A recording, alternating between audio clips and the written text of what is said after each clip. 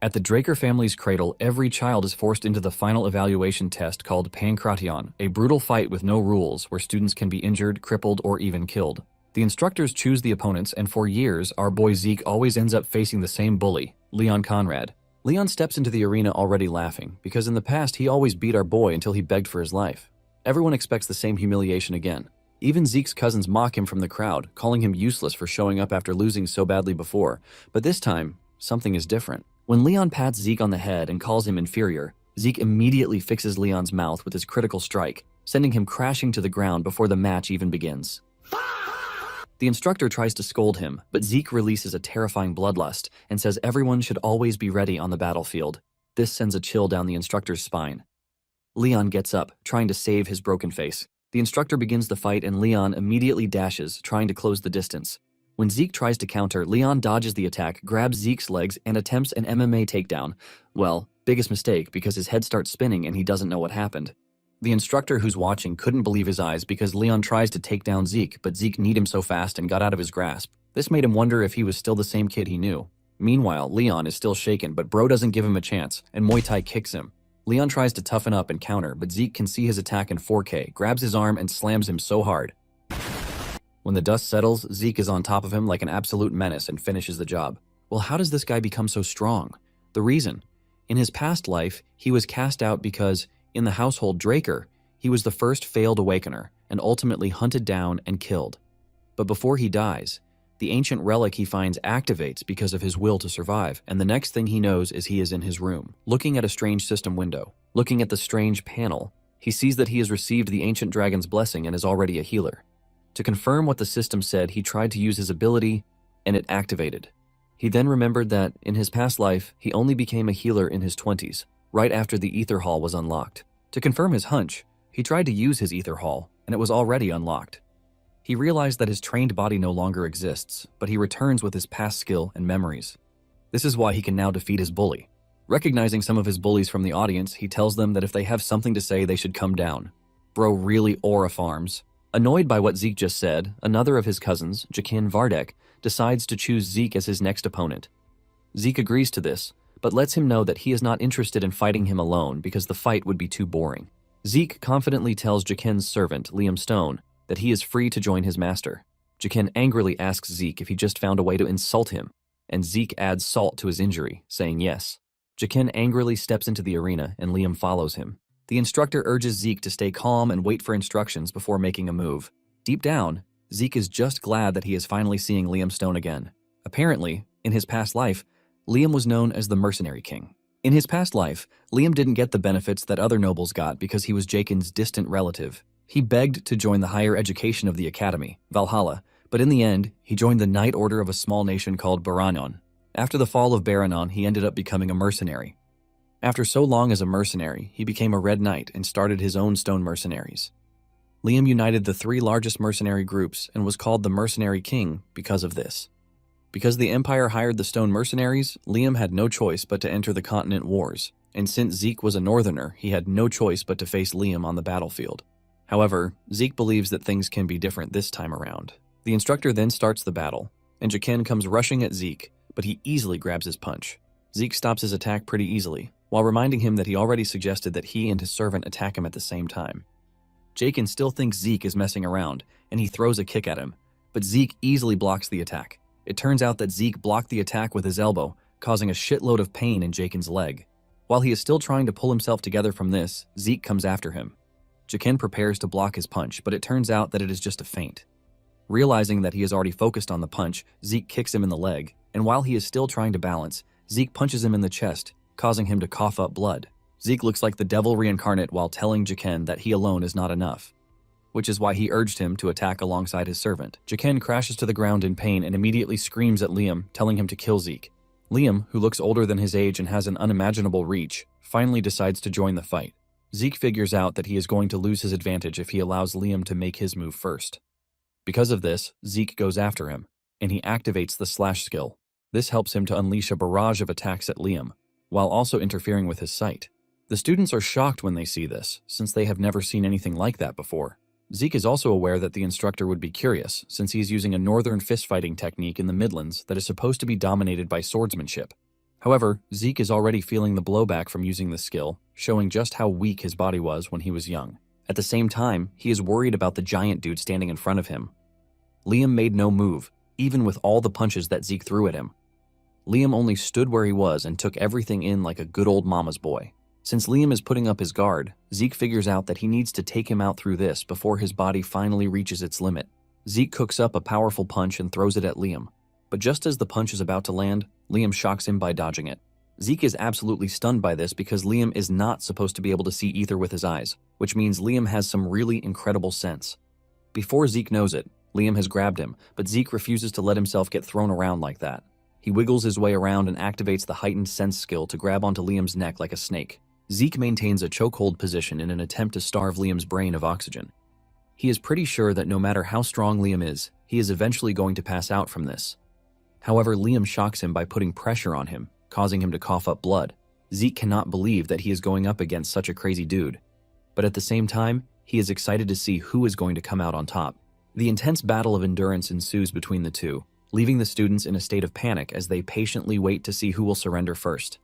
In the end, Liam passes out from the terrible position that Zeke left him, ultimately making Zeke the winner. Meanwhile, a crazy girl, who is watching the fight, is excited that Zeke won the battle because she believes that the battle between them would be spectacular. Later on, Decker visits Zeke in his room to check on him, and Zeke assures him that he is fine. Decker then asks Zeke if he can check his pulse, and Zeke immediately figures out that Decker just wants to check if he has awakened his aura. Zeke hesitates a bit before offering him his arm to check the supposed pulse that he wants to. Zeke is shocked when Decker starts his thing, and he is very thorough with it, which shows that he is a blue knight at least. Basically, imbuing someone else with aura is as difficult as it comes, but Decker is doing it pretty easily. Talking about knights, they are not all the same because they are all classified in accordance with their martial prowess and aura manipulation proficiency. The white swordsmen are basically at the novice level, and the yellow swordsman is slated for those who have awakened their aura and opened their dantian. Basically, all the trainees in the cradle become yellow swordsmen after the blessing rite. Those who are able to freely control their aura are immediately given the title of a knight. When talking about the purple knight, they are those who can reinforce their sword with aura, while the blue knight is for those who can manifest an aura blade. However, there is a realm where knights have basically gone past the human limit, and this was a realm that Liam and Zeke got to in their past lives. This is a realm that is called the Red Knight, but there is also the Black Knight. Even though there are a few of them on the entire continent, because of how capable a blue knight is, Zeke starts to wonder how someone like Decker ended up being his attendant. Nonetheless, Zeke is confident that there is no way Decker can detect his ether, because there are only 2 people in the entire world who can use it. After Decker is done checking with a serious voice, he asks Zeke if he is hiding anything from him. Zeke goes into defense and throws the question back at Decker before walking away, telling Decker that he is only messing around. Decker then asks Zeke why he has suddenly changed a lot, but Zeke tells him that the right question should be why he changed just now. Zeke lets Decker know that things are only about to change even more because things are going in their rightful places, and he would like Decker and the rest to follow him. This hits Decker so hard that he immediately assures Zeke that he fully understands the situation. Decker then tells Zeke that he has prepared the training room that he asked for, and Zeke commends him for always working so hard. Deep down, Zeke is aware of the fact that someone actually put Decker in charge of monitoring him, which is why he is interested in keeping him close so he can get information out of him instead. However, Zeke is left with the big question of who might have ordered Decker to keep an eye on him, but he is pretty sure that the person is not from his mother's side. Zeke assumes that the person is going to be one of his siblings. Later on, Zeke makes his way to the personal training room that Decker arranged for him, and Zeke is ultimately impressed by the high standards of everything. Before training, he decides to check out the system first, and after opening the status window, he realizes that his slash skill has become even stronger than before. Zeke figures out that the skill gets more effective the more he uses it. Since the skill was activated because of his actions, he figures out that he must have had it before. He wonders if a new skill will be added to the array of his skills if he just learned a new one. Suddenly, he realizes that he has not figured out the difference between a skill and a class skill, since they get activated similarly. He continues checking through and notices that his draconian skill needs points to unlock, and to get the karma points that are needed, he needs to kill monsters. He doesn't think this is a problem because there are a bunch of monsters in the dungeons, but at the same time, he needs to be on the level of a purple knight to access the dungeons. On the other hand, Zeke is more concerned with why he regressed and what the system is because he has so little information. Nonetheless, he is ready to use the system as long as it helps him get stronger. Apparently, no matter which way it goes, there is one definite thing. And this is the fact that there are 2 known powers in this world: the aura of the knights and the mana of the mages. Knights reinforce their aura in the dungeons, while mages handle their mana through circles. These are basically two powers that oppose each other, so if one awakens one, there is no way to awaken the other. However, Zeke was not fortunate enough to have awakened either. Because of this, he was abandoned by his family, which was why he met his master during his vagabond days. Zeke's master was the one who taught him a lot of things, but the most useful thing she taught him was healing and the use of the ether hall. In the end, he and his master were the only ones who could use ether in the world. 2 hours into the training, Zeke is already panting like a goat, and since he is exhausted already, he has no choice but to activate the healing skill and the vigor recovery skill. Apparently, healing is a rare skill that even Zeke had no idea existed before he met his master. But if he used it in front of people, they would treat him like an irregular.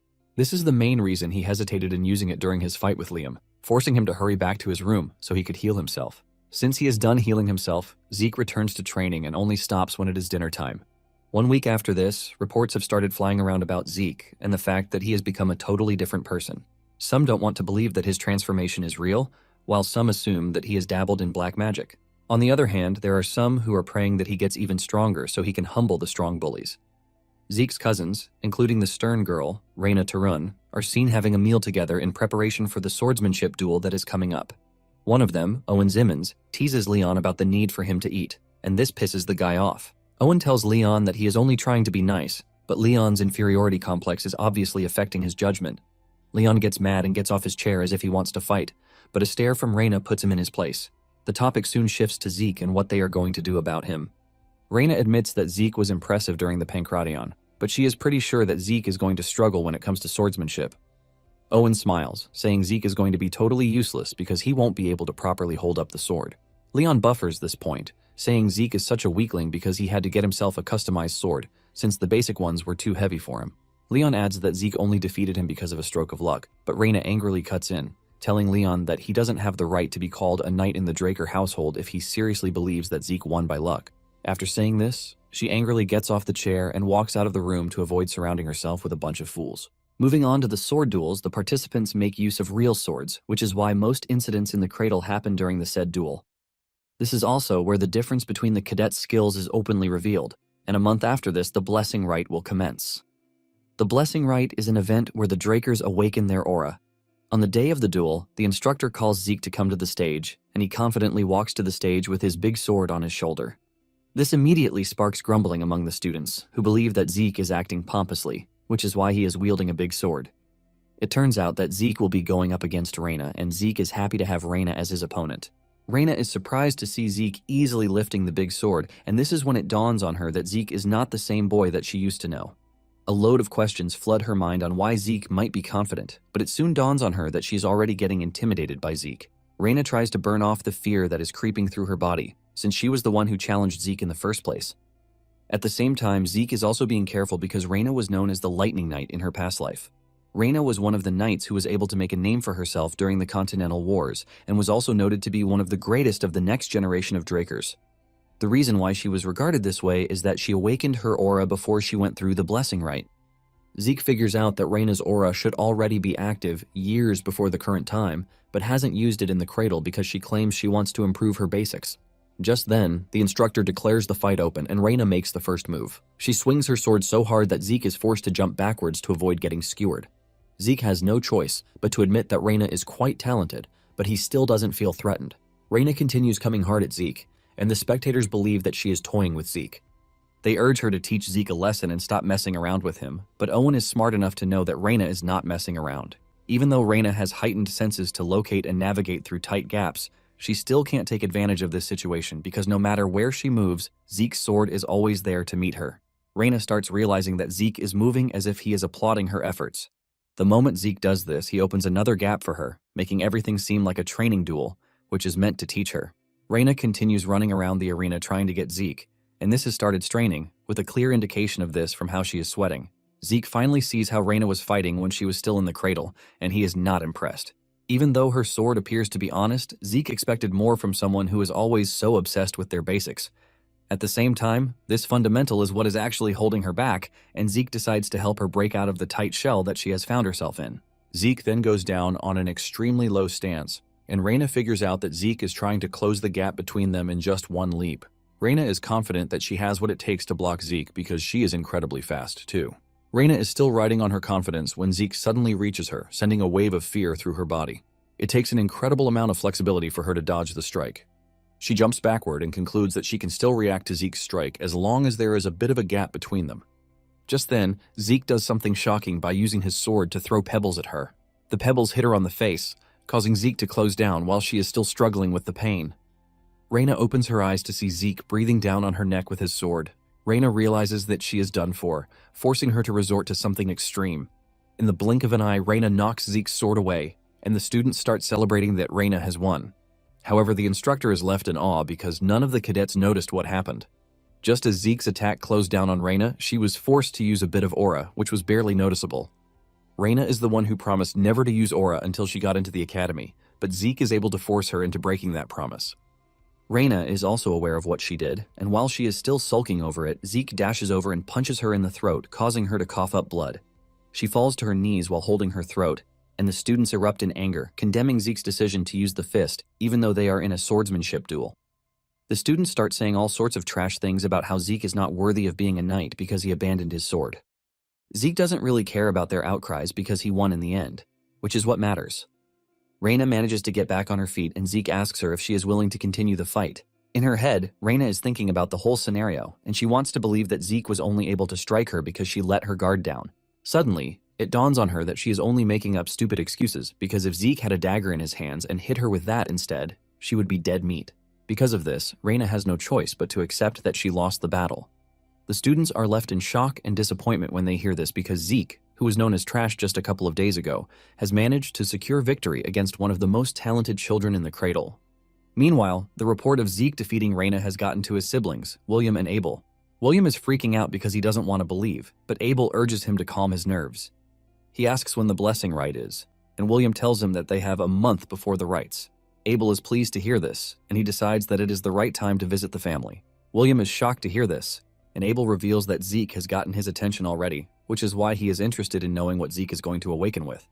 Zeke, on the other hand, returned to the training room after defeating Reina, while the whole cradle is still in shock.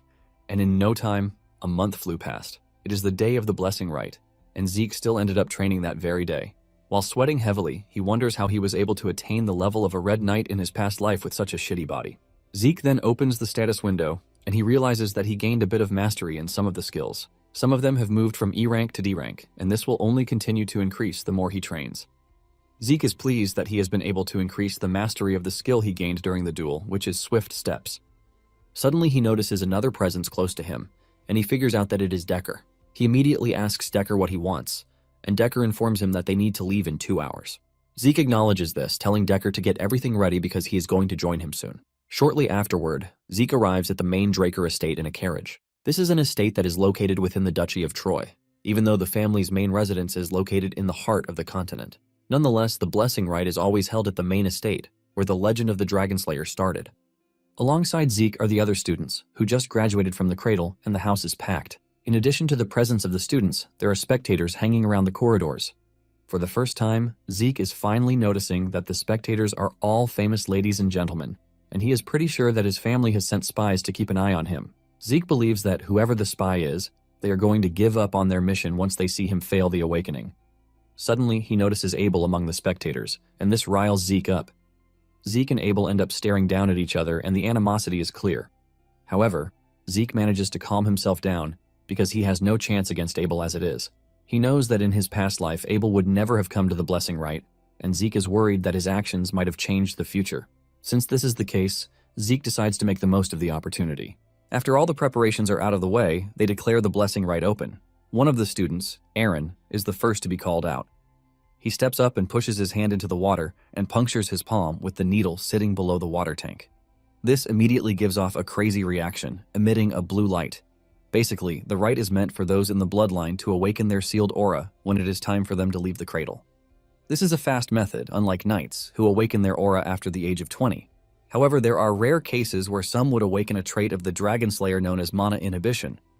The lights will ultimately turn red, which is a sign that they are going to be on the Yellow Knights level at the very least. However, there are some who have even rivaled the Red and Black Knights by undergoing pure blood awakening. Among the rare cases is Reina, whose awakening turns the lights red, and the instructor immediately orders that they bring him the special gloves. Apparently, the special gloves are needed for everyone who undergoes the mana inhibition, or else they won't be able to live a regular life. Apparently, the Draker name is conferred to those who are able to prove that they are of pure blood descent. Along with this, they are going to be provided with immense support of the family and loads of benefits. After everyone has gone through the process, it is finally Zeke's turn to participate in the blessing rite, and they are all wondering what his awakening would be like. Zeke proceeds to the front where the statue is standing. The last time Zeke did this, he was extremely left in a state of shame. However, he believes that things are different this time around because he can heal and can even manipulate ether. In addition to all of the things he has endured, Zeke leaves his fate in the hands of the statue, hoping that he comes out with something tangible. Zeke pushes his hand into the water with excitement on his face, but the statue suddenly stops moving, which has never happened before. The crowd is left wondering what might be happening, and Abel in particular has his eyes peeled. Zeke slowly pulls his hand out of the water, looking totally disappointed because nothing changed. Zeke is pissed that he became very confident because Abel is present in the room. The crowd starts murmuring, talking about how trash Zeke is because of his rite process, even though he has the blood of the head of the family. Some waste no time assuming that he was only able to beat Reina because he used a trick. Zeke is also disappointed, but he lifts his spirit with the fact that there are other ways for him to get stronger without the awakening. Just as he is about to walk off the stage, he gets a message on the status window. The system apologizes, saying there was an error during the process, which is why the message got delayed. Zeke stands there confused, and the system informs him that it has found the missing part of the information, and the class information has been input using the system's authority. After revealing this, the system reveals that Zeke's talent has been identified as that of a healer. Just then, the system informs him that he has unlocked a class, and it is said to be a rare one. Zeke is left in disbelief when the lights in the room suddenly go up in red, signaling that it is a pure blood awakening. The crowd is left in awe, as they cannot believe that Zeke is starting off from the very top. The system continues with the information that it is passing on to Zeke, letting him know that the terminal has been able to make a connection. Because of this, the ancient dragon's blessing, which is sealed within the user's soul, has been activated. Zeke's body starts glowing, and the system informs him that the talent of kin, known as the fighter's blood, has been awakened. In addition, the system lets him know that his awakened talents have been combined, and because he has a combination of rare talents, a new class has been created. Zeke watches in disbelief as the system informs him that he has been given a unique class called Immortal. Another shocking thing happens when the light around the statue turns golden, which is the first. However, they still counted the whole thing as a pure blood awakening because of the traces of red light that remained there. Zeke already knows that people are going to have their doubts, but at the same time, he is worried that everything might work against him if he tries to say anything. While the crowd is murmuring about what is going on, Abel steps in, asking them why they are all tense when they are supposed to be celebrating, since they are blessed with 2 pure blood awakenings in one batch. The moment he says this, the crowd agrees with him, saying he is right. Abel then orders the instructor to get his brother his special gloves, and after putting them on, Zeke can see just how hefty the gloves are. Deep down, Zeke is not happy with the fact that he might be forced to receive help from his trash brother. After the conclusion of the rites, the host informs them that they are going to organize a party to celebrate. As expected, Zeke is not interested in the party and would rather burn himself out in a training room. He sneaks out of the hall to try to find a training room, but his brother appears behind him calling his name. This shocks Zeke, who wasn't expecting Abel to quickly reach out to him. Abel asks him why he is wandering off when he should be celebrating his awakening, and Abel stretches his hand towards Zeke for a handshake. Zeke is conflicted on whether to take the handshake or not because if he refuses, it will be pretty obvious that he hates his brother's ass. Because of this, he decides to play along. But just as he is about to take his hand, he remembers something annoying, and he takes back his hand. Abel is surprised to see this, and even though it is risky, Zeke just couldn't bring himself to shake Abel's hand. Abel decides not to take offense, and concludes that seeing his brother's face is enough for him. Abel taps Zeke on the shoulder, telling him that he is going to see him again. Deep down, Zeke is raging, as he can't wait to truly meet Abel again. While everyone else is celebrating the awakening ceremony, Zeke has made his way to his room. He is confused about why he is doing so well, since all pure blood awakenings usually have the mana inhibition ability. This is an ability that shows that one is in direct opposition to the dragons, the source of mana. Since most of the machines operate on mana, a pure blood has no choice but to use the special gloves provided by the house. Zeke has taken off his glove already, and he is not feeling anything, which is weird because if he were truly a pure blood, something weird would have occurred. Zeke then decides to open the status window, and this is when he realizes that things have changed from what they were before. Instead of mana inhibition, Zeke has mana reflection. Zeke then decides to sit down to properly study the whole thing. Apparently, the mana reflection is a skill that creates a distorted field to cancel all nearby mana. This is when it dawns on Zeke that mana reflection is actually counted as a skill, and the reason the lamps were fine was that it is not a passive skill. Zeke remembers that he was a healer before the rite, but he has somehow transitioned into a unique skill, an immortal. Just then, it dawned on him that all the graduates except Reina had regular awakenings with a blue aura. Even though his aura was red in the beginning, just like Reina's, it ended up turning into gold. He remembers the system telling him that the classification terminal lost critical information, and he figures out that the statue is the terminal. Apparently, it was after the system provided the required information that the knight started emitting red light. It finally dawns on Zeke that the red light doesn't determine whether someone awakens or not. It is actually a determinant for the user's class. There is red for a rare class, and there is gold for a unique class. The statue is an ancient relic even before the time of Tarakan himself, and since the concept of class doesn't exist these days, the statue was being used to check if the user has awakened or not. They have basically mislabeled the red light shown as a sign of rare class as a pure blood awakening, and they are so dumb that no family head has even realized this once. Zeke then realizes that he has karma points that he can use, which he probably gained during the whole blessing rite. He decides to use it, and he spends 10 points out of the 100 that he has on viewing what his draconian skill is. The system opens the sealed skills, which turned out to be Dragon Eyes, Might of the Dragon, and Devour. However, all these skills are still locked and cannot be used. The Might of the Dragon allows the user to make their enemies surrender by using their aura, and this requires 30 points to unlock. The Dragon Eyes, on the other hand, allows the user to view detailed information of an individual, and this requires 20 points to unlock. As for the Devour skill, it allows the user to eat and digest a lot. This skill costs 50 points to unlock, but the whole explanation leaves Zeke confused. He doesn't know what the Devour skill does by the prescription given, or why it costs 50 points too. Since he is not ready to take a chance, he decides to get something that is straightforward instead. Zeke then spends 50 points to unlock both the Dragon Eyes and the Might of the Dragon. Because the Might of the Dragon appears to be too dangerous to use in an enclosed space, Zeke decides that he is going to try out the Dragon's Eyes instead. He activates the eyes, but doesn't see anything different, leaving him disappointed. However, he realizes that there is a big change when he walks to the window to see what is going on outside. There is a statue far away in the center of the garden, but thanks to the Dragon's Eyes, the statue looks like it is right in front of him. Zeke is still celebrating this when the skill asks him if he is willing to check detailed information. Zeke goes ahead with this, and he is blown away when he realizes that the eye has dissected everything that he needs to know. Suddenly, he feels exhausted, causing him to fall into his chair. It turns out that the draconian skills take too much energy, and Zeke believes that they are going to be useless to him if they are this exhausting to use. Suddenly, the healing and vigor recovery skill activates, shocking Zeke, since he had no intention of using healing. He immediately goes through the system, and he is shocked to see that his class skills have all become passive abilities. For the healing factor ability, his body automatically repairs itself, and the moment Zeke sees this, he realizes just how broken the skill is. In the past, healing was considered overpowering, but it can't be spammed, and its healing effects are limited. However, the healing factor is completely different because it is infinite. Excited and curious, Zeke decides that he needs to test out the skill. Zeke grabs a knife and cuts himself in the arm. Immediately this happens, the healing factor kicks into play and the arm is healed. Zeke doesn't want to believe his eyes because he has just stumbled upon a pile of gold. Zeke confidently declares that he is going to graduate from the academy, and this usually takes 5 years. Soon afterward, Zeke arrives at the Draker Academy, which is the dream of anyone who is aspiring to become a knight. The higher students in the academy have been trained to perfection, and they have little to no difference from adults. However, Zeke still sees them as children who are from the great families. Zeke is disappointed and disgusted with the fact that the whole family is rotten to the core. Basically, there are 3 great houses supporting the transcendent Draker family, and they are called the Great Families because of their influence. There is the Turin family, known for their strength. There is also the Zimmons, and they are known for their wisdom. Then there is Vardek, and they are known for their gold. Zeke then makes his way to the high-class dormitory, located in the Platinum Mansion. Zeke is happy to be a pure blood because of the advantages that come with it. The high-class dormitory is furnished with a training hall, a library, and various kinds of facilities, which are only open to the highest-ranked students. Even those from the cradle can't just enter it easily. However, the pure bloods are given the special privilege of a floor master. They have an entire floor known as the Platinum Floor to themselves, and as it stands, Zeke and Reina are the only purebloods among their mates. Upon entering the building, Zeke is welcomed by an assistant who tells him that he is going to escort him to his assigned floor.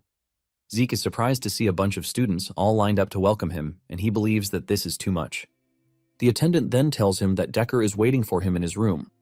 Upon entering, Zeke asks Decker what he wants, and he reveals that there is something he has to deliver for him. Decker hands him a pair of gloves that have been specially made for him, and it carries the Draker insignia on them. Zeke is happy that he now has new gloves, and he decides that getting a new sword would make a lot of sense too. Since the Duchy of Troy is located close to the mountains, it is abundant with good quality iron and excellent craftsmen. Decker offers to search for a decent craftsman to help, but Zeke tells him that there is no need for this because he already has one in mind. Since he is willing to meet the blacksmith in person, Zeke tells Decker to go ahead and set up an appointment for him. Zeke hands him the name of the blacksmith, Galleon Halbert, surprising Decker since this is the first time he will hear the name. Nonetheless, he promises to contact the blacksmith immediately. Before leaving, Decker reminds him that classes are starting the next day, and he urges Zeke to review the relevant documents before then. After Decker's departure, Zeke sits down to assess his situation, and he figures out that he is going to have a bulk load of freedom to do what he wants, since he is on a platinum floor. Just then, he hears a knock on the door, and he urges whoever it is to come in. A maid then enters the room, telling Zeke that Reina has sent him a dinner invitation. Zeke is shocked to hear this, but because he is curious, he tells the maid to take him there. Zeke arrives at where Reina is waiting to see her goons standing all around her, and he is a bit disappointed at this. Reina welcomes Zeke, and after sensing his disappointment, her goons walk away so that they can have a private discussion. Reina then suggests that they discuss properly after they are done eating. While preparing to eat, Zeke is fully focused on how Reina is controlling her aura, using her lower abdomen. Even though she is aiming higher, Zeke is disappointed that Reina's swordsmanship skill is stuck in the mud. Minutes later, the two have consumed a mountain of food and are finally ready to talk. Reina goes straight to the point, telling Zeke to accept the Turan family's support. Zeke counters her, reminding her that they are both purebloods. However, Reina tries to enlighten Zeke about the privileges that come with having a great family backing him. She mentions all of the sweet things that the family will provide, while also saying Abel himself has received support from his maternal family, the Zimmons family. It turns out that Zeke, on the other hand, is not receiving any support from his maternal family, and Reina has no idea why this is. After saying everything she needs to say, she then tells Zeke with a stern voice to accept the Turan family's support. Without thinking twice, Zeke basically says no. Just as Zeke is about to stand up to leave, Reina asks him why he doesn't want the Turan's family support. Zeke lets Reina know that she is getting everything wrong. He has no beef with the family, but he is rejecting the offer because he already has everything that he wants since he is a pure-blood awakener. As he walks away, Zeke tells Reina that he is going to give him one piece of advice as gratitude for the meal. Zeke lets Reina know that her sword has too much strength behind it, and he is pretty sure that she is conscious of the men around her. Zeke then lets her know that her greatest strength is the fluidity that arises from having a flexible body. Zeke urges Reina to stop receiving attacks head-on with the aim of crushing her opponents with strength. Zeke says fluidity helps to open her opponent up so she can land a single delicate strike. Zeke assures her that if she is able to do this, she is going to grow stronger than she currently is. After saying everything he wants to, he leaves. Reina immediately bangs her hand on the table in annoyance while thinking about the herald of the family, which is strength. Reina is pissed because she is basically following her family's tradition. Suddenly, it dawns on her that Zeke might actually be right because she had been obsessed with becoming a person fit to carry the Tarun name. This is basically what has been subconsciously projected on the way she moves her sword. Reina is blown away by the fact that Zeke was able to see through this. She remembers that she was being praised as a genius when she was young, and not one person gave her any real advice. However, Zeke has just broken through to her to tell her the truth that she has always been avoiding. Later on, Zeke realizes that he is pretty fine even though he was training all night, and this is thanks to the infinite stamina skill. This is a skill that takes away any form of fatigue quickly. In his past life, he suffered in the academy, but he is currently enjoying life as it comes. Zeke is forced to admit the basic truth that money and power rule everything. Zeke is walking through the school without disturbing anyone when Owen and his goons show up. Owen is the third son of the Zimmons family, which is one of the three great families. Just like the others, Owen used to bully Zeke in his past life, but he used others as a proxy, while making sure he maintained his own image. Owen then walks up to Zeke, asking him why he didn't reply to the dinner invitation he sent to him the night before. Zeke smiles before casually telling Owen that he is not obligated to reply to every letter that comes his way. This immediately crushes Owen's ego, forcing Owen's giant servant to interfere. Zeke is confused to see a dog running off his leash, and he asks him who he is. The dude acts all cool, but Zeke is not really up for his shenanigans, and he tells him that he is free to look cool in front of his master, but he urges him to keep in mind who he is speaking to. This vexes the guy, causing him to dash at Zeke, but Zeke dodges the attack. The dude finally introduces himself, saying he is Durbin Roswell and he is known as the Mighty Durbin. Durbin tells Zeke that he is going to teach him some manners because of how he spoke rudely to Zeke. Zeke laughs when he hears his name and the fact that he even has a pseudonym. He makes fun of him, saying he is not a knight yet, but he already has a pseudonym. Zeke angrily dashes at Durbin, and before he can even react, Zeke sends him flying with a powerful punch. Durbin is buried in the ground from just a single punch, and Zeke asks the rest if there is any one of them who is willing to challenge him. Zeke urges Owen to pick one of his people to fight him, but Owen doesn't make a move. Owen simply tells Zeke that he is too full of himself, but Zeke just ignores him and walks along. It turns out that the Draker Academy is split into two classes. There is the regular class where those with no talent are taught that they can do anything as long as they put in the effort. There is also a special class that are free to choose their subjects freely outside of basic subjects. The elites are usually gathered in this special class, and this is why Zeke excitedly joined the class. However, he is disappointed when he gets there to see that the people in the class are the same dudes from the cradle. He doesn't see the class as a special class, but as the cradle class. The instructor then informs the students that they have a special someone in their midst. This said person was the commander-in-chief during the Eastern Empire War some 20-something years ago. In addition, he was also the hero who stopped the Empire's invasion with their resourcefulness, and this said person is Dean Howard Draker. Howard shows up, waving at the students, who are all excited to see him because he is a war hero. He is worshipped because he is believed to be a war hero and tactical genius. However, Zeke knows the real truth behind everything. Apparently, he leaked information to the enemy just so he could survive, but this ends up throwing the enemy into chaos. Zeke sees him as nothing but a traitor who got lucky. In addition, he was also the one who made sure Zeke was kicked out of the academy in his past life. Because of this, Zeke lost the only place left for him, and he ended up wandering the Duchy of Troy. In the end, he got snatched up by slave traders and was sold off to the Southern Cartel. Remembering all of these, Zeke promises to punish Howard. After Howard is done addressing them, the instructor tells them to take their swords and head to the arena for the start of basic classes. They soon arrive at the indoor arena, and Zeke is utterly disappointed that the special class has to learn the basics of dragon slaying. In his past life, Zeke spent 2 years learning what would have taken others 2 months to learn just because he couldn't use aura. And to make it worse, he was always picked on by his regular bullies. The instructor soon shows up, and he introduces himself as Andre Draker, who will be teaching them dragon slaying basics. The students are all blown away when they see how young Andre is, but Zeke already knows him as the Rose Knight. In his past life, even though Andre was not a pureblood, he was able to graduate early from the academy, and he graduated from Valhalla as a valedictorian. He is basically a once-in-a-century genius who was conferred with the Draker name. Andre wastes no time asserting his dominance in the class when he tells them to stop making noise. Once the class is quiet, Andre begins the class, and he orders the students to draw their swords. Just then, he notices Zeke's big sword, and he questions him. Zeke casually tells Andre that the big sword suits him, and Andre tells him to step into the arena. Andre asks Zeke if he is aware of the fact that he is supposed to pick a sword that suits his body. Zeke was already expecting this to happen, which is why he drew out his sword in a peculiar manner. Zeke decides to make the most of the situation, telling Andre that he can actually beat him with the sword. Zeke believes that it would be much better if he just showed Andre what he can do instead of arguing with him. The moment the system notices that Andre is trying to intimidate Zeke, the system activates the indomitable mental defense to block him out. After thinking over it for a minute, Andre finally falls for Zeke's trap. He tells Zeke that if his blade manages to touch him, he will be exempted from not just the punishment for being rude, but he will also be exempted from the dragon-slaying arts class. Andre then urges Zeke not to be scared because he has no plan to use aura against a cadet. Zeke is pleased to hear this because the reward for the duel is pretty sweet. In addition, Zeke is confident that he has what it takes to beat Andre, since he knows his weakness. However, Zeke doesn't want to draw attention to himself, since Abel will have spies on him. Zeke decides that he is just going to make sure he grazes Andre, then lose the match.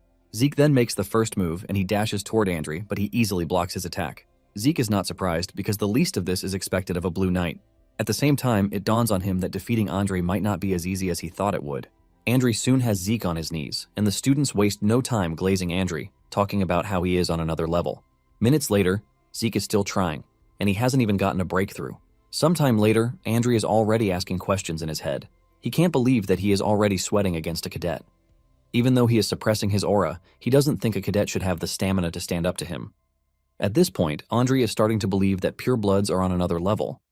Zeke, on the other hand, knows about Andre's poor stamina, and since he is also suppressing his mana, Zeke knows that the fight is not easy for him.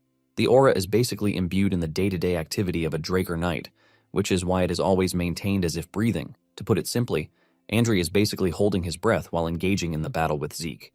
Because Zeke is not pleased with the fact that Andre is going to lose to him just because he is suppressing his aura, he decides that he has to force him to use his aura. Zeke continues running after Andre, and he soon figures out that he needs something that would unconsciously force Andre to use aura. To do this, Zeke figures out that he needs an extreme situation, and Zeke activates the Swift Step skill. Andre sees this, and he is stunned because he doesn't expect a cadet to know such a skill. Zeke continues moving like a speedster, forcing Andre to act even faster. After exchanging sword strikes for a couple of minutes, Zeke gets the opportunity to appear right behind Andre, and he activates the critical strike skill. Realizing that he is about to be cut, Andre unconsciously activates Chapter 1 of a dragon-slaying arts. Andre uses the first verse of the chapter, Sky Slice, to send Zeke flying backwards, thus repelling his attack in the process. Zeke's blade gets cut from the clash, and even his body feels the impact of the strike from Andre.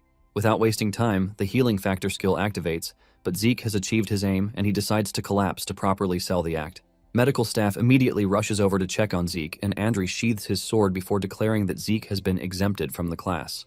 Still annoyed from the just concluded fight, Andre asks the other students if there is any other cadet who wishes to be exempt just like Zeke. However, the fight that the cadets just watched let them know that they have no chance whatsoever. Because of this, none of them emerges to challenge Andre, and he concludes that there is no one bold enough to die among them. Since he has established a level of fear in the cadets, he orders them to get into position for their class. Later in the infirmary, Zeke praises himself for putting up such a good performance. Even though he didn't get to graze Andre's clothes, he was able to get him to use the aura he said he wouldn't, and even acknowledge his abilities. In the end, Andre got disciplined, while Zeke got himself some free time, which is a win-win situation. Zeke remembers the last attack that Andre used, which is the most basic move of the dragon-slaying arts, Sky Slice.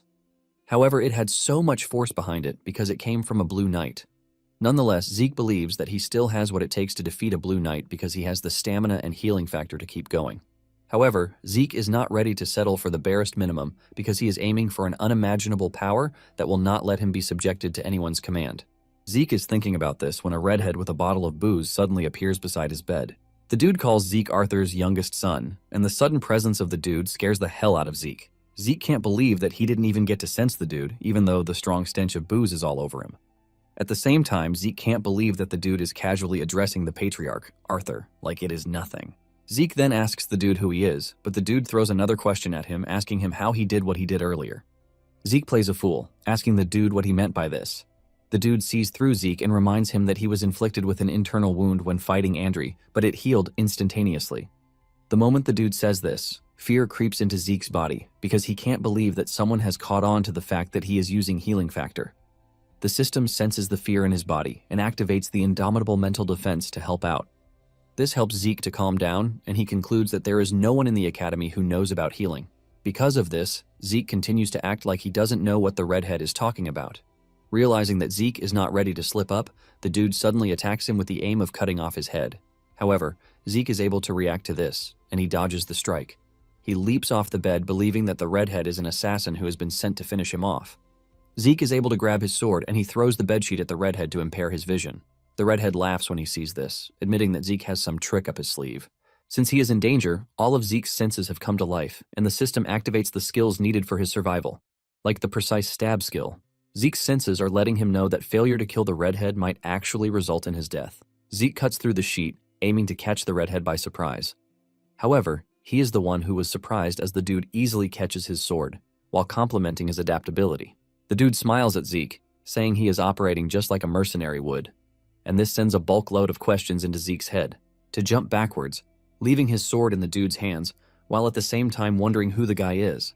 It dawns on Zeke that the dude just mentioned the word mercenary, and this gets him asking himself if the dude knows anything about his past life. The dude continues messing with Zeke by throwing his sword to him, telling him that, as a Draker, he is not supposed to abandon his sword.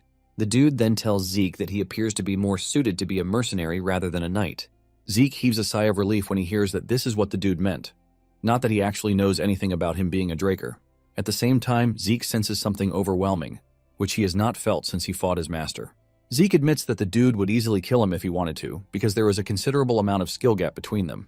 With this, Zeke figures out that the dude is at least a red knight. The dude then asks Zeke what he is doing with such a huge sword while also complimenting him. These brief words from the dude immediately tell Zeke that the guy might be stronger than he thought. Just then, the door opens and Andre enters. Andre is shocked when he sees the dude, but he quickly moves through the situation as he addresses the redhead as garden keeper Dexter. Zeke is shocked to hear that such a strong fellow is the garden keeper. The redhead then asks Andre how he knew he was at the infirmary, and Andre replies that he sensed him in the training room earlier. Before saying anything else, Andre tells Zeke that he is free to leave, since he has already been treated. As he is about to leave the room, Dexter tells Zeke that he is free to come to the greenhouse if he is free because he is willing to teach him something useful. Just as usual, Zeke refuses the offer, causing Dexter to start lashing out, saying Zeke is just as arrogant as Arthur. The moment Zeke steps out of the room, Zeke figures out that Dexter is fooling himself by saying he is a garden keeper. Since he has the rank to call the current patriarch by his name without restriction, Zeke figures out that the dude is the person who had only one disciple, Andry. This person is none other than Duke Draker, the Gale Knight. Duke is one of the Black Knights who has the martial force to fight a whole kingdom by himself. After he suddenly disappeared, it got everyone worried. Zeke cannot believe that someone as strong as he is living a quiet life at the academy. Zeke then concludes that Andry must have come to the academy because of him too. Duke is said to be so strong that he basically obtained the Black Knight status just because he liked the color black. Without a doubt, Zeke can see that Duke is showing a strong interest in him, but he is not ready to receive teachings from him just because he showed slight interest. Zeke is aiming to learn Duke's secret move. If at all, he is going to learn something from him, and he plans to change Duke's interest into tenacity. Later on, Zeke finds himself in the magic class that is headed by the magic theory professor, Fanon. While Fanon is busy stressing himself to teach the class, all of them except Zeke are asleep. Fanon soon asks a question, and since no one is showing interest, he is not expecting an answer.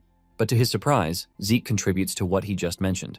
Fanon almost dies of excitement, and he admits that it is his first time getting a question. Fanon excitedly explains everything that Zeke needs to know about mana transfer to him. The moment the class comes to an end, the others wake up and are ready to leave. They are not worried about the fact that they slept because they believe that learning about magic theory at a night academy is pretty useless. On the other hand, Zeke is impressed by how Fanon delivered his lecture because he made it pretty easy for him. Zeke stands up to leave, but Fanon runs after him, stopping him. Zeke then asks Fanon what the problem is, and Fanon expresses his excitement that he had a proper class thanks to him. Because of this, he tells Zeke that he is free to show up at his research lab anytime he wants if he has anything that he is curious about.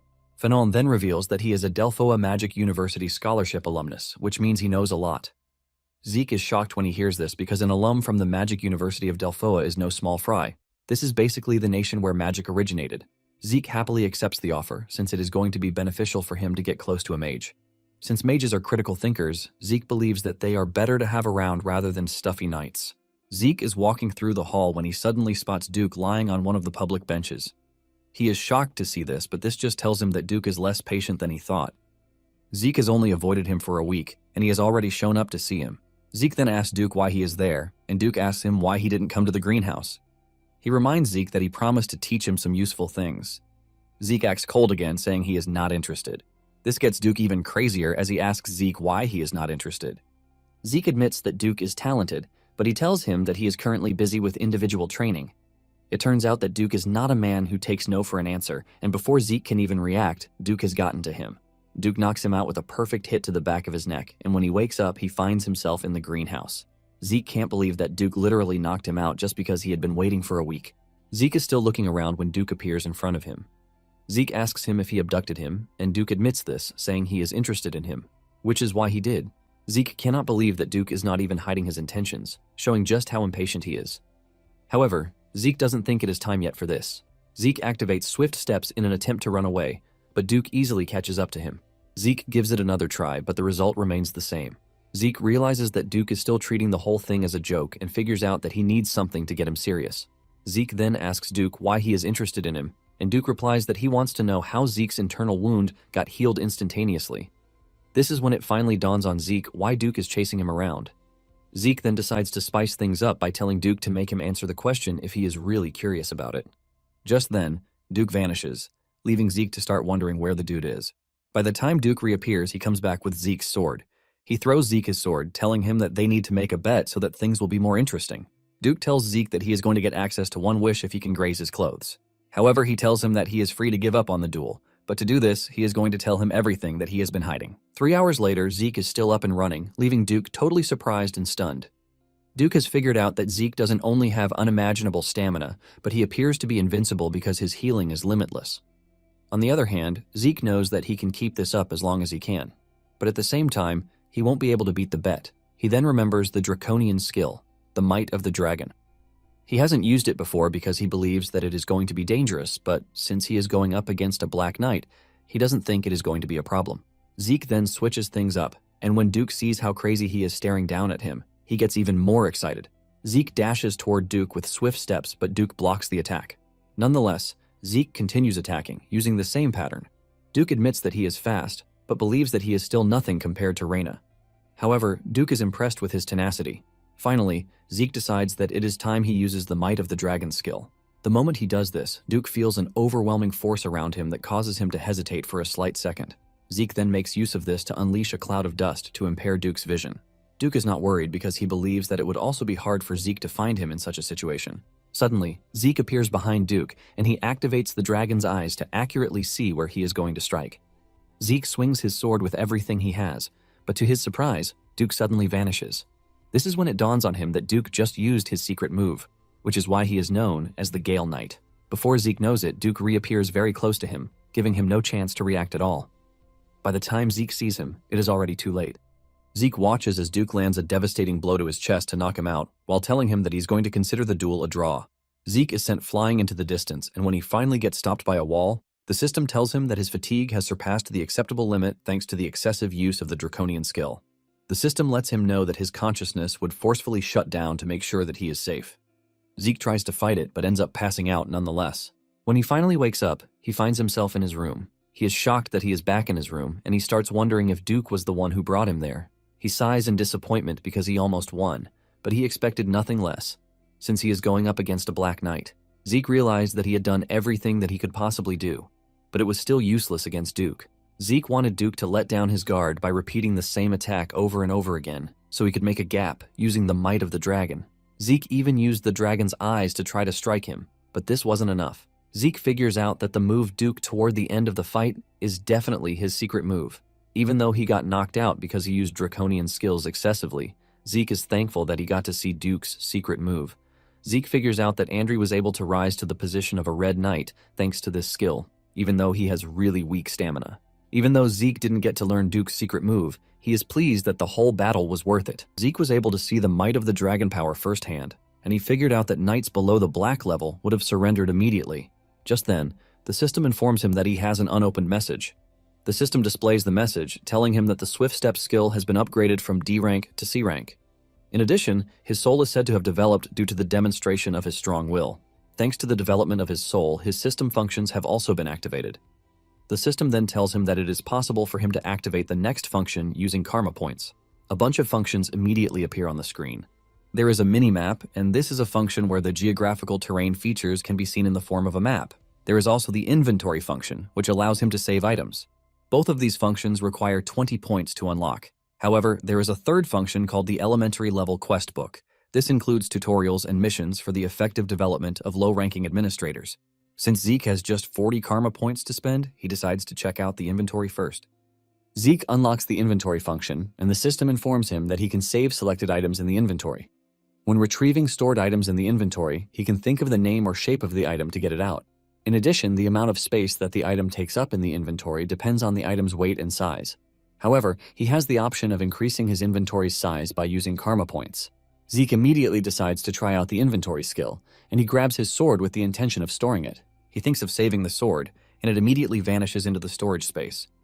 Zeke checks out the status window and realizes that the sword took up 2 of the 28 boxes present in the inventory.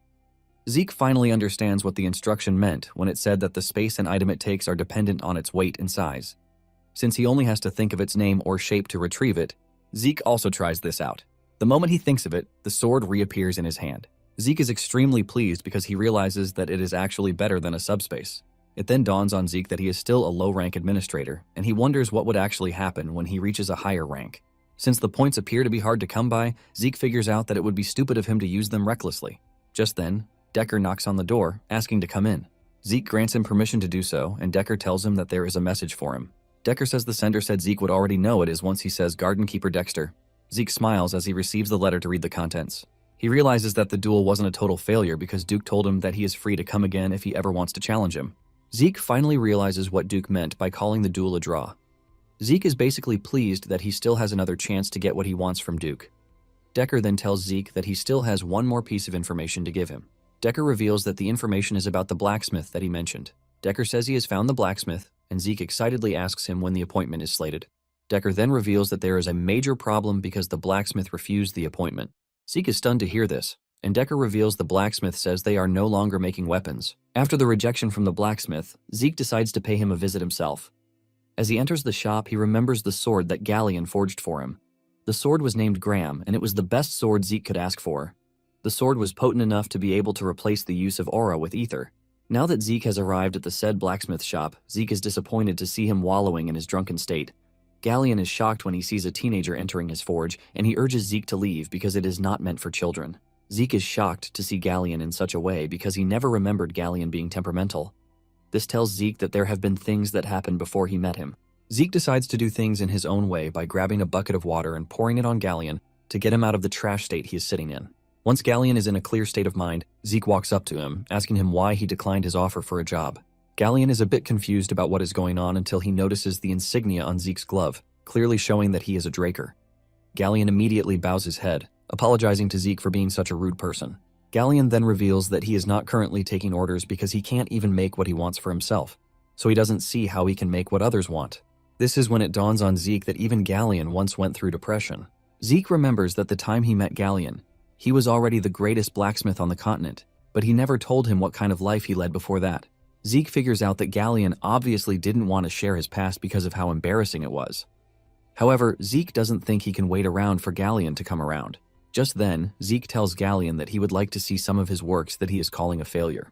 Galleon leads Zeke to the back of the forge, where there are a bunch of swords lying around. Zeke commends him, telling him that swords are looking good. Zeke grabs one of them, and Galleon urges him to be careful, saying the swords might be a failure, but at the same time, they are still sharp. Zeke checks out most of the swords and realizes that what Galleon is calling a failure is actually not because they are of similar quality to what he was making when he was named the best blacksmith on the continent. However, Zeke goes ahead to use his draconian skill, the Dragon Eyes, to test out the sword, and this is when he sees where the problem is. Zeke then asks Galleon if there is a problem with his forge, and the question shocks Galleon. He is forced to ask Zeke how he knows this, but Zeke cuts him off, reminding him that he just asked him a question. Zeke mentions that he can see that Galleon is mixing several metals together to create a lighter and exquisite material, but it is suffering in durability. Zeke mentions that this happens because impurities remain even after the heat treatment process. Galleon is totally blown away by the fact that Zeke recognized his smelting method and even analyzed the major flaw in the process and its cause. This is when it dawns on Galleon that he might have just met the right person. Galleon then takes Zeke into his inner chambers to show him a design. Zeke is blown away to see such an exquisite design, which Galleon only revealed years later because it is a blueprint of a magic forge. Galleon mentions that he has nothing to hide from Zeke because he is the one who just saved him. Zeke is blown away, and he assures Galleon that with the forge, his smelting method would work without any hitch. Zeke then asks Galleon why he is not making the forge even though he has the whole blueprint with him.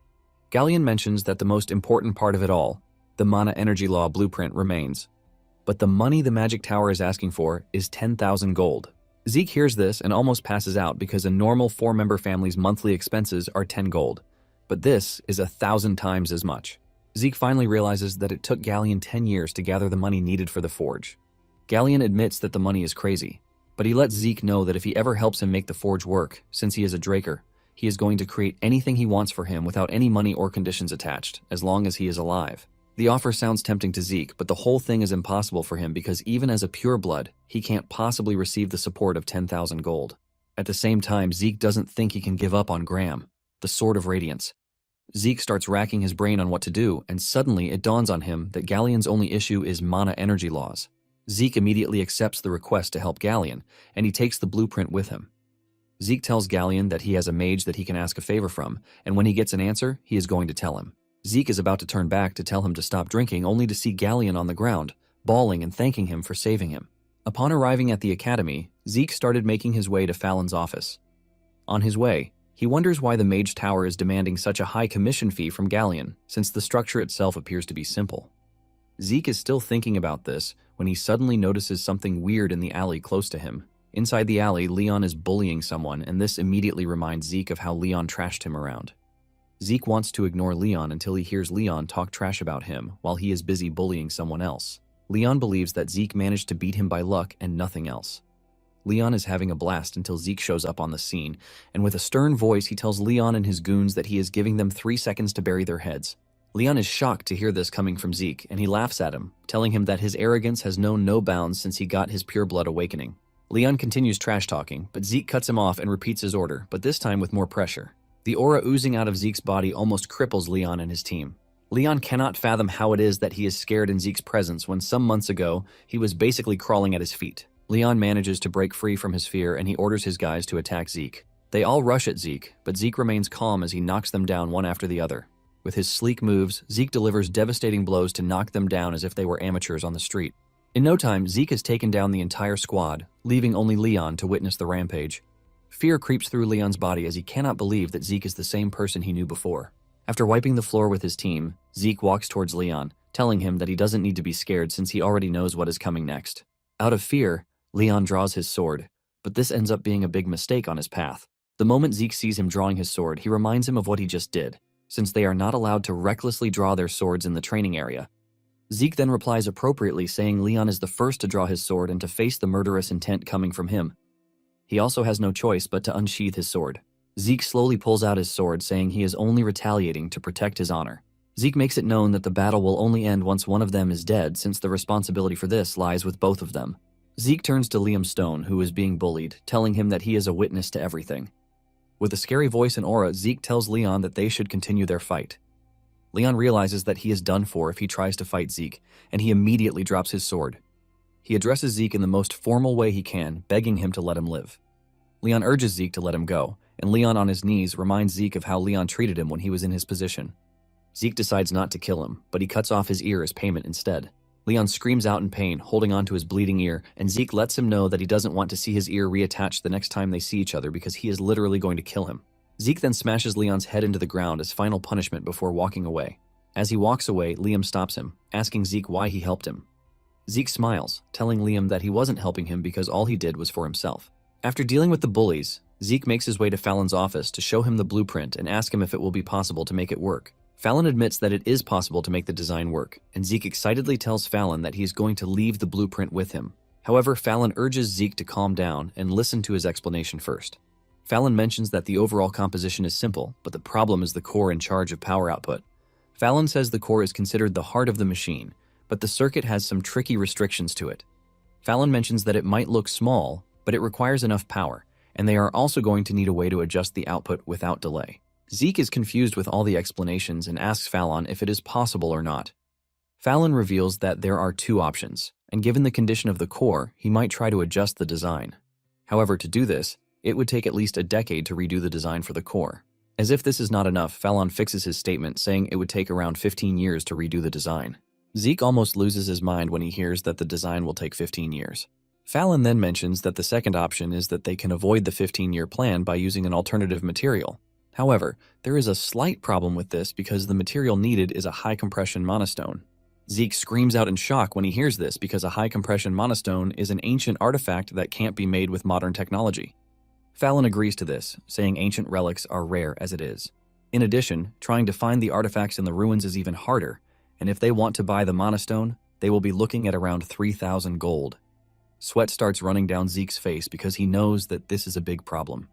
He can't afford the money to get the stone, and waiting 15 years is a long time because he might just get kicked out of the academy if they find out that he can't use aura.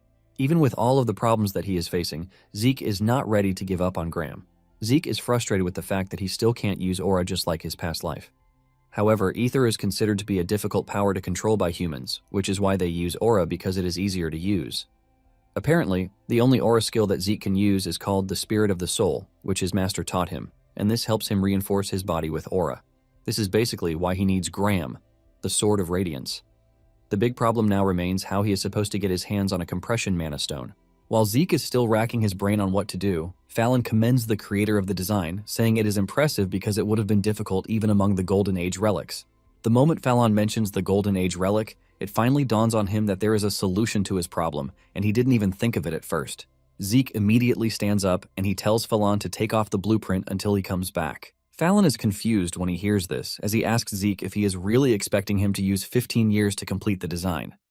Zeke smiles, telling Fallon that he is going to bring back a high-compression mana stone that he can use. When talking about the Golden Age, it is the Liberation War that was fought to escape the rule of dragons, and this ended with the defeat of the evil dragon, Bahamut, by none other than Terrakan Draker. This victory was able to grant humanity a century of peace, and during this time, the ancient relics uncovered within the dragon's lair were the remnants of the age of the Hero King, which is the prime age of magic. Among the relics discovered was the high-compression mana stone, which is capable of sustaining the mana needs of an entire village. To search for this relic, Zeke heads to the central library in the academy.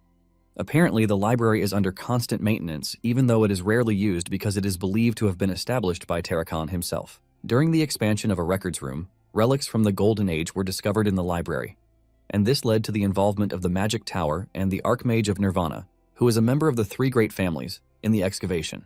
During these couple of months, several relics from the Golden Age were found, and news of it spread through the continent. Basically, these are events that would still happen 10 years in the future, but Zeke is already aware of everything. Now that Zeke is in the library's record room, he knows that he might search for the relic day and night and still not find them, since no one has even discovered it yet. To help with his search, he decides to use the Dragon Eyes skill, and as he walks around the room, he is able to quickly locate where he is supposed to look. There is a particular part of the floor that leads to where Zeke wants. By using the Soul of the Spirit, he is able to cleanly cut out the section that he wants.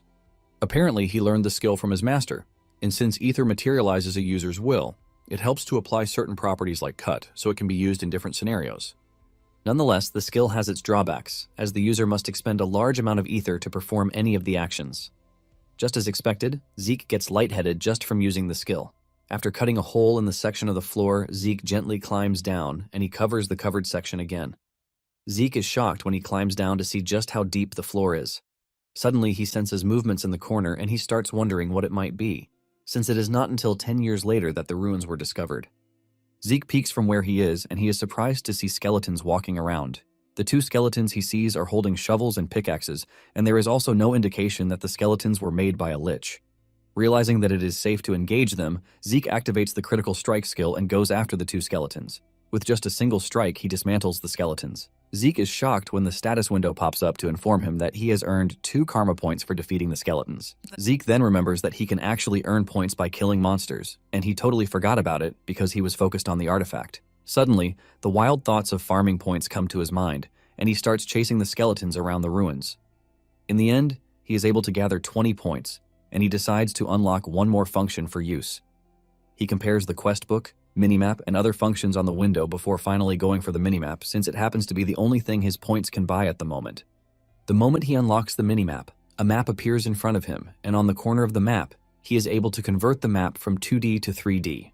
Zeke is extremely pleased when he sees this, because it basically makes things easier for him. Suddenly, he notices that there is a room on the map that is marked in red. Because of how curious he is, he decides to select the location as his next stop. It turns out that the room is the storage room, and Zeke quickly tells the system to lead him there. The map then provides the quickest route to where he is going. The map looks so detailed that Zeke can't believe what he is staring at. It has all the details, and it is basically better than Google Maps. Zeke starts following the mapped-out directions, and in no time, he arrives at the storage room. At the entrance is a giant door, leaving Zeke to wonder how he is supposed to enter the room. After using his big brain, he figures out that pushing the door aside is the best idea. Zeke tries pushing the door with his left hand, but immediately gives off a weird reaction, telling Zeke that there is a security spell on the door. He finally realizes that the Magic Tower and the Archmage of Nirvana got involved in the whole thing because of the magic on the door. Zeke knows that his hand would have been shattered if he weren't wearing his special gloves. Since he has no way of getting through the door, he asks the system if it can help him out. The system then replies that since it has gotten the administrator's request, it will connect with the security device. Zeke is shocked when he sees the system working on the door, and this is when it dawns on him that the system is actually responding to what he says. The system confirms this, asking Zeke if he has any more requests he would like to make. Since he can converse with the system, Zeke decides to ask it some important questions. He asks the system why it forced him back to the past, but the system lets him know that it can answer the question.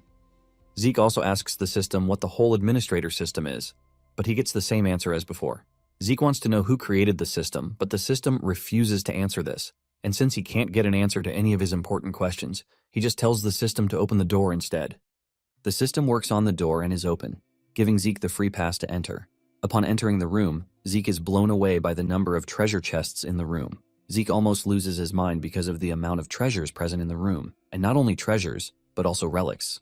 Zeke excitedly searches through the room, grabbing 1 or 2 treasures with him until he finally locates the mana compression stone that he came there for.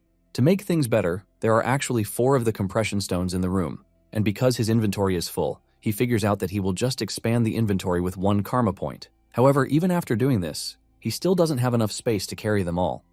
He decides to abandon the treasures he has packed, promising to come back for them later. After he's done gathering everything he can, he's about to leave when he senses something sinister in the room. Before he even figures out what is happening, he is engulfed by a red light, and he vanishes from the room.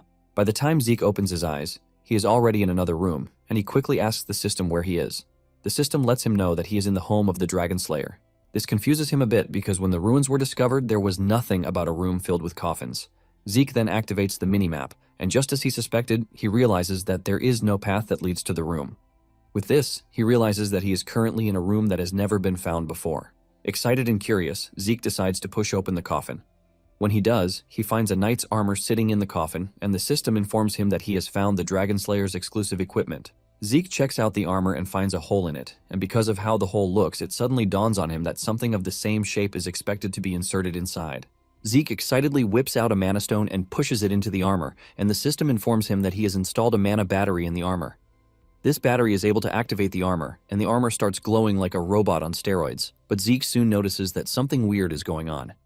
Before he knows it, an explosion rocks the room and leaves it in a cloud of smoke.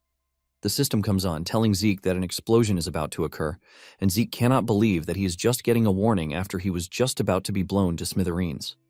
Because of the delay in transmission, the system apologizes, and Zeke is left wondering what sort of high-powered armor he is staring at, which requires a mana stone to run. Since he is still confused about the whole thing, he decides to just leave it and ask Fallon about it later. Zeke continues searching through the rooms until he gets to the last one, and he already assumes that the room is empty like the rest, until he spots something really crazy sitting in the middle of the room. Sitting in the middle of the room is the heart of the cursed light dragon Bahamut, which was placed there by Tarakan. Zeke is completely blown away by the fact that Tarakan left the heart of the dragon he defeated as a gift, which is why he felt something sinister when he entered the storage room. Suddenly, the system tells Zeke that the heart of the dragon is reacting to him. Before he knows it, Zeke starts getting overwhelmed by the dragon's aura. In no time, one of his eyes had been completely taken over and it turned black. Zeke starts hearing voices in his head talking about killing everything. Just as he is about to lose himself to this, the system activates the mental defense to give Zeke a bit of time to react and understand the situation. Zeke looks around to see that he is surrounded by a dark aura, and he is already losing himself. Zeke panics and starts asking the system what is going on. The system then tells him that he just got an urgent request, and he is required to defeat the strong curse from the dragon's heart. Apparently, there is a reward for this if he manages to get it done. The system tries to help him out by activating the mental defense, but this gets cancelled immediately. Zeke crashes to his knees with the realization that he is on his own. The voice in his head gets even louder with Bahamut urging him to accept him. Bahamut promises Zeke freedom if he can accept him, but Zeke is able to break through this, telling Bahamut to shut up because he is annoying. Zeke tells Bahamut that he can't give him freedom because it is earned. By saying this, Zeke is able to stamp his will on the ground to let Bahamut know that he is not interested in his fake freedom. Because of this, Zeke is able to gain victory over the curse, and the system informs him that he has completed the urgent quest. As a reward for this, the system lets him know that he has gained ownership over the heart, which is Tarakan's dying gift. Zeke is pleased that everything worked out well because it could have been worse. Zeke didn't know a skill could fail in such a dire moment, which shows just how crazy the power he encountered was. Because he is suffering from exhaustion, the healing factor and stamina skills both come to life. The system then tells him that he has started absorbing the heart of Bahamut. Zeke is still trying to understand what this means when the essence of the heart starts rushing into him. Zeke screams out in pain as the essence starts to overwhelm him. Zeke soon realizes that he is taking in a pure and dense source of mana, and to make it worse, he doesn't have the circles to accept mana. He figures out that if there is no place for the mana to be stored, he is going to be destroyed. Not ready to die like a chicken, Zeke concludes that something needs to be done. Zeke then activates the Spirit of the Soul skill to use the seal option, so he can use ether to cover the mana. Zeke plans to seal the mana in an ether hole, and after a moment of intense struggle with the dense mana, Zeke is able to do this. However, he is left exhausted and breathing heavily from the effects of the whole process. Nonetheless, he is glad that he lived through the excruciating process, and when he looks up, he realizes that the heart has disappeared. He walks up to check the plaque where the heart was sitting, and this is when he sees an engraving on his chest through the mirror in front of him. He is shocked to see this, and he wonders if this happened when he was trying to seal Bahamut's mana. Since he is confused about what just happened, the system informs him that he just absorbed the heart of Bahamut. The system adds that the absorbed mana has changed his body, and his body's constitution has been changed to a divine body. The system also detects a power that Zeke can't control yet, and 95% of the power has been compressed and sealed. The system then informs Zeke that the beginner quest book has been unlocked and a tutorial for the low-level administrator has been provided. The information is too much for Zeke, and his brain almost blows out from everything. Zeke just tells the system to keep everything till later when he is able to go through them. Just then, he notices something on the status window before it closes. This excites Zeke, and the system asks him if he is willing to open Tarakan's other dying gift. Zeke gives the system the go-ahead to open the second dying gift, and Zeke is blown away when he sees what is sitting in the box. Moments later, Zeke returns to his dormitory and he stores some of the treasures he found in his closet. After he is done with this, he decides to check out the status window. On the window, he realizes that he has gotten some new draconian skills like incantation and authority. The incantation skill fills his words with power, but it is currently locked because the system believes that Zeke is still inexperienced about this. For the authority skill, this grants him control over dragonkind. In addition, dragons under his control can be summoned and will definitely follow his orders. As for his constitution, he has gained the divine body. With this, his body can perform at the highest level, and his rate of learning for combat and the transfer of ether within his body has also increased. Even with the explanation, Zeke doesn't think everything is clear enough. He also notices that there is another window that is related to Tarakan, but it is not about his second dying gift. Zeke then tells the system to open the window, and the system lets him know that there is an information update needed to access this window. The system urges him to move to a location where an information update is possible. The system asks him if he would like to mark a location on the minimap, and Zeke is already stressed that he has to go somewhere for the update. Nonetheless, he asks the system to show him, and he is shocked to find out that the marked location is Valhalla. To put it simply, Valhalla is the most prestigious knight training institution, and those who are not administrators are not even allowed to view, let alone enter, the area. Even though Zeke wasn't interested in joining Valhalla, he starts reconsidering it because something related to Tarakan is there. Zeke realizes that he has no choice but to keep being a part of the family. The beginner's quest book then comes on, and the system tells him that the tutorial for the low-level administrator will soon start. Once the tutorial is over, a quest will be given to encourage Zeke's growth. Zeke sees the quest as something similar to missions from an adventurer's guild or mercenary assignments. However, he is still confused about the tutorial, and just then, the whole thing starts. Suddenly, Zeke finds himself in a strange environment, and he starts wondering if he was teleported just like before. However, he is able to figure out that it is different from before because the whole area has changed. Out of nowhere, orcs appear in the distance, and the system informs him that he is required to defeat the monsters within the given time frame using 2 or more different skills. The rewards for this are points and the system store unlock. Zeke soon realizes that the whole tutorial thing is for him to be able to take advantage of the system much better. In no time, the orcs have surrounded him, and Zeke activates 2 skills, Swift Steps and Continuous Slash. Zeke goes after the orcs, dealing damage left and right. While cutting down the orcs, he figures out that his big sword appears to be very light. This is when it dawns on him that the divine body is the reason behind this. Zeke figures out that with the kind of body he currently has, he will easily take down a purple knight. After cutting down all of the orcs, the system informs him that he has completed the quest, and he immediately finds himself back in his room. He finally realizes that everything was an illusion that felt so real. The system bombards him with a bunch of information, telling him that he has obtained a critical bonus. He has also obtained a time bonus, and as a quest reward, he has been given 40 points with access to the shop. Zeke is blown away when he realizes that he can buy items through the system. There are a bunch of nice things in the store, and these are all rare relics that would cost a fortune to buy. Zeke wonders if he can get rich by buying items from the store and reselling them. The system shows him how to sell, and this is by placing the item he is selling within the given window. Zeke tries selling his sword, but the system tells him that he can't. He finally understands that he can only sell ancient relics. He tries selling an elven dagger, and the system puts the worth of this at 4 points, leaving Zeke disappointed because he can easily sell it for 100 gold in an auction. Zeke concludes that he is only going to use the option when he really needs the points. After he is done searching through everything, Zeke decides that it is time to sleep. The next morning, Zeke heads to Fallon's office. Fallon is surprised when Zeke shows up with a compression mana stone in the space of 1 day. Fallon asks Zeke how he was able to do it, and Zeke replies that it is a bit complicated for him to explain. Zeke urges Fallon to forget about how he got it and just tell him how long everything is going to take. Fallon lets him know that everything is complete already. Zeke is impressed to hear this, but Fallon tells him that he is more impressed with the fact that he was able to bring a compression stone in just 1 day. Zeke immediately figures out that Fallon is suspicious of him. Apparently, mana stones are registered, and the ownership is always on record. By checking the registration number, one is able to confirm where and when the mana stone was found, as well as the current owner. However, the mana stone that Zeke brought is not registered because Fallon has gone through the registration encyclopedia. Zeke is not worried about this since he is the first person to find the stone he brought. Zeke then walks up to Fallon asking him if he is done so that they can leave since he has confirmed the registration number. Fallon is surprised and shocked to see that Zeke knew what he was doing. The two then leave for Galleon's forge, and after putting everything together, the forge comes to life just like Galleon envisioned it. His face lights up in joy, And the moment Fallon realizes that the forge is already working, he excuses himself, saying he has a lecture he has to attend. After Fallon's departure, Galleon thanks Zeke for helping him achieve his dream, but Zeke assures him that there is no need to thank him. Zeke then reminds Galleon of the condition that he offered, and Galleon assures him that he is still on board. Galleon lets Zeke know that he would do whatever he wants, and all he has to do is say the word. Just then, Zeke opens the box in his hand, telling Galleon to turn the item inside it into a sword. Galleon's mouth is left wide open when he realizes that he is staring at a dragon's fang. It turns out that it is Bahamut's sharpest fang, and it was Tarakan's second dying gift. Galleon is very curious, and he asks Zeke how he found the fang, but Zeke lets him know that it is a bit complicated. Galleon suddenly goes into hyper mode, thanking Zeke for helping him with the forge and even granting him the rare chance of working on a dragon's fang. Galleon is pleased with the opportunities that Zeke has given him, and he assures Zeke that he is going to exceed his expectations.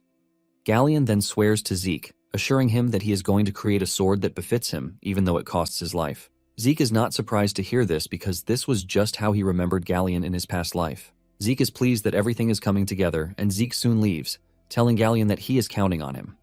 Zeke excitedly walks out of the forge, clearly eager to see what type of sword Galleon would make this time around. A week after Zeke got the letter from Duke, telling him to come whenever he liked, Zeke started getting the feeling that Duke would come see him again. He hasn't finished thinking about this when Duke appears at his door, looking all pissed off while asking Zeke why he didn't show up. Zeke wants to joke around the matter, but Duke's voice lets him know that if Zeke makes any mistake, he will basically just kill him. Zeke then casually tells Duke that he was the one who told him to come find him if he wanted to challenge him again. Zeke is about to continue his sentence when Duke grabs him, demanding that Zeke tell him the truth. Zeke remains silent, and Duke angrily throws him out of the window. Zeke panics when he realizes that he is definitely going to die if he falls from such a height. Zeke manages to grab the ledge, but Duke immediately grabs him. Duke holds him high, ready to let him go if he doesn't get a satisfactory answer from him. Duke lets Zeke know that he doesn't believe that Zeke has any intentions of challenging him again. Duke mentions that he has invited him twice, and the 2 times, he has refused to show up. Duke is not a fool, and he believes that Zeke is basically trying to irritate him. At this point, Zeke realizes that Duke is not messing around. Duke then gives Zeke 5 seconds to tell him the truth, and Zeke smiles before telling Duke that he hasn't even revealed his true identity to him yet because he is still maintaining the idea that he is Garden Keeper Dexter. Duke smiles when he hears this, and he immediately throws Zeke back into the room. Duke then walks up to Zeke, telling him that he was once a Black Knight, and he finally reveals his name. Zeke immediately plays along like he doesn't know anything. He bows his head to Duke, apologizing for disrespecting a Black Knight. Duke cannot believe his eyes when he sees this because Zeke is very bad when it comes to acting. Nonetheless, Duke is not interested in all the formalities because he might have been a Black Knight before, but not anymore. Zeke doesn't want to believe this because he has never heard of someone dropping in the ranks before. Duke immediately suggests that they forget about the whole ranking. Zeke acknowledges this and tells Duke that he is also ready to tell him the truth, since he has done the same. Duke then asks Zeke if he did what he did so he could become his official disciple, and Zeke admits to this.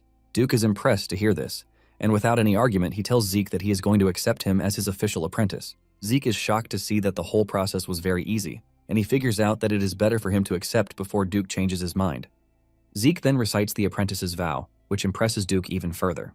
After they are done with the shenanigans, Zeke tells Duke that he has something to ask him, and Duke urges him to go ahead with it.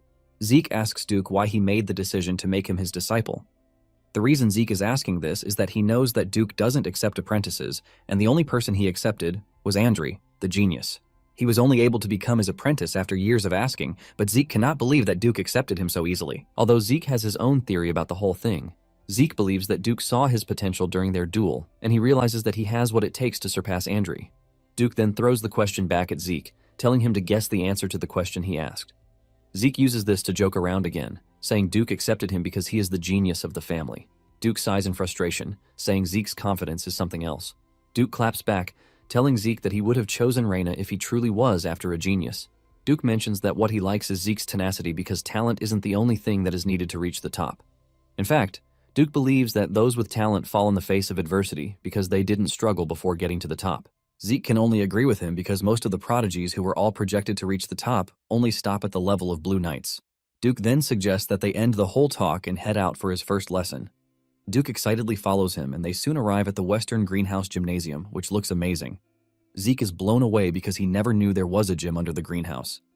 Upon arriving there, Duke tells Zeke to start running laps around the arena, and after a while of doing this, Zeke starts wondering what Duke's endgame is because this is what he has been doing since they got to the gym house. After Zeke has run laps around the arena for 3 hours without any sign of getting tired, Duke tells him to stop.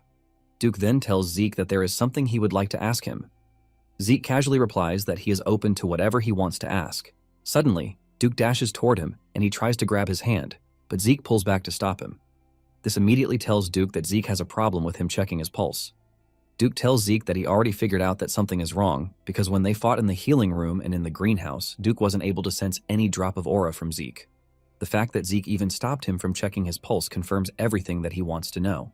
With a serious voice, Duke asks Zeke if he is unable to use aura. Duke adds that he also saw the statue and the light that shone on it, which is why everyone was talking about it. Duke walks up to Zeke, asking him why he is refusing to let him check his pulse, and this is when Zeke figures out that Duke is just curious about him, and he is not operating on suspicion. Zeke is thankful that the person he is facing is Duke, and he hopes that he can get his hands on Graham very soon to stop people from suspecting that he lacks aura. However, it is up to him to be cautious until then. Zeke believes that he doesn't have to lie, just like he did in his past life. Because of this, he takes off his glove, telling Duke that he is right, and before showing Duke anything, he activates the mana reflection skill. Zeke tells Duke that he has mana reflection, which is proof that he is a pureblood, but for some reason, he can't use aura. Zeke is confident that what he just told Duke will help cover up his lies. Zeke apologizes to Duke, saying he is scared of what would happen if Duke found out that a Draker like himself lacks the ability to use aura. Zeke makes sure to put on a very nice act by crying to make sure that Duke would believe him. After checking Zeke's pulse, Duke confirms that there is no sign of aura in Zeke even though he awakened successfully. Deep down, Zeke knows that there is no way Duke will figure out the truth. Duke then comes up with his theory, and Zeke was already expecting this because a Draker would always find a way to deny what is right in front of them. Duke tells Zeke that his conclusion is that Zeke is an irregular, and this works so well in Zeke's favor. Zeke knows that Duke cannot fully understand what is happening, since he isn't aware of the concept of classes. Zeke plays along, and he asks Duke what he means by this. Duke says it is a term used to refer to people with anomalous abilities. He makes an example of someone who can use mana and aura together. There are also rare abilities, like someone who can peer into the future. Because they have unusual abilities, irregulars are not treated kindly, and Duke urges Zeke not to tell anyone about his condition. Zeke then asks Duke why he thinks he is an irregular, and Duke says he came to this conclusion because he has insane stamina and recovery. He adds that internal damage takes time to heal, but this is not the case for Zeke because he is able to recover instantly. Zeke believes that an ability like this takes an immense amount of energy, and Duke is sure that this energy is aura. Duke says aura is constantly being consumed in exchange for stamina and regeneration. Duke mentions that this is the best conclusion that he can come up with because there is no other thing that makes sense aside from this. Zeke is glad to hear such a conclusion from Duke, and he decides to play along, telling Duke that he is never going to be able to use aura, which will prevent him from meeting Duke's expectations. Duke laughs when he hears this, telling Zeke that he doesn't need to worry about this because his secret move, the Gale Arts, doesn't need aura. Duke then explains to Zeke that a special art is a special technique that is personally developed by a knight who has reached great heights. Duke admits that it is usually an application or specialization of dragon slaying, which is why it is proper to use aura. However, Duke's Gale Arts uses a trained body, and he decides to show Duke a demonstration of what he is talking about. Duke dashes off, and he makes some quick moves in the arena before returning to the starting point. He then asks Zeke if he saw what he did, and Zeke suggests that he follow his footsteps. Duke asks Zeke if he is good with him not showing him the skill again, and Zeke says yes. Duke smiles because Zeke has a lot of confidence, and he urges him to give the skill a try. Zeke gets into the right stance, and before making his move, he looks around, mapping out all of Duke's footsteps. Zeke makes his move, and he starts following all of Duke's steps, and while doing this, he is able to see the things he was blinded to before. Zeke realizes that the steps were taken as if Duke were sparring against someone. His movements were basically to attack, dodge and attack, close the distance, and increase it. Zeke cannot believe that each and every step has a marked purpose behind it. At the same time, Duke was left in shock because Zeke was exceeding all of his expectations, as Zeke was doing everything far better than a week ago. Duke is so impressed that he starts smiling, and he silently declares that Zeke is perfect. After Zeke is done mimicking Duke, he asks him if he has earned himself the confidence of a black rank. Duke concludes that Zeke would have been perfect if not for his damn arrogance. The two end up messing with each other before leaving the gym house. 1 month later, Zeke is enjoying his meal at the dining hall when Andrew shows up, asking Zeke if he has a spare moment to talk. Zeke tells him that he is a bit busy, but he is free to talk to him in the dining hall, which happens to be the only free time he has. Andrew decides to let out his heart right there, and he asks Zeke how he was able to convince Duke to take him in as his disciple. Zeke is shocked to see that Andrew is not even hiding his displeasure. Zeke understands that Duke hasn't accepted Andrew as his disciple yet, and the news of him becoming Duke's disciple might have gotten Andri a bit anxious. Zeke then replies while munching on a big steak, telling Andri that he didn't do anything. He claims that he was just on his own when Duke came to pick him. Andri doesn't want to believe this, and he concludes that Duke picked Zeke because he is pure blood. The moment Zeke hears this, he gets pissed off about the fact that Andri is suffering from an inferiority complex. Andri cuts in, asking Zeke if he is done talking, but Zeke lets him know that he still has a lot on his mind that he wants to say. Zeke asks Andri if he thinks Duke is a man who would pick someone for such a simplistic reason. Zeke lets Andri know that being able to become Duke's disciple is a result of his own exceptional abilities. Zeke wipes Andri by telling him to work on himself instead of being salty that he was picked. After he is done talking, Andri is left shattered, but he can't argue, since Zeke is telling the truth. Later that evening, Zeke arrives at the gym house to find Andri running laps around the arena, and he looks absolutely exhausted. Zeke is forced to ask Duke what exactly is going on, and Duke mentions that he is also in the dark. Duke reveals that Andri just showed up, telling him that he is good with being his servant as long as he gets to stay at Duke's side. Duke confesses that he told Andri to run 300 laps without aura, which is how he ended up exhausted the way he is. Duke admits that Andri is a tenacious dude. On the other hand, Zeke is also impressed that Andri chose to work on himself instead of feeding his ego because he is talented. Some days later, the students all gather in preparation for the Patriarch's visit to the academy. The moment Arthur reaches the entrance, the announcement echoes through the whole gathering to tell them that the Patriarch is entering. The guards open the carriage door, and Arthur emerges from the exclusive carriage. Howard bows to welcome the Patriarch, and everyone else joins him in greeting the Master of the Drakers. Arthur's presence alone is filled with so much aura and pressure, and the subtle removal of his hand from his pocket alone is a testament to this. Arthur pats Howard on the shoulder, complimenting him for his hard work. Howard remains humble, telling Arthur that what he does is nothing compared to what he does. Arthur accepts the gratitude, telling Howard that he is the only one who understands how things are. Howard then suggests that they go inside, but before he even finishes saying this, Arthur cuts him off. Arthur levitates into the sky to address the cadets and to make sure that he aura farms. After he has done aura farming, Arthur tells Howard that they can finally go inside. Later on, Arthur summons Zeke to his chambers, and when Zeke appears, he greets Arthur in the traditional way. Arthur is pleased to hear this because no one does the greeting the way Zeke does it again. Arthur urges Zeke to have his seat, and because he heard that he liked tea, he prepared tea for him. Zeke thanks Arthur for his hospitality, but deep down, this gets Zeke worried because he now realizes that everything he does is being reported to Arthur. Apparently, there is a saying that there may be things that the Emperor is not aware of, but the Master of the Drakers knows all. Arthur then tells Zeke that he summoned him because he heard that Duke has taken him as his disciple. Zeke is surprised to see that Arthur is going straight to the point, but he plays along too. Zeke replies, saying Duke did him a great favor by taking him as his apprentice.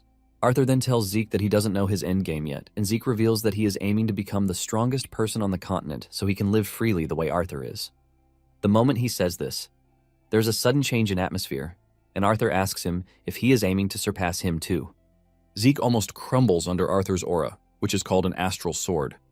This is a power that is said to give one power over all living beings within its radius, making it the pinnacle of aura usage that only Black Knights can reach. Even with the immense pressure pushing down on him, Zeke is still able to pull himself together, telling Arthur that he aims to surpass him too. After Zeke has given his answer, Arthur pulls back his aura and admits that Zeke's declaration is the most interesting thing that he has heard in ages. However, Zeke is totally blown away because this is the first time he is going to see what it means to be the Patriarch of the Drakers. Arthur then reveals that he intentionally came to the Academy to support Zeke and the Academy itself. While Arthur is saying all of these, Zeke is busy thinking about what just happened. Zeke has always thought Duke was a strong dude, but he has realized that Arthur is on another level of his own. Arthur then whips out a black card, telling Zeke that it is his reward for becoming Duke's disciple. Zeke is shocked when he sees a black card sitting in front of him because he knows what this means. A black card is basically a credit card given only to a very select few, and Zeke never thought he would see one in person. The card alone gives incredible benefits, and to make it sweeter, it has no limits. Arthur then tells Zeke that he is going to register the card under both their names so Zeke can use it freely. Zeke excitedly thanks Arthur, assuring him that he is only going to use the card when necessary. Deep down, Zeke knows that Arthur is not giving him the card because he is nice, but because he wants to monitor him, since using a credit card will leave a record. At the same time, Zeke is relieved that Arthur is using such a method instead of using the Black Marshal Squad, which is a clear indication that Arthur doesn't see him as a threat yet. After handing over the card, Arthur tells Zeke that he is free to leave so he doesn't waste his time since he is training to become the strongest on the continent. Zeke thanks Arthur, and he excuses himself from the room. After his departure, Duke appears from where he has been hiding and he scolds Arthur for being such a trash father. Duke is not pleased with the fact that Arthur has abandoned Zeke since he was a kid, and he is suddenly playing the role of a father figure. Arthur teases Duke, telling him that he just defamed his character, but Duke doesn't really care. Arthur admits that Duke is the only person he can actually talk to without worries. Arthur then whips out a drink, suggesting that they have a drink while they continue their conversation. Duke's mood immediately lights up because Arthur whipped out an expensive drink. While they are drinking, Arthur asks Duke if he is aware of the things that have been happening on the continent, but Duke says no, since he has been holed up in the academy. However, Arthur doesn't believe it because he knows that Duke has eyes and ears everywhere. Duke then replies that Arthur already knows this, and he is still asking him a dumb question. Arthur mentions that the Emperor has gone crazy over his search for immortality, and he is basically looking all over the continent. Arthur asks Duke if he thinks the Emperor will later find what he is looking for.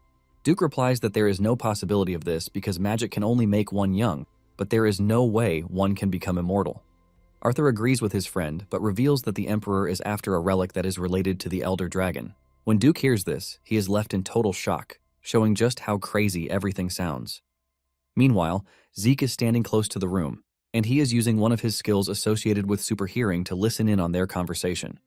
Duke then asks Arthur if he thinks the Emperor has found the relic already, and Arthur says there is a possibility of this. Arthur says the Order of Black Knights reported that the relic is most likely within the northern continent. Arthur mentions that the Emperor has not received the information yet, but he is pretty sure that he will very soon.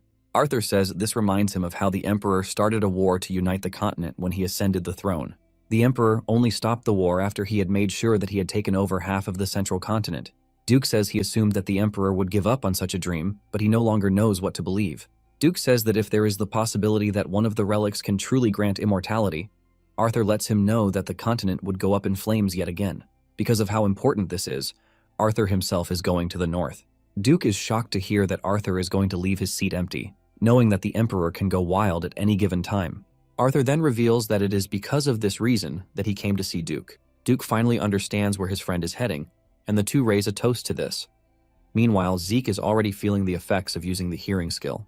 He falls to his knees in exhaustion, and he is disappointed that the side effects of the skills still remain, even after he absorbed the heart of Bahamut. Zeke then remembers the conversation between Arthur and Duke. He immediately figures out that the relic the Emperor is looking for is the same one he got his hands on before he regressed. It finally dawns on him that he stole the relic that the Emperor was looking to make his wish come true. Zeke has been hell-bent on revenge that he didn't think about this.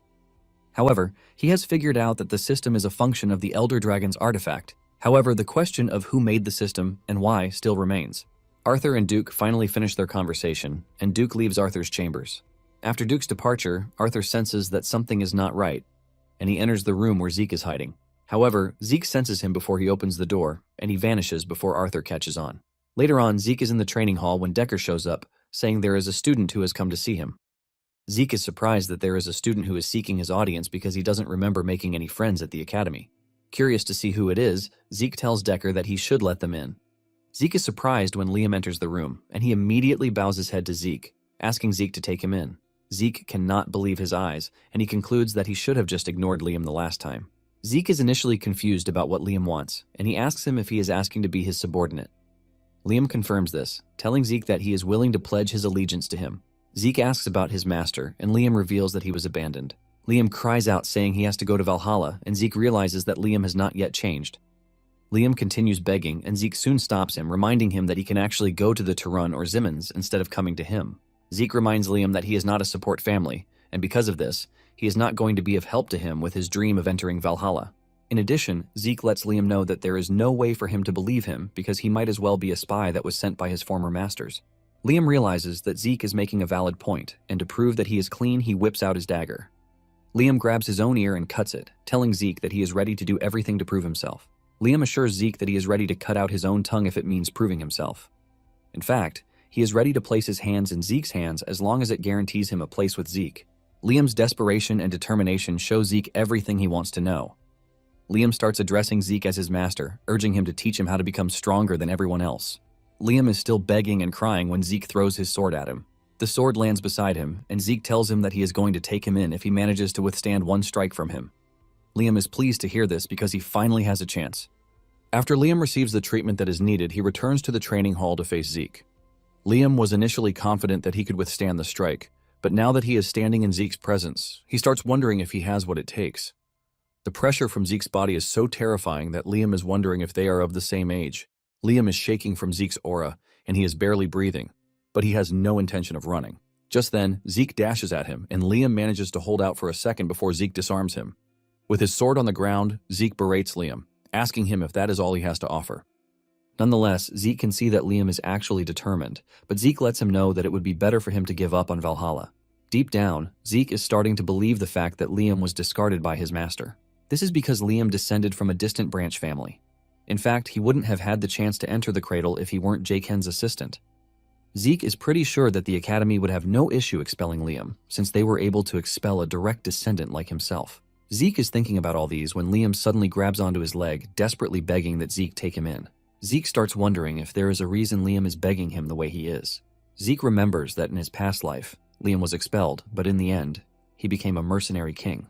Liam refuses to let Zeke go as he bawls, begging to be given one more chance.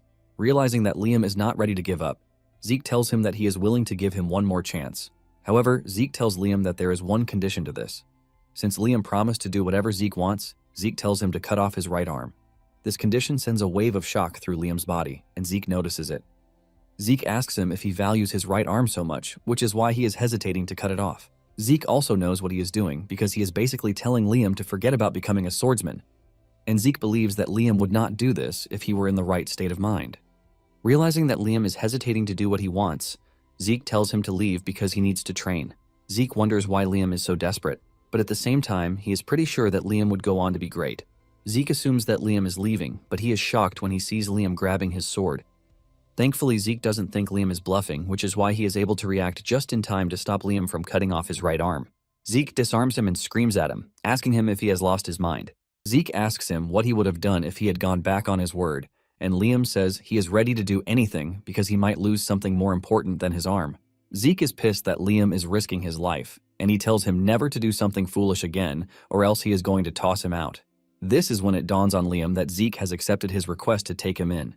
Zeke then tells him to follow him because it would be bad if people see his so-called subordinate without an ear. Zeke takes Liam to his room, where he gives him a potion to drink, and his ear is healed. Liam is grateful for getting such an expensive potion from Zeke, but Zeke urges him not to worry about it. Zeke then asks Liam what it is that he values more than his life. Liam comes clean, saying it is his mother. Apparently, a few days after he was abandoned by his master, he heard that his mother had collapsed from a high fever. Fortunately, the fever broke, but after that, her entire body got covered in rose-like red spots. Because of this, she is growing weaker day by day. It turns out that the village healers don't even have an idea of what to do because they don't know the nature of the disease. Zeke then asks him why he wants to go to Valhalla. Liam mentions that Valhalla students and their families are given the greatest medical treatments that are available on the continent. It turns out that Zeke knows about this because 5 years later, the whole central continent will be plagued by rose disease. It is a highly contagious disease with a high fatality rate. Because of this, countless people will lose their lives, but a radical treatment later showed up, putting an end to the disease. Zeke then writes the method to produce the medicine in a note, and he hands it over to Liam, telling him to send it to the village healers. He assures him that it is a simple medicine that is not hard to make, and his healers would be able to work their way around it. Liam is thankful for the medicine, but he is surprised by how Zeke knows how to cure it when the healers don't even know the name of the disease. It turns out that the genius alchemist brothers Al and Jeff were the ones who later invented the treatment for the disease. However, the Greedy Alchemists Association took advantage of the desperate people's lives to profit from them. The moment the brothers hear this, they angrily reveal the production method for the medicine, and it spreads across the whole continent to the point where someone like Zeke could even get his hands on it. To answer Liam's question, Zeke doesn't give him a straight answer, but he avoids the question. Since Liam already has the cure for his mother's disease, Zeke believes that there is no need for him to go to Valhalla or even be his subordinate again. However, Liam disagrees, telling Zeke that his life now belongs to him. Zeke is pleased when he realizes that Liam has just sworn an oath of loyalty to him, and having the mercenary king as his subordinate is a big catch.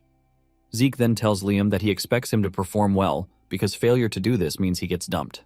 Determined to prove himself, Liam assures Zeke that he is going to do his best. Later on, Owen visits Howard in his office, claiming that he has something important to propose to him. Owen suggests that Howard increase the difficulty for the semester's examination. Howard asks him why he is suggesting such, and Owen claims that the first-year students are skilled. In addition to this, there are 2 pure-blood awakeners among the first-year cadets. Because of this, he believes that the examination must be more difficult than last year's exam. Howard wastes no time taking this into consideration, and he commends Owen for his ingenuity. After Owen is gone, Howard finally realizes why Owen came up with the suggestion. Howard is glad that Owen is thinking the way he is, because they are both aiming to kill Zeke before he becomes a problem for them in the future. Soon afterward, the semester exam arrives, and this is a day when the cadets are expected to explore the dungeons. The exam is performed only in the academy, and groups of 2 people have to escape a dungeon within the allocated time. There are a bunch of difficulties when it comes to these dungeons, and each group is assigned at random. Zeke and Liam are partners for the exam, and Zeke asks Liam if he is nervous. Liam admits that he is a little nervous, and Zeke assures him that it is normal. He lets him know that a bit of nervousness will help him stay on his guard. When it is Zeke and Liam's turn to enter the dungeon, the instructor tells them to wait. He then points them in another dungeon entrance, which is different from the one the others are using. Zeke initially hesitates, but finally decides to follow the instructor's order. Apparently, the difficulty varies from dungeon to dungeon. However, they are all under the management of the Draker, which means there isn't much danger. In addition to the fact that the mission is time-limited, each group is given a timer that activates the moment they enter, and everyone is given 96 hours. Since battle skills are graded, cadets can earn points by bringing the heads of monsters that they defeated while in the dungeon. However, the most important part of it all is leaving the dungeon, because failure to escape the dungeon within the time limit means they have failed the exam. After they have settled in and eaten, Zeke tells Liam to sleep. Liam initially disagrees because Zeke is the one who prepared everything, but Zeke assures Liam that he will be fine even if he doesn't sleep for 4 days. Even though Liam is hesitant, he decides to sleep just as Zeke suggested. Zeke then assures Liam that he is going to wake him in case anything comes up. It turns out that they have been in the dungeon for 16 hours already. In addition to this, Zeke has been training non-stop before the day of the exam, and he has stayed up for 3 days already. To add everything together, Zeke has been up for 90 hours already. Zeke knows that the infinite stamina skill only helps recover physical fatigue and not mental, which means he has to sleep to avoid any risk that might come up later. Zeke concludes that he is going to switch with Liam once he wakes up. However, he ends up dozing off, and he suddenly finds himself in a strange dream where chaos has taken over everywhere. There is also a strange bell that rings in the dream, and when Zeke finally wakes up, he expresses his frustration that he keeps having the same dream. Suddenly, it dawns on him that he heard a bell, and his senses immediately come to life. He wastes no time quenching the fire with water, and he wakes Liam, telling him that an enemy is approaching. Zeke tells Liam that he is going to check out the enemy, but he urges him not to light the fire. Zeke then quietly walks to cover to try to assess the situation. He figures out that using the dragon eyes would only exhaust him, which is going to be bad since the exam is going to take 4 days. Zeke believes that adjusting his eyes to the darkness will be much better. Zeke calms himself so he can understand his surroundings, and he soon smells sulfur in the air. This alone is enough to tell him the kind of monster that is approaching them. It turns out that it is a rank 3 monster, the Hellhound, and they also hunt in packs. Zeke remembers that, in his past life, Reyna hunted an orc, but Zeke didn't think there would be hellhounds in the area as well. Suddenly, it dawns on Zeke that something is wrong because the leader of the pack would mostly weigh several hundred kilos. However, judging from the echoes, it appears that the monster approaching them weighs several tons. Zeke starts to panic, wondering if the monster they are about to go up against is a mutant. Suddenly, the walls behind him get trashed, causing him to leap away to avoid getting crushed. The expression on Zeke's face gets Liam worried. Deep down, Zeke is aware that the Zimmons are after him, but he still doesn't know what they have planned for him. Just then, the monster emerges from the rubble, holding the head of a hellhound like it is nothing. Fear creeps into Zeke and Liam's bodies when they see that the monster in front of them is a freaking troll. Trolls are basically rank 1 monsters, and they are dangerous enough that they can casually take down hellhounds and orcs. The blood of a troll is also a raw material for healing medicine, and they also possess incredible regenerative powers that match this. Liam then tells Zeke that he's going to use himself as a decoy so that Zeke can run away. However, Zeke lets Liam know that he has no interest in abandoning him because this would just make him a trash lord. Zeke then tells Liam to believe in his own abilities because he is not weak. Zeke assures Liam that he is free to run wild against the troll, and he will support him if the need arises. Liam is happy to hear this, and he thanks Zeke for the opportunity that he has been given. Liam dashes toward the monster and he delivers a cut to its joints. Zeke is impressed when he sees this because Liam is able to penetrate the troll's tough skin while also aiming precisely at its joints. Zeke can see that Liam has been studying monsters in his spare time, which is why he knows these. However, there is something else that he is not putting into account. Suddenly, the troll dashes at Liam, but Zeke is about to get to him fast enough to cut the troll on his leg to send it crashing to the ground. Liam apologizes for messing up, but Zeke assures him that he has done well already, since this is his first real battle. Zeke tells Liam that it was a good decision that he aimed for the monster's joints, but he forgot about the troll's regenerative ability. Zeke tells Liam that trolls are able to immediately heal small cuts, so he can't think he can keep up with their regeneration with just regular attacks. Zeke then tells Liam that he can see that the task is too much for him, so he will take over and just finish things up. Moments after engaging the troll, Zeke defeats it, and the system displays the information about his victory. Because he is able to kill a troll, he is awarded 30 karma points. Zeke then tells Liam to pick up the troll's head and store it in the bag. He is sure that they are going to earn extra points if they present the troll's head. Liam acknowledges the order, and he starts stuffing the troll's head in the bag. Suddenly, Zeke gets a sudden quest from the system, which is called the 2 birds 1 stone. He is required to hunt 100 monsters of 10 different species in the dungeon. To make it more competitive, the system puts a time limit of 72 hours on the mission. As for the reward, he is going to get double the karma points, and he is also going to get 2 random boxes. Zeke is thrilled when he sees the amount of karma points that he is going to get if he finishes the mission. To make it sweeter, he is also not allowed to kill monsters that are not hostile. Zeke checks his time and realizes that they still have 79 hours until the main exam ends. Zeke doesn't see a problem hunting 100 monsters, but the problem is having to hunt 10 different species. On a regular basis, there are only 4 species of monsters in dungeons that are used for exams, but Zeke believes that there might be more since the dungeon is a trap laid out for him by the Zimmons.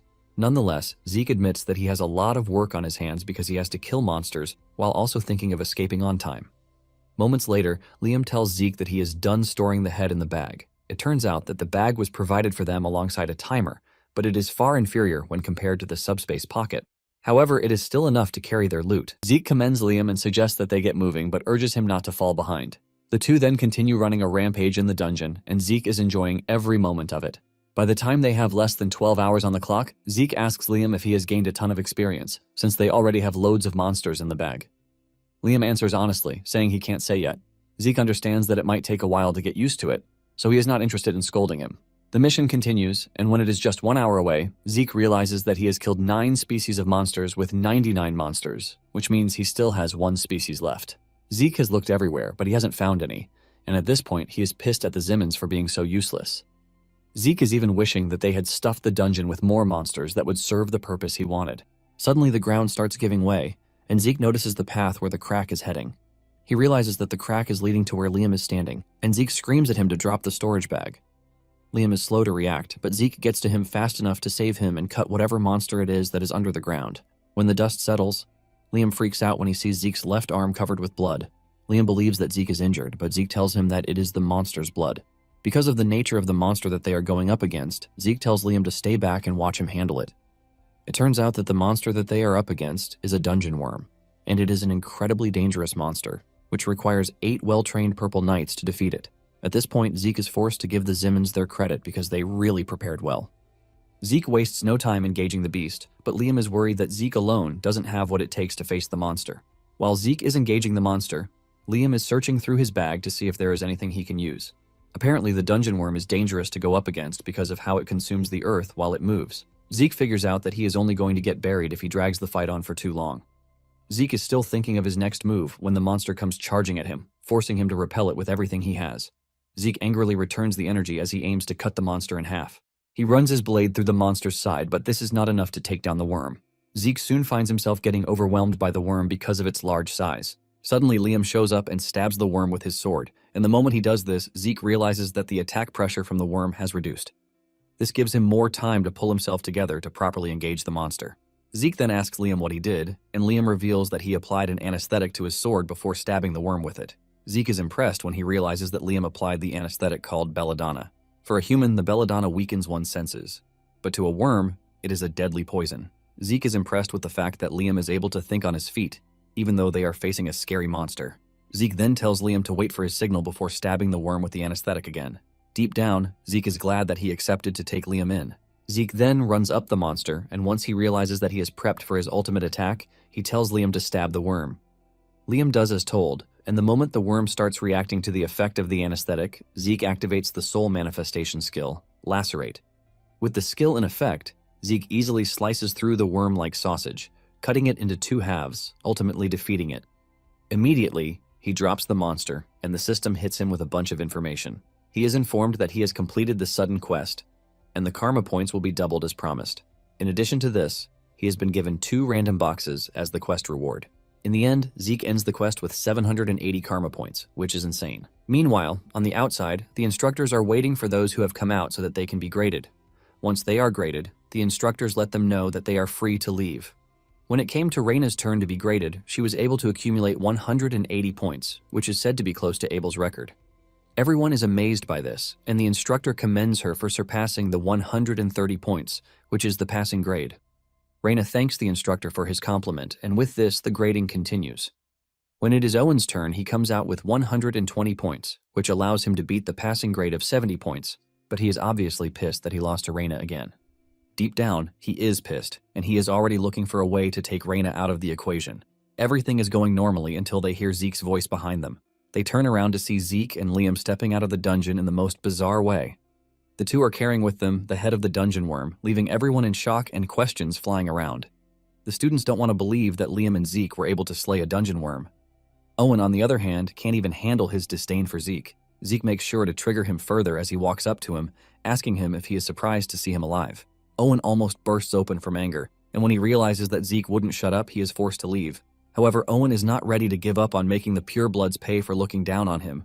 After the whole beef is done, Liam and Zeke finally get themselves ready to be graded by none other than Instructor Andre. Zeke mentions that he has nothing to present except the worm's head, so he doesn't think there is anything to grade him. Andre disagrees with him, saying he is not just going to do things lazily and let them be. Andre puts on his glove, and he notices traces of the storage bag on the worm's teeth. He asks Zeke if the worm ate their storage bag, and Zeke confirms this. This sends another wave of shock and surprise through the crowd who are watching. Basically, Zeke lost all the heads he gathered over the 4 days to the freaking dungeon worm, which was why he brought the worm's head so he wouldn't lose everything. He is also lucky that he met Andre because no other instructor would examine the flesh and skin stuck between the monster's teeth. After Andre is done with his investigation, he mentions that the monsters he has confirmed are gremlins, goblins, hobgoblins, hellhounds, orcs, and a troll. The moment he mentions that there was a troll, the students enter another state of shock, because a troll being in an exam dungeon is not something usual. Andre admits that there were dozens of heads that he has seen, but it would be unfair to count them. He decides that he is going to count each monster species as one head. Although the troll and dungeon worm are excluded from the examination criteria, Andre mentions that he is going to grade them. Since a troll is said to be equal to 3 orcs and a dungeon worm is equal to 6 orcs, Andre concludes that he is going to give Zeke 90 and 180 points, respectively. After calculating, Andre sums it up to 368 points, which ultimately shatters the passing grade. This leaves the students and even instructors in shock because no one has ever attained such points.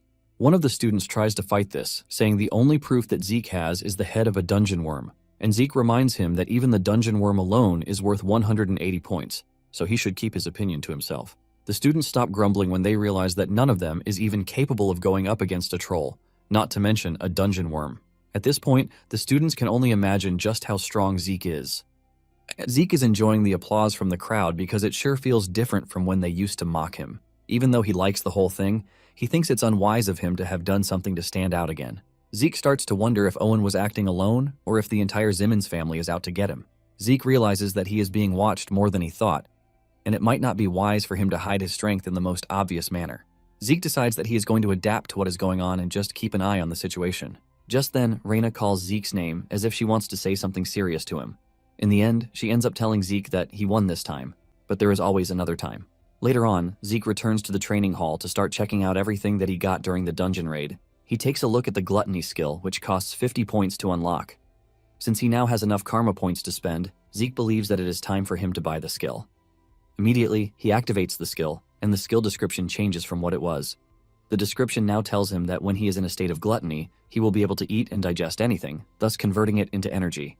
If he consumes monsters with bloodline abilities, he is going to absorb the said monster's ability. Zeke smiles evilly when he sees this, and he wishes he already had the skill before entering the dungeon because it would come in handy a lot.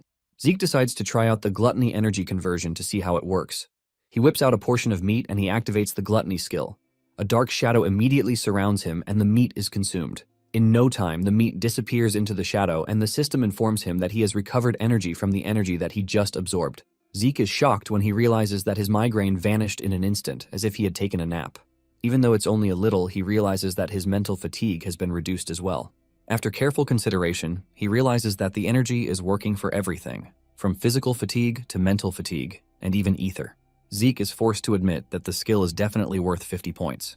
Zeke believes that with this skill, he will be able to reduce the risk that comes with the other skills. Since he can't feel physical fatigue thanks to infinite stamina, he now has gluttony to cope with mental fatigue. Zeke wears a crazy expression when he realizes that with these skills, he will be able to train 24 hours non-stop. Zeke is about to jump on one of his training schedules when he senses Decker's presence in the room. With anger in his voice, he reminds Decker that he already told him not to disturb him whenever he is in the training hall. Decker apologizes for showing up, and he lets Zeke know that he has some important news that he has to pass along. Zeke asks him what the news is, and Decker reveals that his sword has been completed. This only adds to the joy that Zeke has been feeling, and he quickly rushes over to Galleon's place to check out the sword.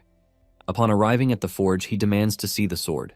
He remembers that in his past life, Galleon was able to make him gram from mithril and pure iron. The sword boasts so much elegance that it is recognizable to anyone who sets their eyes on it. This time around, Zeke gave him Bahamut's fang to make a sword from it, and Zeke was already expecting something close to Graham's appearance, but sitting in the box is a dark, ugly sword with a dark aura swelling around it. Zeke grabs the sword and talks about how plain it looks. He asks Galleon if he intentionally didn't sharpen it, but Galleon lets him know that this is how the sword is. After thinking over it for a minute, Zeke asks Galleon if he thinks this is the form that best suits him, and Galleon says yes. Since they both understand each other, they didn't have an issue over it. Galleon then reminds Zeke that the sword has no name yet. He actually tried naming it, but just couldn't come up with a name for it. Galleon suggests that Zeke name the sword himself, and this shocks Zeke. Zeke remembers that Galleon was the one who gave Graham the sword elegance himself. However, Galleon's inability to think of a name for the sword shows that everything is totally different. Since he is the one who's going to name the sword, Zeke decides that he has to think of a totally different name for the sword, and he can't use Graham just like before. Just then, Zeke cuts his hand, shocking Galleon because he doesn't know what Zeke is doing. On the other hand, Zeke is trying to see if he can deactivate the healing factor since it's still his own skill. To his surprise, the system reacts to his thought and tells him that the passive activation of the healing factor has been temporarily put to a halt. Since the healing factor has been disabled, Zeke is able to spill his blood on the sword. Galleon is shocked to see this because what he is witnessing is the sword naming ritual, which is a traditional dwarven rite in which one grants a weapon a name. The owner usually infuses their blood with their energy and their aura or mana to have it drip onto their sword to initiate the ritual. The moment the ritual begins, the initiator would enter into the depths of their unconscious mind and spend time there until they are able to pick a name.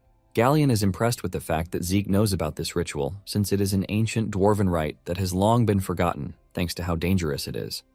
Zeke soon finds himself in the endless space where he is supposed to pick out a name for the sword. Surrounding him are a bunch of names that he can pick out from, and Zeke figures out that he has to pick a name that will stick with him. While traversing the space, Zeke finally finds the name that suits his sword best, and this is the Stygian Blade, Bahamut. The system immediately registers the sword as an item the moment Zeke picks a name for it. Zeke cannot believe that he somehow picked the name of an evil dragon for his sword. After he is done, Galleon commends his knowledge of how he knows about the dwarven rite.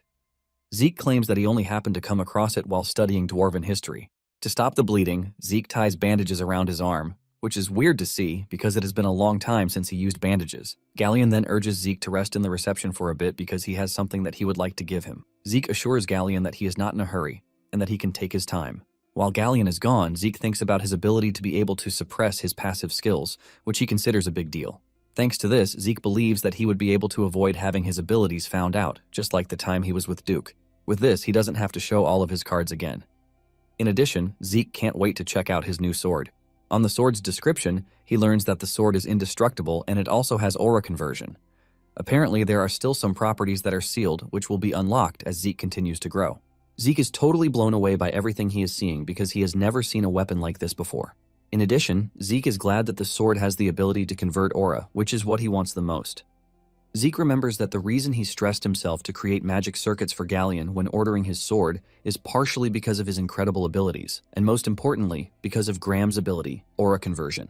Basically, the sword will be able to convert any kind of energy into aura, whether it is mana or ether. Even though he was not born with aura, the aura conversion ability helped him reach the level of the Black Knights. Moments later, Galleon returns, and he is still apologizing for coming late when he sees Zeke doing something incredible. Zeke has engulfed his sword in a clear aura, which is something a purple knight would struggle with, but Zeke is doing it effortlessly. Zeke then commends Galleon's effort, telling him that he has made an amazing sword. Galleon thanks Zeke for his compliment and lets him know that he has something else to give him. Galleon then whips out a sheath and mentions that it was personally crafted by his master. Zeke is surprised because in his past life he didn't get to know Galleon's master. Zeke then notices the dwarven inscription on the sheath, and he is able to translate it to Galan Jobert. The moment Zeke sees this, sweat runs down his face because he recognizes greatness. Apparently, Jobert was considered the pinnacle of blacksmithing, and he is the greatest blacksmith currently on the continent. He is so great that none of the dwarves even come close. His creations are so perfect that collectors would pay hundreds of gold coins to get their hands on one. Zeke immediately expresses his shock that Gallion is Jobert's disciple, and Gallion is surprised that Zeke can even read the dwarven language. Because Jobert is a unique person, Zeke is pretty sure that the sheath will have more to it. Gallion confirms this, telling Zeke that by using the dial located on the top of the sheath would transform into a shield. Gallion assures Zeke that the shield is pretty strong since it is made with mithril and wyvern bones. While explaining this, Zeke's mouth is left wide open because he can't believe his eyes. Gallion lets him know that he can return the sheath to being a shield once he turns the dial again. Even though the sheath is marvelous, Gallion doesn't think it is comparable to the grace Zeke has shown him. Gallion urges Zeke to take the sheath, and Zeke is honored to have it because Gallion could have just sold it to make the forge. Gallion reveals that he can't sell it because it is one of his master's masterpieces. Zeke lets Gallion know that the sheath is worth a lot, but before Gallion changes his mind, he quickly collects it. After collecting, Zeke notices that the sheath is small compared to the sword. Nonetheless, Zeke believes that what Jobert makes is going to be a masterpiece. Zeke then tries to place the sword in the sheath, and to his surprise, the sheath expands to wrap itself around the sword. Zeke is totally blown away as he talks about how the sheath exceeds his expectations. Zeke is glad to have received such a wonderful gift, and he thanks Gallion for it. But Gallion is just happy that he is able to put a smile on his face. When Zeke returns to his training hall, he checks out one of the random boxes he got as the dungeon reward. There is a gauntlet in one of the boxes, and the system lets him know that the properties of the gauntlet would come into action once he wears the full set. Zeke then decides to check out the second box, and sitting inside is something that Zeke is not even expecting. Inside the chest is a map, and some part of it looks torn. Zeke is wondering what it is until the system informs him that he has discovered a map containing traces of Grandmaster Kaiser. This is when it dawns on him that the system might be talking about the Hero King Kaiser. The Hero King Kaiser and the Knights of the Clock Tower, founding the powerful kingdom of Kronos, is a famous story on the continent. However, the book is considered nothing more than fiction, since there is no concrete evidence to back the events. Zeke is shocked to see that the Hero King Kaiser actually exists and is not a fiction. The system then begins the analysis and restoration of the damaged parts. After the analysis is complete, the system marks the final position on the map. Zeke is blown away when he realizes that the position marked out is the Giant Mountains, which are the territory of the barbarians. Suddenly, the system informs Zeke that the tutorial is going to be concluded because of his skill. After this, the system informs him that he has discovered a potential quest item. The system displays the details of the quest, and Zeke is expedited to acquire the secret technique of the Hero King.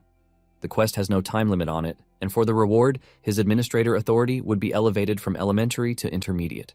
This is when it dawns on him that the tutorial is actually meant to raise him up a certain level of skill. And since there are no more baby steps, Zeke believes that the real game is just about to begin. Because the reward is quite tempting, Zeke makes it his mission to claim everything that can be claimed. Zeke decides that the first thing he is going to do is to use the points that he has saved up.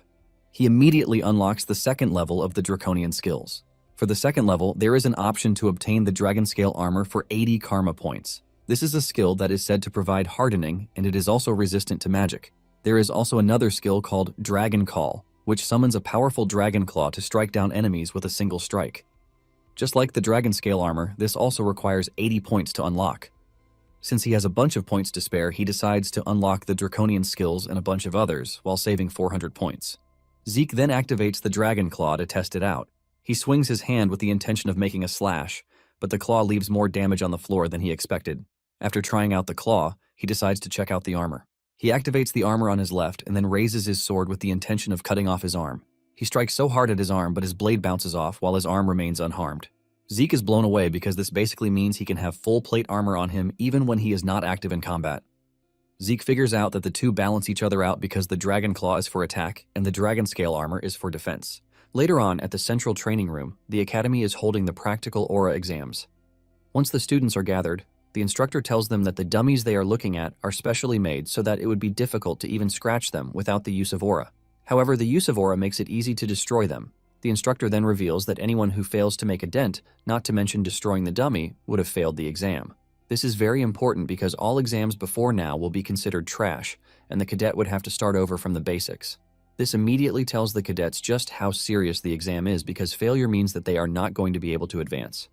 In no time, the instructor starts calling on the students to step out to take their exams. Meanwhile, Owen is confident that he has what it takes because he has familiarized himself with training like this back at home. It turns out that the aura examination is created by the Zimmons, and Owen is pretty sure that he is going to ace it. He is excited to show the purebloods that they can't match him when it comes to aura control. It soon gets to Owen's turn, and he confidently steps up to show his skills. He activates sword resonance, which leaves the students amazed.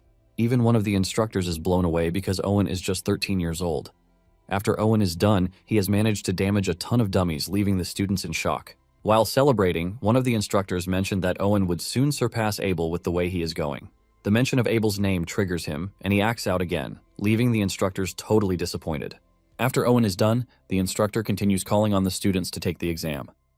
Most of those who took the exam after Owen found it difficult to damage the dummy, leaving the instructors to wonder why the cadets are having difficulties. One of the instructors reveals that they might have been intimidated by Owen's performance, which is why they can't think straight. Nonetheless, they have not recorded any failure because no matter how small it is, the cadets are able to pour aura into their blades, which shows just how impressive the cadets are. When it is Reina's turn, she makes a request to be graded according to the dragon-slaying arts. This shocks the instructors, since it is a grading criterion that is meant for higher-ranked cadets. Reina assures the instructors that she is fully aware of this. Basically, the concept of pouring aura into one's sword and being able to use dragon-slaying arts are two entirely different things. Trying to maintain a sword already requires an incredible amount of concentration, but when talking about dragon-slaying arts, one needs to be able to make fine adjustments to the amount of aura required for each and every movement. Owen is confident that Reina is going to mess this up because Reina won't be able to make more than 2 swings before her aura dissipates. Owen is excited to see Reina fail because of her competitiveness towards him. The instructor then asks Reina if she is absolutely sure that she wants to do this, and she assures the instructor that she is ready. Since her mind is made up, the instructor tells her to go ahead with it. Reina takes her stance, and once she is ready, she unleashes a bunch of swings that destroy all the dummies surrounding her with little to no effort.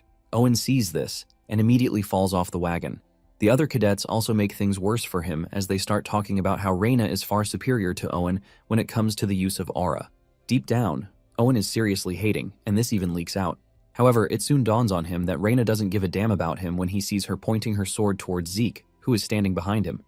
It finally dawns on him that Reina didn't even consider him to be a rival or competition from the very start. Zeke also notices the glare, and he decides to step in to show off a bit. He tells the instructor that he would also like to be graded according to the dragon-slaying arts, just like Reina. One of the instructors is pissed when he hears this, and he believes that Zeke is taking the whole thing lightly because Reina did it pretty easily. However, the senior instructor cuts him off, and he asks Zeke if he is fine if he is graded with the same harsh conditions, and Zeke says yes. After Zeke's departure to the stage, the junior instructor asks his senior why he allowed Zeke to do as he liked, because he didn't even see Zeke attending class once. The senior lets him know that he allowed it because Zeke actually won a bet against Andre.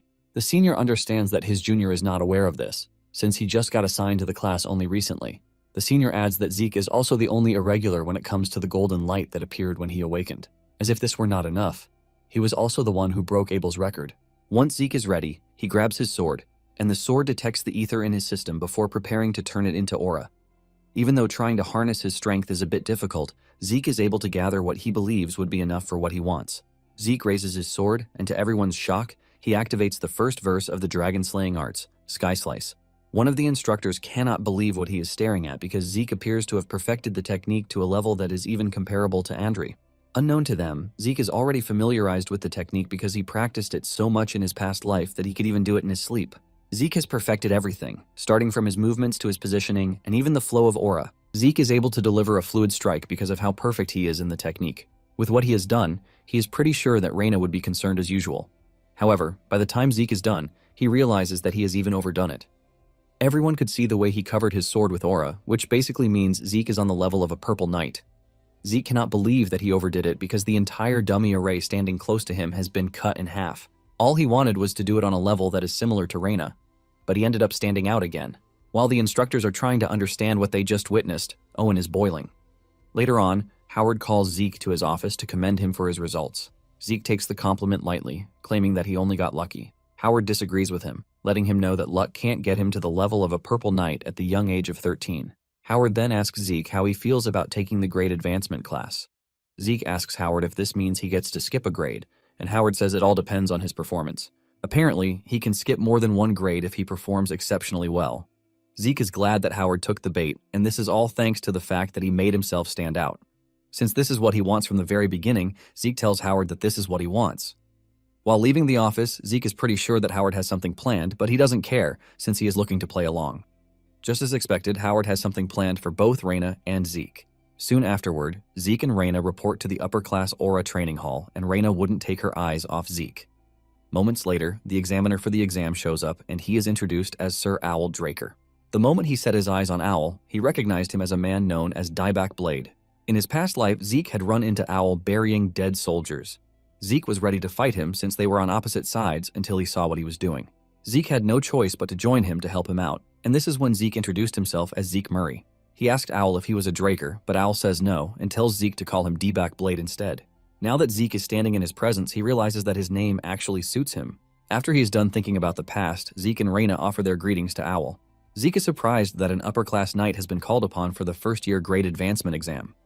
Basically, the supporting pillars of the Draker are the upper-class knights, and it is imperative that one possess power, fame, and experience to be granted this respected title. It is basically a high-ranking position. The instructor then reveals that the exam method is one that they are used to in the Cradle, which is a swordsmanship battle. They are allowed to continue as long as they remain conscious or have not given up. Just as expected, the overexcited Reina suggests that she go first, but Owl stops her, telling her that there is no need to go separately. With a scary face and voice, Owl tells the two that they are free to come at him together. Hearing this gets Reina worked up, but Zeke urges her to calm down. He reminds her that Owl is way above their league, and in addition, the test has begun already. Zeke lets Reina know that he definitely would have lost points if he had rushed in headless. Reina then asks Zeke what she is supposed to do, and this question tells Zeke that Reina is wise enough to assess the situation. Zeke then tells Reina that there is a strategy that they can actually use in the current situation. Zeke lets Reina know that the plan is to make sure that they get Owl with a single but decisive strike. Once they are done planning their strategy, Owl pulls out his sword, which is a weird one in that part of the world. It is a single-edged sword called the Huando. Zeke is not surprised that this is the sword Owl is using, but he is impressed that he has been using it for this long. After their preparations, Zeke notices that Reina is staring at him with some level of dissatisfaction, probably because of their plan. However, Zeke doesn't mind because there is no need for pride when all they need to do is focus on their strategy. Once they are ready, the two charge at Owl from opposite directions, but even with the attacks coming from different directions, Owl is able to parry them both. Reina finally realizes what it means to be an upper-class knight, and just as Zeke had told her, she has been focusing her attacks on Owl's blind spot. However, this doesn't appear to be effective, because she has not been able to land any effective blows or even manage to scratch Owl. Frustrated about the lack of progress, Reina decides to attack Owl with the intention of killing him. To do this, she activates verse 1 of the dragon-slaying arts. However, Owl dodges the attack and lands a counterattack that sends Reina flying into the distance. Reina flies so hard that she is only stopped by the walls. The instructors rush over to check on Reina, but she assures them that she is fine. Apparently, she lost consciousness for a brief moment, and with what she has seen, she realizes that she doesn't have what it takes to create an opening at all. However, with the way Zeke is moving, he looks like someone who is capable of matching Owl. Before the battle, Reina initially disagreed with the plan, saying honor comes first, but Zeke reminds her that honor has never put food on the table. He reminds Reina that they are not knights yet, but they are participating in an exam to become one. Reina had no choice but to accept the plan since she was the one who asked for his help. However, she was worried that the plan might not work, and Zeke told her that they only have to force a situation where the plan has to work. He reminds Reina of the pebble tactics that he used against her when they fought in the Cradle. The method was only able to work because she wasn't expecting it in the first place. Zeke lets her know that the same way she fell for it is the same way Owl is going to fall for their plan. He lets her know that all she needs to do is wait for his signal. As the fight with Owl continues, Zeke activates the shadowless steps, which is Duke's technique. He runs circles around Owl, trying to get him to take the fight seriously. Suddenly, the lights go off, and this is thanks to Reina using her mana interference. Once everywhere is dark, Zeke starts aggressively, but Owl counters everything, and he doesn't look scared one bit. He doesn't think Zeke has what it takes to go against him in the dark. Suddenly, Owl starts feeling something ominous, and this is when he realizes that Zeke is also able to see, even though everywhere is pitch black. Even Owl is having difficulties maintaining his stance in the dark, but Zeke is doing it as if his vision is not disturbed in any way. While Owl is trying to figure out what is happening, Zeke is looking to try out a new draconian skill, the Dragon Claw. He is confident to use this against Owl because he believes that Owl is not one to start going around yapping about it. Zeke activates the Dragon Claw and swings his attack pretty hard at Owl, forcing him to block with everything he has. Owl cannot believe that a first-year cadet is seriously giving him a run for his money. As the fight progresses, Owl figures out that what Zeke used against him is not a sword technique. Nonetheless, this tells him that Zeke has surpassed the level of a cadet. Zeke and Owl continue exchanging attacks in the dark, but at some point Zeke realizes that Owl is already adapting to the situation, as he is now able to move freely in the dark. At some point, Owl gets a clear shot at Zeke, and when he swings his sword, he realizes that it is nothing but a shadow. Before he knows it, Zeke has placed several containers around him to impair his hearing. This makes it hard for Owl to locate Zeke in the dark, and Zeke keeps pulling up on him like a ghost. Suddenly, Zeke screams at Reyna, telling her to proceed with the next stage of the plan. Before the battle, Zeke had asked Fallon to help create a magic explosive device, which is single-use only.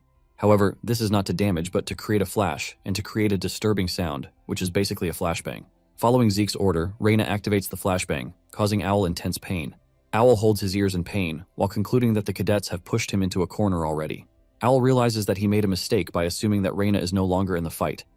With Owl struggling with his hearing, Zeke and Reyna make their last move, ready to finish him off. However, Owl is way above their league, and he activates the full moon slash technique, which catches Zeke and Reyna at the same time. The medical staff quickly rushes in to help Reyna and Zeke. As they are being stretched out, Duke shows up. Owl immediately offers his greetings, but Duke is not really a man who takes things like this seriously. Duke walks up to Owl and jokingly asks him how Zeke fared in the fight. Owl is left stunned because he knows Zeke had a chance at some point to finish him off, but intentionally let him land his hit. It starts to dawn on Owl that Zeke might not be looking for victory, but enough points to prove that he is worthy of advancing. Owl believes that Zeke only showed his abilities up to the extent that he believes is necessary for what he wants to do. And to answer Duke's question, Owl lets him know that Zeke is far beyond his capacity to evaluate. Later on, the committee meets on Reyna and Zeke's grade advancement. After careful observations, everyone on the board agrees that the two advance forward. Reyna advanced to the 3rd grade while Zeke advanced to the 5th grade. After this, Zeke started living in the quietest way he could. He also made sure that he learned all of the Gale arts from Duke. After he was done learning, his place was passed on to Andri, and Zeke continued maintaining a good relationship with Fallon until he had to leave for the Royal Magic Laboratory in Delphoa. In addition, Zeke maintained his distance from Owen and his other cousins. However, the Owl usually comes to see Zeke every quarter while demanding a duel. Later on, he handed in a leave of absence and isolated himself in the training hall. Before Zeke knew it, 2 years passed, and he graduated from the academy. Decker congratulates him, telling him that he is the youngest cadet to be admitted into Valhalla, and he is pretty sure that Arthur is proud of him too. At this point, Zeke is now 15 years old, and Howard had no choice but to write a letter of recommendation to Valhalla. Howard makes sure to spice things up by mentioning the fact that Zeke is the youngest to be admitted. This basically trashes all of Zeke's quiet lifestyle that he has been maintaining. Zeke then tells Decker that since he has about 3 months before the entrance ceremony, he suggests that Decker head to Atlas first. This shocks Decker, but before he can ask any more questions, Zeke tells him that he wants to rest quietly. Zeke makes it known that he doesn't want to be disturbed by anyone, and Decker has no choice but to follow his young master's order. It turns out that Zeke is heading to the giant mountains where Kaiser's remains lie. Zeke is using his vacation as an excuse so he can explore through the Adventurers Guild in the Argos Kingdom. Since he doesn't want anything to hinder him, Zeke doesn't think there is any need to reveal his movements to suspicious people. Moments later, Liam shows up in Zeke's chambers, and just as usual, he goes down on his knees to greet Zeke. Zeke is forced to remind him that he already told him to ease up whenever he is greeting him because he doesn't have any issue with him greeting Zeke informally. Since Zeke no longer needs his services, Decker takes his leave. Before leaving, Zeke tells Decker not to forget to take care of the Valhalla matter using the black card. After Decker's departure, Liam asks Zeke why he summoned him to his chambers. Zeke mentions that he heard about Liam's transfer to the special class, and since he is Liam's master, he can't sit around without doing anything. Because of this, Zeke lets him know that he has organized everything that he is going to need during his time at the academy. Zeke has even put together the expected exam questions, training manuals, and the essential items that he is going to need. Zeke hands him the manual that he put together and also urges him to visit Galleon's forge to get whatever he needs. Zeke is also aware of the fact that Liam is going to need his personal sword once he reaches his 4th year. Zeke tells him that he can visit Galleon's forge to get his sword because he has paid for everything already, and he doesn't need to worry about the cost. Zeke lets Liam know that he is trusting him and expecting that he is going to do great things. With tears running from his eyes, Liam goes down on his knees again, assuring Zeke that he is going to live up to his expectations. Zeke is forced to remind him again to forget about the whole formality. When talking about the Argos Kingdom, it is located at the northernmost edge of the central continent, and it is one of the 4 central kingdoms alongside Delphoa, Thebea, and Alencia. Because of the terrain of the country, it houses a ton of monsters, and at the same time, it makes it the perfect place for adventurers to get rich quickly. The first king of the country was a visionary, and he saw this. Because of this, he made his kingdom's central business one that has to do with the adventurers and dungeons. Thanks to the support of the royal family, the giant mountains have been divided into several regions with shipping routes and bases constructed everywhere. These bases are managed by the Adventurers Guild, and they are everywhere. Soon afterward, Zeke arrives in the country and he registers in a guild, but instead of using the Draker name, he uses Murray instead. Zeke is determined to stay under the radar while he is in the country, and to do this, he is wearing a fake wig and a magic lens to change his eye color. After he is done with his registration, Zeke decides to start his treasure hunt. He joins a carriage filled with adventurers who are heading into the mountains. Zeke is happy that he managed to join a caravan because the season is a busy one. However, that decision starts haunting him in no time. One of the adventurers, who obviously looks like a bully, starts running his mouth asking Zeke if this is his first rodeo. In no time, the dude's friend joins him in disturbing Zeke, and Zeke finally realizes that trash people exist everywhere. The adventurers continue running their mouths, but Zeke just ignores them. Suddenly, Zeke gets on his feet, and he tells them to shut their mouths. One of them starts asking Zeke why he reacted that way, but Zeke ignores him and walks to the front to have a conversation with the driver. Zeke tells the driver that there are a bunch of orcs behind them, and he asks the driver if this is a normal occurrence. The driver is shocked to hear this, and he tells Zeke that the area is safe. The adventurers waste no time as they start making fun of Zeke, saying he is already nervous when nothing has even happened. The adventurer lets Zeke know that the route is managed by the guild, and it is considered to be a safe zone because nothing crosses this path. Zeke then casually turns to him, letting him know that a friendly monster is standing behind him. Before they know what is happening, the scary orc smashes the carriage. The carriage is overturned and immediately overrun by the angry orcs. The orcs go on a rampage as they trash everything in their path. The orcs pity none of the adventurers as they turn them into spaghetti. Meanwhile, Zeke managed to escape, and he is watching the whole carnage unfold from behind a tree. Zeke figures out that the operating base is no longer functional, which is why orcs are running around in the safe zone. Zeke then heads to the base to check it out, and just as he predicted, everyone in the base is dead. However, he is surprised at how the base, which is filled with immense manpower, was overrun by monsters. Suddenly, he notices something weird with the bodies. By observing the cut on their bodies, he realizes that the soldiers and adventurers were not killed by monsters but by a freaking human. Zeke realizes that the culprit intentionally left massive damage on the corpse to make it look like a monster attacked the adventurers. However, Zeke knows that there is no way the cut from a monster is that clean. In addition to this, Zeke realizes that there is no resistance, which means that the culprit killed everyone in one go. Zeke concludes that whoever the culprit is at least a purple knight. Even though Zeke is pissed about the whole situation, he figures out that he can't stay there for long to avoid misunderstandings. Zeke then continues his journey since his priority is to find Kaiser's remains. In no time, he enters the barbarian territory, and he knows this by the symbol hanging from a tree, which is human skulls tied in a net. Following the minimap's directions, he realizes that he is almost at Kaiser's ruins. However, he notices that he is being tracked by the Empire's hunting dogs. This group of individuals is recruited from the greatest talents, even among the Empire's knight trainees. They are a unit that takes their orders directly from the Emperor, and they are trained in tracking and assassination techniques. As of the moment, no one except those in high positions in the Empire is aware of their existence. However, these individuals will later make a grand entrance in the public eye as the main fighting force during the Continental War waged by the Empire. Zeke has been monitoring their movements as he was moving, and he realizes that they are still using the same unique tracking techniques. Zeke remembers Duke saying the Emperor is obsessed with immortality, and he is basically turning the entire continent upside down just to find anything that would lead him to immortality. Zeke remembers that even before he regressed, the Emperor was also obsessed with ancient relics. He is someone who dreamed of uniting the continent, and at the same time he wants to live till eternity. Since he is being tracked by the Emperor's hunting dogs, Zeke believes that there is a possibility that they have discovered Kaiser's ruins already. Zeke decides that he can only be sure if he confirms by himself. Just then, the squad leader whips out a flare gun, but just as he is about to use it, his hand flies off his body. Zeke realizes that the dude was about to use the gold flare, which is meant for emergencies. With the dude groaning in pain, Zeke asks him if he and his team are the perimeter guard, since there are only 3 of them there. Zeke knows this because there are usually 12 members on the team. One of the team members asks Zeke who he is, and he angrily kills the team leader to make the other 2 understand the situation. He tells them that he is the only one who has the right to ask questions, and the pressure from Zeke's body tells the 2 that they are in a big mess. Zeke urges the 2 to be careful, because he can easily kill one of them and still get the information he wants from the other person. With this, he is able to coerce them into answering his question very carefully. In the end, he is able to get the location of their base from them. Zeke starts wondering if the elimination squad has found the ruins, which is why they killed the kingdom's knights. Since he doesn't have all the answers, he decides that he is just going to check it out himself. Before leaving the scene where he killed the trio, Zeke leaves a peculiar symbol on the scene. He also leaves a writing saying those who draw their sword against McCain will be put to rest. Not long after this, Zeke tracks down the base. The two guards at the entrance are busy slacking off when Zeke attacks. With a quick attack, he takes down the two before they can even react. Zeke then makes his way into the base, and the first two that he encounters suffer the same fate as the guards.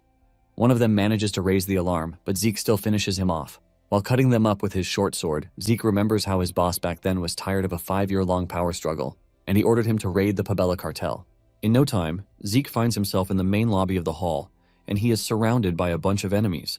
The squad boss is also standing in the corridor, watching his men surround Zeke. Because Zeke is wielding a knife, he assumes that Zeke is a southern assassin who wields the knife McCain. Even though he is not sure, the squad leader tells Zeke that they can't let him leave the building alive. The dude tells Zeke that he is going to be given an easy death if he surrenders. Zeke takes his time to observe the situation, and he realizes that the dudes are far weaker than the hunting dogs he had to fight in his past life. Instead of making things easy, Zeke decides to make them even angrier. He makes fun of the squad leader for offering to give him an easy death when he is the one who slaughtered his comrades. Zeke doesn't stop there, and he proceeds to call the dude and his subordinates freaking losers. Pissed about how Zeke just trash-talked them, he orders that his men go after Zeke. A fierce battle ensues, but after a couple of seconds of fighting the hunting dogs, Zeke realizes that they are nowhere near his level. He starts wondering if the hunting dogs were always trash like this, or if he has just gotten stronger. Nonetheless, Zeke doesn't think it is time for him to start thinking about that, and he activates the mana reflection skill. This immediately takes out the power in the room, sending a wave of fear through the attackers. They start wondering if he is able to use aura, but they are confused, since he is also using the knifemanship of the South, which indicates that he is a hitman. Because of this, the squad leader assumes that the whole power outage is a malfunction, and he urges his men not to panic, telling them that the power will be restored very soon. However, he is left in ultimate shock when the power comes back on to see bodies littered everywhere. Sweat ran down his face because he had never seen anything like this before. Suddenly, Zeke appears behind him, talking about how the Emperor is after Kaiser's ruins. The squad leader is confused by what Zeke is saying, but instead of keeping him alive, Zeke decides that he is going to kill the dude. Zeke is confident that he will find out the truth by himself. Before the dude can react, Zeke appears behind him, and he cuts his throat. After he is done decimating the team, he walks out of the base, and he drops the knife to make sure that it will be found. He is pretty sure that everything that happened will be attributed to McCain. Talking about McCain, they are a cartel that Zeke worked for in his past life, and they have no honor because they would do anything for money. After the Cuzco kingdom in the south fell because of a civil war, the McCain cartel came in to split the ungoverned land into two. Even though Zeke could have covered his tracks by using his draconian skills, he intentionally used southern knifemanship and left McCain's unique warning to make sure that anyone who investigates would believe that the hit was carried out by the cartel. Zeke doesn't care if the Empire and McCain go against each other because he is fine with whatever result comes out of the clash. Apparently, Zeke found a letter in the base, and the Emperor's only instruction was to find Kaiser's ruins. Surprisingly, the Emperor has mobilized his hunting dogs and dispatched them everywhere on the continent to make sure that he gets a sniff of everything that is happening. This basically tells Zeke that the hunting dogs are already on a massive scale, just like when he regressed. However, the good thing is that they haven't found Kaiser's ruins, which means Zeke has to hurry. Suddenly, a red flare goes off in the distance, and the moment Zeke sees this, he realizes that he has just signed up for a long ride. Zeke immediately makes a run for it, but before he knows it, the hunting dogs have caught up to him. It turns out that the red flare he saw earlier is known as the 5-part red flare, which the hunting dogs call the absolute snare. This is a situation where the hunting dogs are in full killing mode. Their job is to make sure that no matter where their target is, they need to find them and ensnare them. It is so dangerous that it is literally considered to be a death sentence, since there is no escape for the target. Zeke remembers that after he stole the relic in his past life, he ended up dying in the absolute snare. However, this time around, Zeke believes that things are different since he has the system by his side. Zeke tries to make a move, but his target easily repels his attack, forcing him to pull backwards. This is when he confirms that the hunting dogs that are currently onto him are far different from the ones he fought earlier on. In no time, Zeke finds himself surrounded by the elimination squad. After observing their movements and tactics, Zeke realizes that he can actually escape them, but at the same time, this would ruin all of his efforts to pin everything on McCain. Zeke then cooks up another plan, and to get it done, he brings out a small horn and blows into it. After this, he unleashes a smoke bomb. The squad leader orders his men to immediately go after Zeke before he does anything else. However, Zeke is too fast for the likes of them, and he is able to vanish before they even get to him. Nonetheless, the squad leader believes that the situation is still under control. He tells his squad members to stay on their guard, and he assures them that there is no escape route for Zeke as long as the absolute snare is in place. The squad leader tries to track Zeke, but he keeps hitting a brick wall. He is still thinking about what to do when one of his squad members gets squashed right beside him. This sends a wave of panic into them, and by the time they realize what is going on, they figure out that they are under attack from the barbarians. The squad leader wonders why the barbarians are attacking them when they didn't do anything to provoke them. Even though the squad is strong enough to take down one or two, the squad leader is pretty sure that they can't engage the horde of barbarians that have just come down on them. One of the team members goes after a barbarian, and even though he manages to land a hit, his sword can't go through. The dude immediately loses his head to the angry barbarian. Even the squad lead is surprised to see the barbarians acting this way, and he quickly figures out that they are in danger in their current situation. He then whips out his flare gun, fires it into the air to tell the others in the area that they are withdrawing the absolute snare. To save their skins, the surviving members of the squad make a run for it while the barbarians watch. After the whole chaos has died down, Zeke finally emerges from where he is hiding. It turns out that he managed to hide in the ground while the whole thing was unfolding. He is grateful for the fact that the plan worked out really well. Apparently, the horn that he used is known as the Barbarian's Horn. It was created to be used for communication during the chaos of battle, which basically means that it is a tool of war. In his past life, Zeke had managed to befriend a barbarian, which is how he learned to make and use the horn. The signal he sent with the horn was a signal to warn the barbarians that there were intruders on their sacred motherland. To the outside world, barbarians are considered to be mindless creatures, but they actually have clear cultures and traditions. Even though he was able to make the horn, it has shattered, meaning he can only use it once. After getting the hunting dogs out of the way, Zeke proceeds to where the ruins are. He soon arrives at what appears to be the entrance of the ruins, but he encounters a big problem. Sitting at the entrance is a 9-headed dragon, a hydra. Since Zeke can see the door from where he is, he asks the system if it can open the door, and the system is actually able to connect to the door to get it open. However, this gets the hydra mad, and Zeke figures out that there is no way he is getting past them silently. Zeke then activates the Gale Arts as he dashes toward the hydra. Zeke plans to use the fast movement to confuse the hydra and then use the opportunity to get into the entrance. Everything is working so well until the hydra shows him why it is worthy of guarding the entrance to Kaiser's home. The hydra is able to track Zeke even with his fast movements, and before he gets to the entrance, the hydra is already there. The hydra doesn't hesitate as it tries to bite Zeke in half. Zeke barely manages to escape getting chewed up. He cuts up the hydra, and the spilled blood from the hydra burns his clothes, ultimately telling Zeke that the blood is acidic. Zeke cannot believe that he is seriously going up against a monster with 9 heads and has acidic blood. Zeke remembers that in his past life, his master barely defeated it, which shows just how dangerous the monster is. Nonetheless, Zeke is not about to give up on his quest because of an ugly beast with 9 heads. In no time, a fierce battle ensues between the two, and after dealing a whole lot of damage, the dragon is still standing. For the first time, Zeke starts wondering just what sort of monster he has run into. Basically, dragonborns like the Hydra are the only monsters left that are similar to dragons themselves. Zeke is frustrated because no matter how much he damages the Hydra, it keeps healing, which makes it exceedingly annoying. Zeke concludes that taking down the Hydra with his current level of skills might not be feasible. Zeke soon puts 2 and 2 together, and the moment he is able to calculate how far the Hydra is from the entrance, Zeke tells the system to shut the door again. The system follows Zeke's order and shuts the door.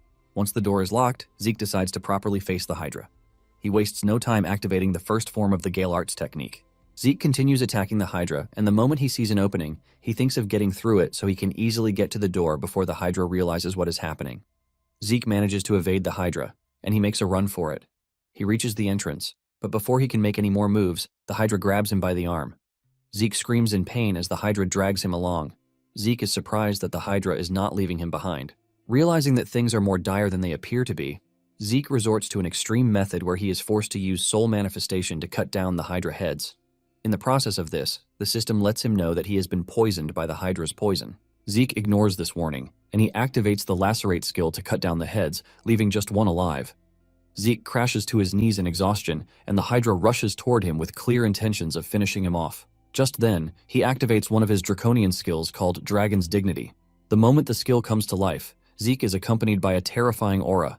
With the pressure from his body, he is able to command the Hydra, telling it to make itself scarce before he kills it. The dragon senses the pressure from Zeke and immediately withdraws. Zeke heaves a sigh of relief when the skill happens because he never thought it would be effective against Dragonborn. Zeke blames himself for not using it earlier. Suddenly, it dawns on him that he is getting tired even though he has infinite stamina. This is when it finally dawns on him that he is feeling very weak because of the poison in his system. The system lets him know that he has been able to strike fear into the Hydra. The system then asks him if he would like to activate the Draconian skill, Control, so he can subjugate the Hydra. Zeke immediately becomes hyped from the fact that he might actually get a chance to get the Hydra under his control. Excited about the whole thing, Zeke decides to try it out. However, his excitement dies off when he is informed by the system that he lacks the authority to subjugate the target. Zeke is not entirely disappointed because he was expecting some sort of restrictions on such an overpowered skill. Suddenly, Zeke starts feeling worse, and the system informs him that the poison level in his body has surpassed the normal level. Zeke is conflicted because the healing factor is not working to counter the poison. While in pain, Zeke believes that there is definitely a way out of his current situation. Suddenly, he remembers the gluttony skill that allows him to consume bloodline abilities. Since the Hydra's poison is pretty potent, Zeke believes that its bloodline should have some sort of resistance against the poison.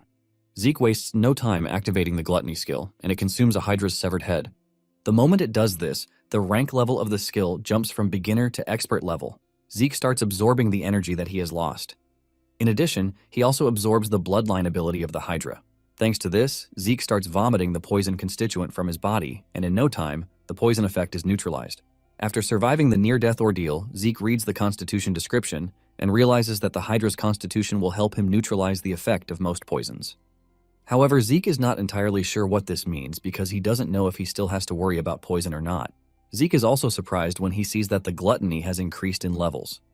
After reading some other boring information about what he received, Zeke concludes that he needs to continue moving. We finally get a backstory on Kaiser, who was born a half-human, half-fairy. His father was a wise sage, while his mother was the fair monarch, which explains his hybrid nature. Apparently, he was abandoned in the forest to avoid the schemes of an evil mage. While in the forest, a sacred wolf took him in and raised him. Because of this, he was able to grow up safely. Later, after that, Kaiser saved the oppressed humans, and he created a kingdom in the center, which is solely for humans. The name of this thriving nation was Kronos. Later on, this ended up becoming a fiction to later generations, since there was no evidence to support the history. However, Zeke has now reached the supposed fictional Kronos, and he is surprised that Kaiser's ruins will also be in Kronos itself. Upon arriving at the giant door that leads into the main building, he notices that the door resembles the one that was at Tarakan's home. Once the door opens, Zeke proceeds into the room. Sitting in the distance is a blue crystal, and the moment Zeke touches it, the system tells him that the quest linked to the Hero King has begun. Zeke is shocked to see this since he didn't get any warning before this. To make it worse, he is not allowed to leave the area until he completes the quest. The description of the quest soon appears, and Zeke is required to acquire Kaiser's wisdom from the remnants of his presence, which is left in the ruins. To show how serious the quest is, it has no time limit attached to it, and for the reward, he is going to get the Fairy Monarch's tears if he is able to complete it. Zeke is shocked when he sees the reward being granted because the Fairy Monarch's tears are said to grant people's wishes. Zeke gets interested in the reward, since it is basically a cheat package to have. He then asks the system how he can obtain the wisdom, and the system immediately begins by extracting the data within the crystal, which is a magic recording device sitting in front of him. While going through the data, the system detects 546 of Kaiser's magic video records. The system tells Zeke that there are 12 files within the magic recording that correspond to what he wants to know. The system then replays the first video of the 12 magic video files that it detects. It turns out that the language used in the video is an ancient language that Zeke can't understand, but the system helps him to translate the language. Once everything is in order, the video starts playing, and Zeke is blown away to see Kaiser's image in front of him. In the video, Kaiser is talking about how to properly swing a sword. While making the video, he is also making time to scream at his right-hand man, Sheltern, who is holding the camera. After seeing a few seconds of the video, Zeke finally starts to believe that Kaiser truly existed. Kaiser then answers the big question, which is what someone needs to wield a sword. He mentions some really boring things and decides that he has to show what he means by this. Kaiser raises his sword and swings it vertically, so that it appears that Zeke has been cut in two. Zeke almost dies from a heart attack until he realizes that he is actually fine. Zeke cannot believe that Kaiser's spirit is so overwhelming that it was able to affect him via a recording. Being the freak that he is, Zeke gets even more interested in the whole thing instead of getting scared. Zeke then sits down and he urges the system to replay the video. After rewatching the video over and over again, Zeke decides to try out the moves that are shown in the video. 4 days later, Zeke is still on it and he is training really hard. Basically, there are 3 doors in the room where he is. The first room is used to store food, which will last for at least a month. The second room is a resting area where Zeke can restore his mental and physical condition. And for the third room, it contains a variety of books and weapons of war. Zeke has been able to put together that the room is a training room for Kaiser's successor. Because of the amenities that have been provided, he is able to fully focus on training and swinging his sword. With his hard work, he has been able to mimic the form that he saw in the recording. Zeke is still doubting his training when the system suddenly informs him that he has acquired the basic form of Kaiser's elemental sword. Zeke is confused because this is the first time he is going to hear about anything elemental. Just then, the system tells him that he has surpassed the basic level, and because of this, Kaiser's soul will be summoned. A bright light then emerges from the crystal, and when everything settles down, Kaiser, the handsome king, is standing like a good aura farmer. Zeke, on the other hand, is freaking out because he is basically looking at Kaiser right in front of him. Zeke is still celebrating what he just witnessed when Kaiser attacks him. Thanks to his quick reaction speed, Zeke is able to block the attack. However, he fails to contain the immense power that Kaiser sent into the sword. Zeke is sent flying into a wall, but Kaiser doesn't waste a second before telling him to get back on his feet. While assessing the situation, Zeke realizes that he is feeling the same way he felt when he faced his master in his past life. Kaiser then makes fun of Zeke, telling him that he basically has no chance of learning his swordsmanship with such horrible skills. Zeke is still wondering why he was attacked when Kaiser shows up and attacks him again. Zeke manages to parry at some point, but he is worried that he might suffer in the Kaiser's hand. While Zeke is freaking out, Kaiser is playing around like a hunter who just saw his game. After taking in the atmosphere for a bit, Zeke finally pulls himself together, and he decides to get serious with Kaiser. Zeke covers his sword with aura, and the moment Kaiser sees this, he asks Zeke if he is Sheltern's disciple. Zeke ignores him and decides to attack him instead. Zeke throws in his best punches, but Kaiser remains unmoved. Kaiser continues having fun with Zeke, and he is not even stressing himself about it. Zeke continues swinging hard at Kaiser, hoping to find an opening just as he always does. However, he runs into disappointment because Kaiser is not even stressed. Zeke wonders if Kaiser is trying to show him why he is called the Hero King. Even though he has been running into a brick wall, Zeke is confident that his perseverance will help him get through. Before engaging Kaiser, Zeke activates his combat skills. Zeke unleashes his strike, and even though it leaves a big explosion and a cloud of dust, Kaiser remains unfazed. Kaiser expresses his shock that Zeke can wield draconian skills even though he is not a dragonoid. Frustrated, Zeke goes after him again, and this time he uses soul manifestation. Zeke tries to cut Kaiser, but Kaiser doesn't even move from where he is. Kaiser easily parries Zeke's attack and even passes out from the counterstrike by Kaiser. When Zeke finally wakes up, he sees Kaiser sitting in front of him. Surprisingly, Kaiser is sitting on what appears to be a wind application. Kaiser tells Zeke that he actually has the talent. Just then, Kaiser moves closer to Zeke and he looks into his eyes. Kaiser mentions that a part of Zeke's soul is still stuck in the spirit realm. Zeke is confused by this as he doesn't know what Kaiser has been saying. Kaiser then reveals that Zeke has managed to overcome the wall of death. Because of this, Kaiser believes that Zeke can properly use the dragon. Later on, Zeke asks Kaiser what he means by the confusing things he has been mentioning. Kaiser thinks over it and suggests that Zeke forget about trivial matters. Kaiser shocks Zeke when he lets him know that he is aware that he is there to obtain his wisdom. Kaiser decides to tell Zeke about the elemental force that makes up the 4 basic elements. Originating from this is the principle of the elemental sword. Kaiser shows Zeke the wind field, which is drawn from the wind element. Kaiser then reveals that the elemental force is being powered by ether. After a close observation, Zeke concludes that Kaiser's power is closer to magic than swordsmanship. Kaiser then urges Zeke to try out the technique that he just showed him. Zeke is entirely confused because he doesn't sense ether from Kaiser, so he assumes that there is some sort of secret involved in the whole thing. Zeke is forced to ask Kaiser the method of converting ether into elemental force. The question hits Kaiser hard since he doesn't know how to explain how it works. Kaiser basically does it like breathing, so he has no wisdom on how to explain it. While Kaiser is busy showing off, Zeke finally realizes why he couldn't sense the ether, and this is because Kaiser can perfectly control it. Zeke was only able to detect this after focusing all of his senses, which means Kaiser's control is top-notch. Zeke then prepares to try out the technique, and since Kaiser called his soul manifestation part of the elemental force, Zeke proceeds to use it. However, Kaiser hits him on the head for doing trash. Kaiser says he only wanted him to use elemental force, not some knockoff incantation. Zeke is confused when he hears this, and Kaiser tells him that incantation is the exclusive domain of dragons. Kaiser claims that humans are unable to use the incantation. As proof of what he just said, he asks Zeke if he gets exhausted whenever he uses it. Zeke is shocked when he hears this because he realizes that Kaiser is actually right. Kaiser explains that the difference between a human's soul and that of a dragon's is extremely large. Even though a human tries to use it, they will only imitate it and produce the actual effect. Kaiser voices his displeasure over the low-grade knockoff of incantation. As the conversation continues, Zeke remembers that he has seen the word incantation somewhere before. It dawns on him that when he absorbed Bahamut's heart, he saw words revealing that incantation had been obtained, but he couldn't use it. Apparently the skill is locked because he still lacks experience. Zeke starts wondering if he will be able to freely use soul manifestation when he becomes stronger. Since this is the case, Zeke concludes that he just gained another reason to become stronger. Kaiser soon screams at him to get on his feet and continue with his training. Zeke gets on his feet as ordered, and he begins the application training, which is clearly harder than the basic level training. Since the whole elemental shenanigan is based on the application of ether, Zeke is able to understand the method of using it. After a series of training, Kaiser tells Zeke to take a rest. Kaiser lets him know that the next level is going to be pretty tough, so it will be better for him to take a rest. Zeke then tells Kaiser that he has a bunch of questions while he is resting. Kaiser has no reason to hide anything, so he tells him to ask whatever is on his mind. Zeke then asks Kaiser why he referred to him as Sheltern's disciple the first time he saw him use aura.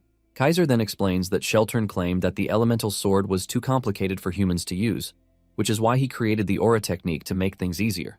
Kaiser is disappointed that Sheltern ignored his own technique and only passed down his knockoff technique. Annoyed by this, Kaiser calls Sheltern's full name, which turns out to be Draker.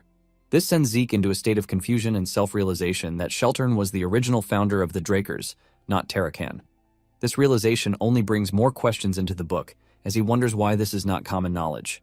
Zeke decides to leave this for later, and he asks Kaiser about the spirit realm, and the entire concept around it. Kaiser then puts it simply, referring to the spirit realm as the afterlife. Basically, once one leaves the current human realm and crosses into the spirit realm, there is no coming back, since the body has been left behind. Zeke then reminds Kaiser that he said there is a part of him in the spirit realm, which ultimately defies his logic. Kaiser comes clean, telling Zeke that this is the first time he is going to encounter a unique case like his. Nonetheless, Kaiser admits that there are some ways to cross back and forth in the spirit realm. Kaiser reveals that he was helped by a dragon in his own case. Zeke freaks out when he hears this, leaving Kaiser confused. Zeke argues that there is no way a dragon would help a human, but Kaiser believes that Zeke has gone mad, since dragons are creatures that love humans. This single statement from Kaiser ultimately renders everything Zeke has known null and void. Zeke holds his head in frustration, wondering if humans and dragons had a totally different relationship in ancient times. Zeke is still trying to understand all of these when Kaiser walks up to him, telling him that he is a testimony to the dragon's kindness because he is currently in possession of Bahamut's heart and fang. Kaiser believes that these two were given to Zeke by Bahamut himself. Kaiser continues yapping, talking about how Bahamut has a good side, even though he has some questionable characters. It finally dawns on Zeke that there is the possibility that Bahamut and Kaiser were friends back then. Since he is a smart lad, he figures out that hiding Bahamut's defeat would be much better. Zeke then plays along, saying Bahamut gave him the items mentioned. Kaiser laughs out loud, saying Bahamut still knows how to take care of his own. However, Kaiser is aware of the fact that Bahamut has a bad temper, and because of this, Kaiser mentions that Bahamut usually fought with Kronos. With Kaiser mentioning Kronos, it dawns on him that Kronos is a dragon's name too.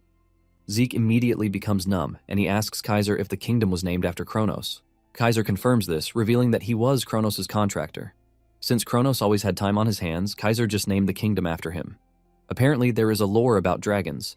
In ancient times, humans and dragons lived in harmony. However, if a dragon helps a human without being under a contract, the balance of the world falters, which is a danger to the continent itself. To avoid this, the dragons would suppress their own strength and polymorph into human form to help humanity through contracts. The dragons then started referring to their contracted humans as contractors.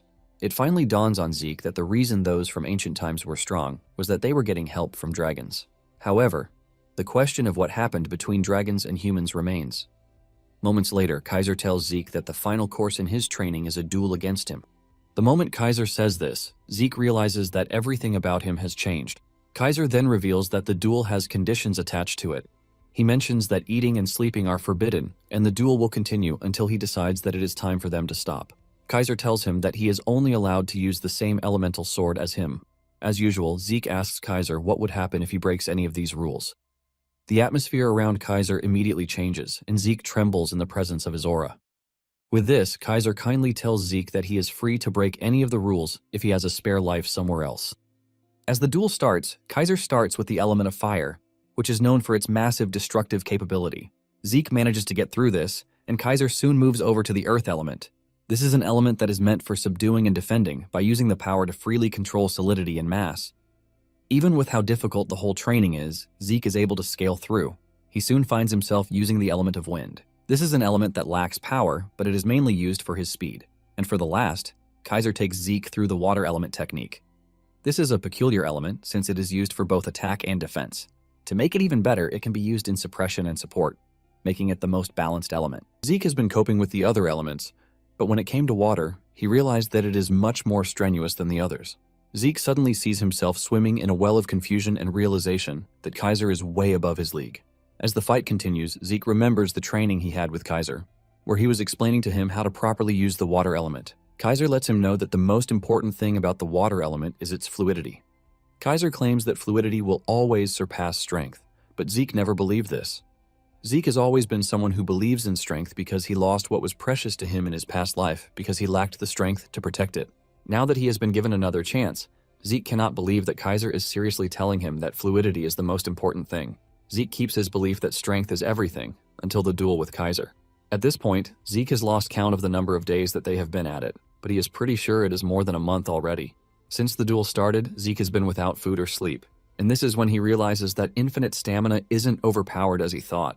Kaiser is so powerful that he is able to overwhelm everything he throws at him. As the battle progresses, Zeke finds himself struggling against Kaiser's attack. Suddenly, something lit up inside him, and he was able to tap into the fluidity that Kaiser was talking about. In the end, Zeke understands everything Kaiser's words and what they meant. Zeke realizes that everything he has learned before meeting Kaiser is nothing, but the chains trap him. By following how water flows, Zeke is able to free himself from every trash belief that has filled his head. As the duel intensifies, Zeke finally enters a state where he becomes one with his sword. It turns out that this is not the first time that he has entered such a state. It happened back in his past life when his life depended on the battle. In the end, Zeke is able to follow Kaiser's attack, and this leaves Kaiser smiling because he is proud of the man Zeke has become. Kaiser and Zeke start moving in sync so much that they both launch their attacks at the same time. After fighting for so long, Zeke's strength finally gives out. But Kaiser stands proud because Zeke has finally become the successor to his teachings. Shortly afterward, Zeke starts to regain consciousness, and he is pissed that he fainted. He is not happy with the fact that this is the second time that this has happened when he is dueling someone. The first time was during his duel with Duke, when the system was forced to knock him out because of the excessive use of skills. Zeke then realizes that he actually fainted this time around because his body system reached its limits. When Zeke finally opens his eyes, he is surprised not to see Kaiser in the room. He concludes that Kaiser must have returned to the spirit realm. Since he is not sure whether he has cleared the quest, he decides to check it out. He opens the status window, and to his surprise, he realizes that he has completed the linked quest and his reward will also be increased because he was able to complete it on time. The system informs him that he has received the Fairy Monarch's tears and 500 karma points. In addition to this, he has been given 3 random skill cards. More information then comes in, telling Zeke that he has received an elevation in administrator rights. Because of this, he is given 500 karma points and 3 random boxes. Since he has been upgraded to the intermediate level, the system lets him know that certain system functions will be unlocked. It turns out that an item hotkey slot has also been provided for him. One of the sweet rewards that he gets is the transportation function that has been applied to the minimap. Because Zeke's soul obtained growth during his training session, the seal on Bahamut's heart was partially unlocked. It turns out that Zeke now has access to 10% of Bahamut's mana, while the other 90% is locked away until Zeke has the strength to absorb everything. Because of how important the seal is, Zeke figures out that he has to keep an eye on it at all times. After this, Zeke decides to open up the 3 random boxes that he got. In one of the boxes, there is a boot, but Zeke doesn't know the full function until he acquires the full set. In addition to this, he gets armor for the lower body, but the condition to unlock it remains the same.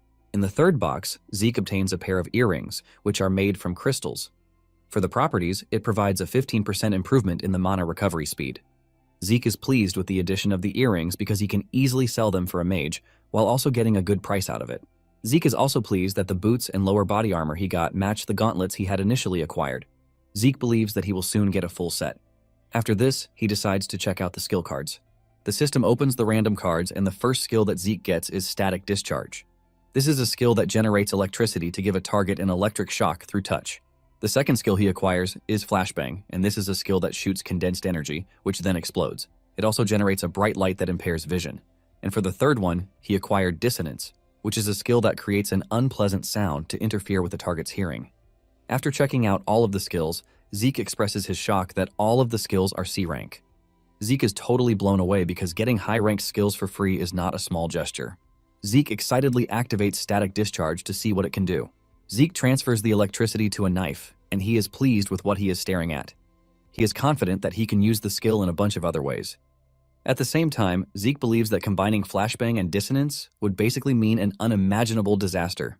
Zeke then looks through the status window until he finds the item hotkey slot. The system tells him that he can use the items in the slot as if they were skills. Zeke is pleased with this because it will definitely come in handy.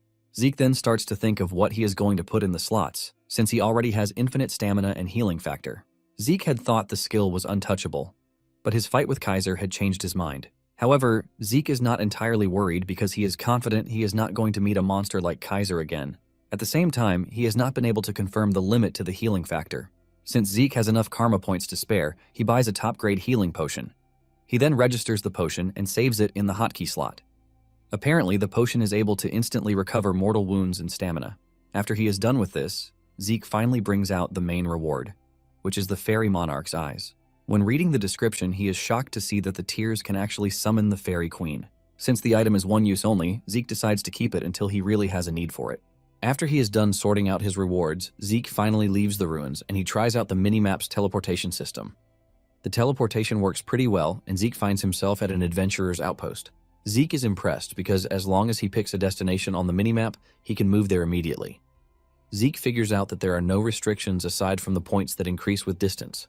Zeke is pleased to have this function because he can travel anywhere as long as he has points. In addition, he will be able to conceal his whereabouts, which makes it pretty good. Suddenly, he notices the flowers all around him, which signify winter. Zeke almost pees his pants when he realizes what this means. Zeke immediately rushes to Valhalla to meet the Dean. The Dean expresses his shock that Zeke is coming to resume after a whole month since the entrance ceremony took place.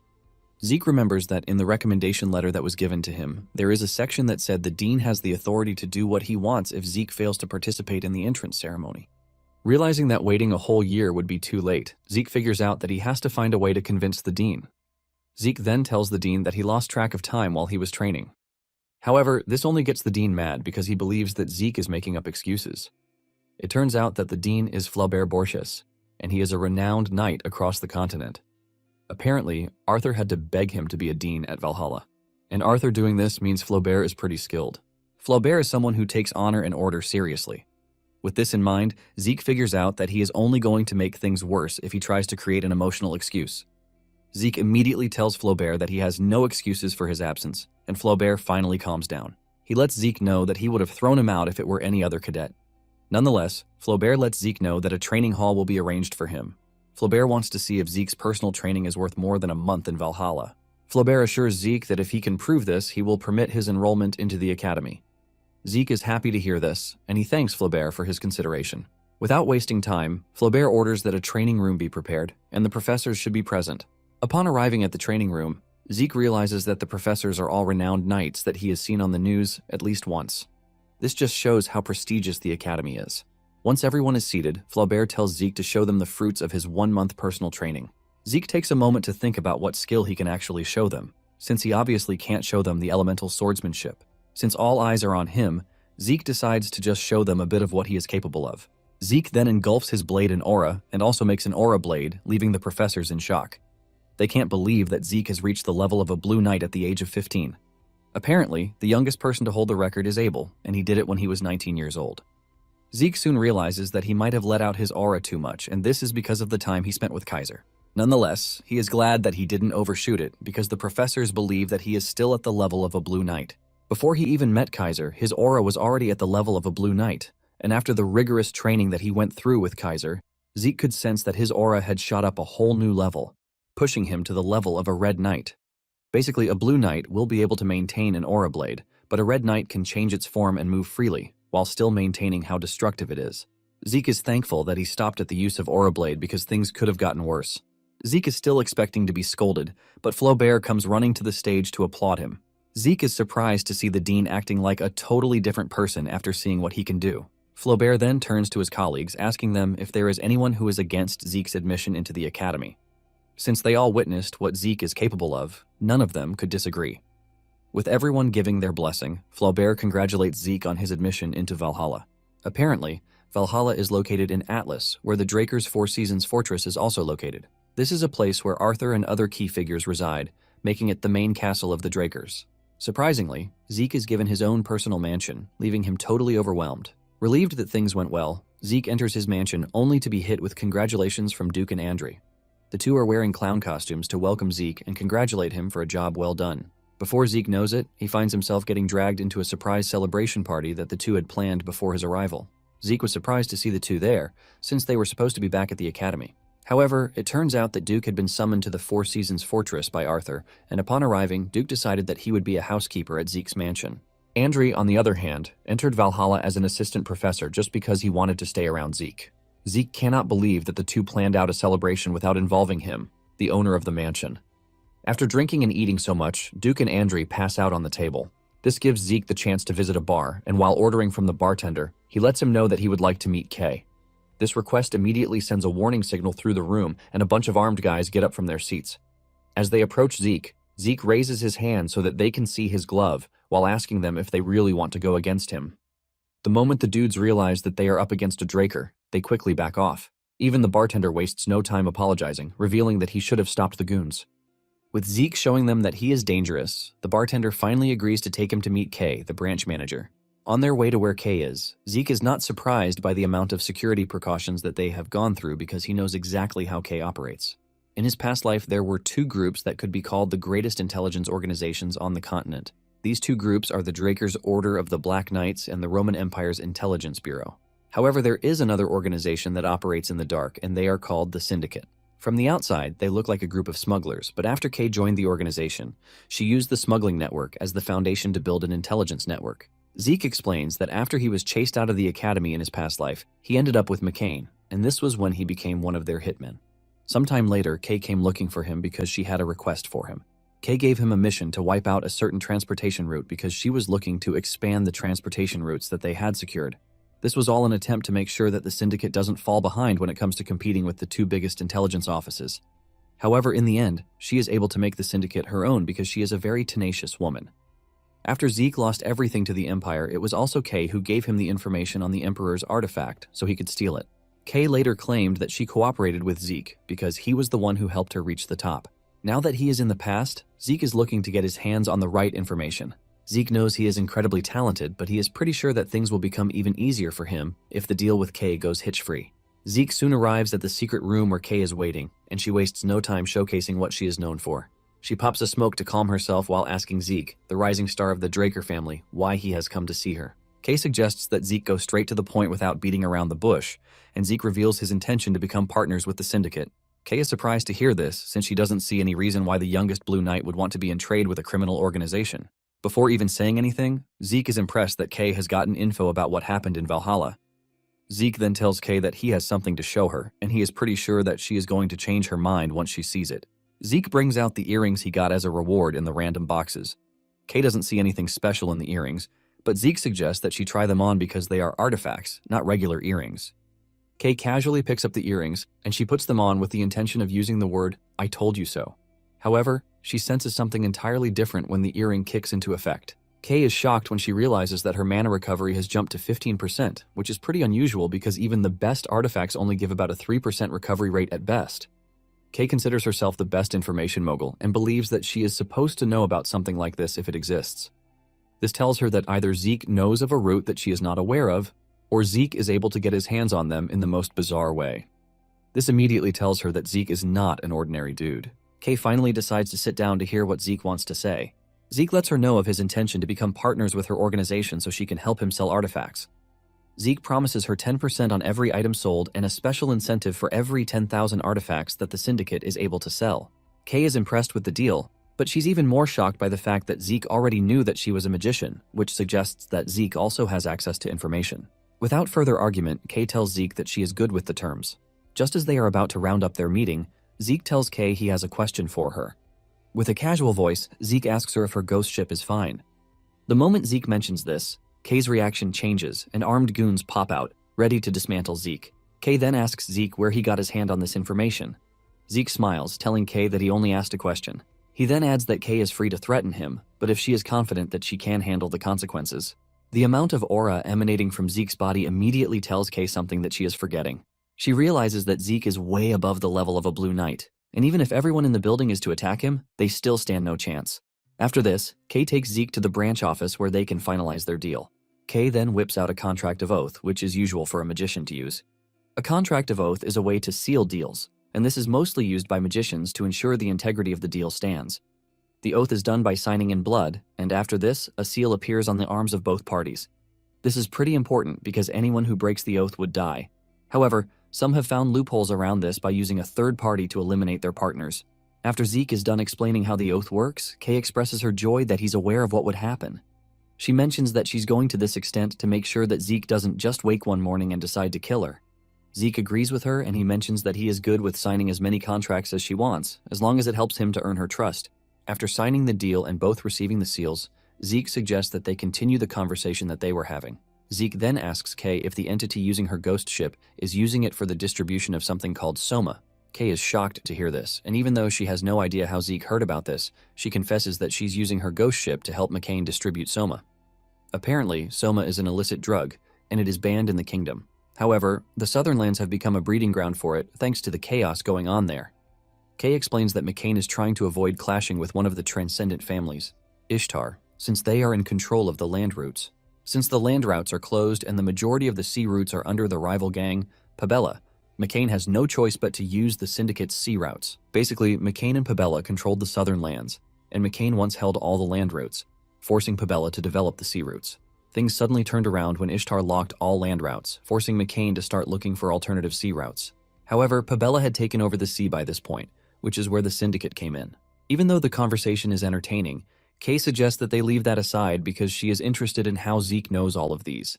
Apparently, the ghost ship is the syndicate's most precious asset, and this is because they cast an invisible spell on the ship, which is why it is able to move freely amidst the pirates and navy. Zeke teases Kay, asking her why an information broker like herself is asking him for information. Zeke then tells her that she's supposed to focus on the Pabella offer that she just received. Kay confesses that the Pabella actually offered double what McCain is currently offering, with the condition that they completely cut ties with McCain. Kay mentions that they are still looking into the offer, and Zeke outright tells her to reject it. Zeke explains that the syndicate is quite important to both parties, which is why they are going to think hard about the offer. Zeke also adds that cutting off McCain means losing an important client for Soma. Zeke then tells Kay something important that she's missing. He lets her know that the Pabella are formerly pirates who were defeated by the White Silver Knight. Kay doesn't want to believe this, claiming that the Pabella has principles unlike the damn pirates. Zeke then reveals that everything is just a farce, because Pabella's main objective is to find the syndicate's hidden sea routes. Zeke explains that McCain would rather see the syndicate thrive, but the Pabella will ultimately destroy the ghost ship once they get their hands on it. Kay argues with Zeke on these, and Zeke tells her that she's supposed to pay for the information he's giving her. Nonetheless, Zeke tells Kay that he only wants one thing from her. It turns out that Zeke wants access to Don Juan, the McCain boss. Zeke assures Kay that if she can do this, he will make her the syndicate boss. After the meeting, Zeke reveals that the only way to have access to all information is to absorb other organizations on the way to the top. Zeke is proud of what he just did, because he has just set the stone for Kay to think even higher, which will lead to Don Juan's ultimate end. The following day, Zeke quietly observes Valhalla's calm and orderly atmosphere while waiting for the guide appointed by the dean to show him around. Not long after, a boy named Diego appears, covered in piercings and yapping like a classic rapper. He greets Zeke with a fist bump, which Zeke ignores completely, looking at him like ghetto trash.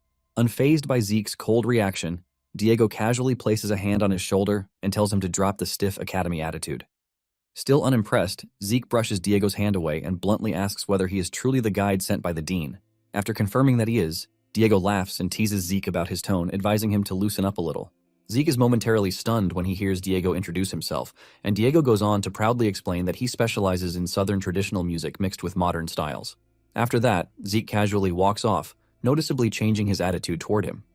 Diego, who quickly notices the shift, wonders if Zeke is finally warming up to him. However, Zeke's change in demeanor is because he recognized Diego as one of the 5 divine knights from his past life.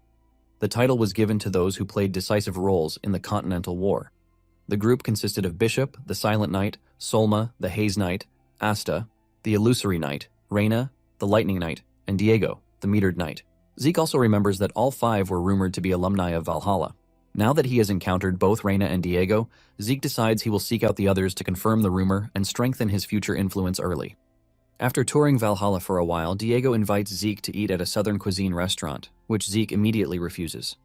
He remembers trying Southern food in his past life and recalls it being underwhelming. Despite this, he still follows Diego to a place that is supposedly famous for its Southern dishes.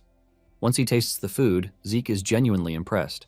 Diego, being a Southern native, also agrees that it is the best he has ever had. Carried away by the meal, Zeke accidentally hints that he has been to the South before. Diego quickly picks up on this and questions him, forcing Zeke to deny it and claim he only heard stories about it. After finishing their meal, Zeke asks Diego how a southern native ended up studying in Valhalla. Diego casually reveals that he is the prince of a small southern kingdom, which catches Zeke off guard.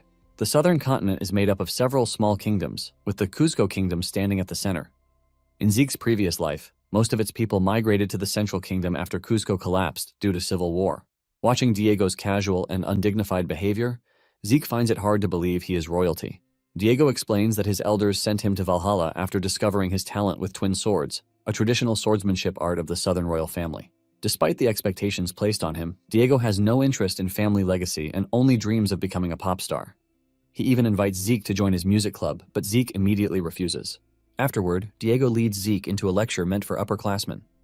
Zeke complains that they might get into trouble, but Diego reassures him that Valhalla allows freedom in learning, unlike the academy with its strict class restrictions. Diego adds that today's lecture is special, with rumors of a major surprise. As they search for seats, Zeke wonders if Diego ever stops talking. Soon whispers spread throughout the hall as students recognize Zeke and begin discussing his accomplishments. Apparently, news of his achievements has already reached the upperclassmen. During the chatter, Diego finally learns that Zeke is a direct descendant of Draker. Zeke is surprised that Diego was unaware and shows him the gloves worn only by pureblood Draker Awakeners. Only then does Diego realize they are not decorative accessories. Diego admits that he had noticed the gloves earlier and assumed Zeke wore them just to look cool. Zeke is genuinely surprised by Diego's ignorance, finding it hard to believe someone in Valhalla could not recognize such a symbol. Seeing Diego's stunned reaction, Zeke admits that it is natural for someone encountering a rare case like him for the first time. He briefly hopes this revelation might calm Diego down. However, the moment Diego recovers, he becomes even more energetic than before. Moments later, the dean takes the stage, and Zeke understands why the lecture hall is packed. While the dean delivers his opening remarks, Diego is busy scribbling lyrics and trying to distract Zeke. Zeke, who is more interested in the lecture, tells Diego to cut it out. After concluding his speech, the dean invites Duke Draker, the Gale Knight, onto the stage. Like many students, Zeke is excited to see his master and wonders if Duke plans to return to the spotlight and engage in international activity. As Duke begins speaking, the students buzz with excitement over his long absence and speculate about the reason for his reemergence. However, after thanking them, Duke launches into tall tales about his past exploits. 2 hours later, most students are asleep or zoning out from boredom. Seeing no end to it, the dean had to personally force Duke off the stage to make room for other speakers. Once Duke is finally removed, the dean introduces the next speaker, shocking the audience by announcing a Guardian Knight. Guardian Knights stand at the very top of the Draker Knight hierarchy, above Advanced and Normal Knights. The Knights are classified into Guardian, Advanced, and Normal Knights at the bottom of the pyramid. There are even fewer than 10 Guardian Knights due to their rarity. Hearing this, Zeke grows eager to witness one firsthand. The dean nervously checks his watch as he waits for the second speaker to arrive. Moments later, a girl clad in silver armor with long flowing platinum blonde hair takes the stage. As soon as she takes the stage, excited chatter erupts among the students. But for Zeke, it is more of a shock because the Guardian Knight is actually his older sister, Carol Draker. Known as the White Silver Knight, Carol is the first direct descendant of the Draker line. Carol gained her title after cleaning up a lawless port town, opening up a new sea route. Isen, a city with an excellent geographical value due to its secure trade routes, was an important port town for sea travel in the central continent. It plays a major role in the Doltia Republic and in travel between the southern and eastern continents. However, Isen was not always such a budding seaport town. A few years ago, southern pirates occupied the town and it became a lawless wasteland. Carol, after becoming a knight of the Draker family, began cleaning up the lawless wasteland. 5 years after her pursuit, she had successfully cleaned up all the scum pirates occupying the town. After this, Isen became the greatest port city under the Draker family's protection. The remaining pirates who had escaped Carol's wrath fled to the south, hiding themselves in the deathly waters of the Doltia Republic. After securing trade routes in Isen, the Draker family acknowledged Carol's achievements and made her the youngest Guardian Knight, a feat that even a prodigy like Abel Draker couldn't achieve in Zeke's past life. Looking at her on the stage now, Zeke was really not expecting the guest speaker to be his eldest sister. Besides that, she is currently embroiled in a heated battle of succession against his older brother Abel. Just as Zeke is thinking about her, Carol suddenly taps on the lectern, fiercely ordering the students to keep quiet. Just the sound of her voice thundering sends shivers down the students' spines, leaving them trembling in fear, except for Zeke. Carol proceeds to voice her disappointment at their rowdy behavior, saying it is not how she remembers Valhalla students during her time. She then goes further, rambling about how their forefathers brought peace to the nation. Listening to Carol's speech, Zeke concluded that she is a classic boomer. Shortly after her speech, the special lecture came to an end without much excitement. Zeke hears a bunch of students complaining about Carol's fierceness.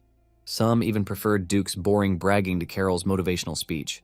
Ignoring them, Zeke prepares to head back. But first, he can't help but think about Diego's unreliability. After spending all 5 hours of the lecture composing his garbage music, Diego had abandoned him just like that and disappeared. Deciding it might be better to be ditched by Diego, Zeke decides to search for Terracon's secret library with this free time.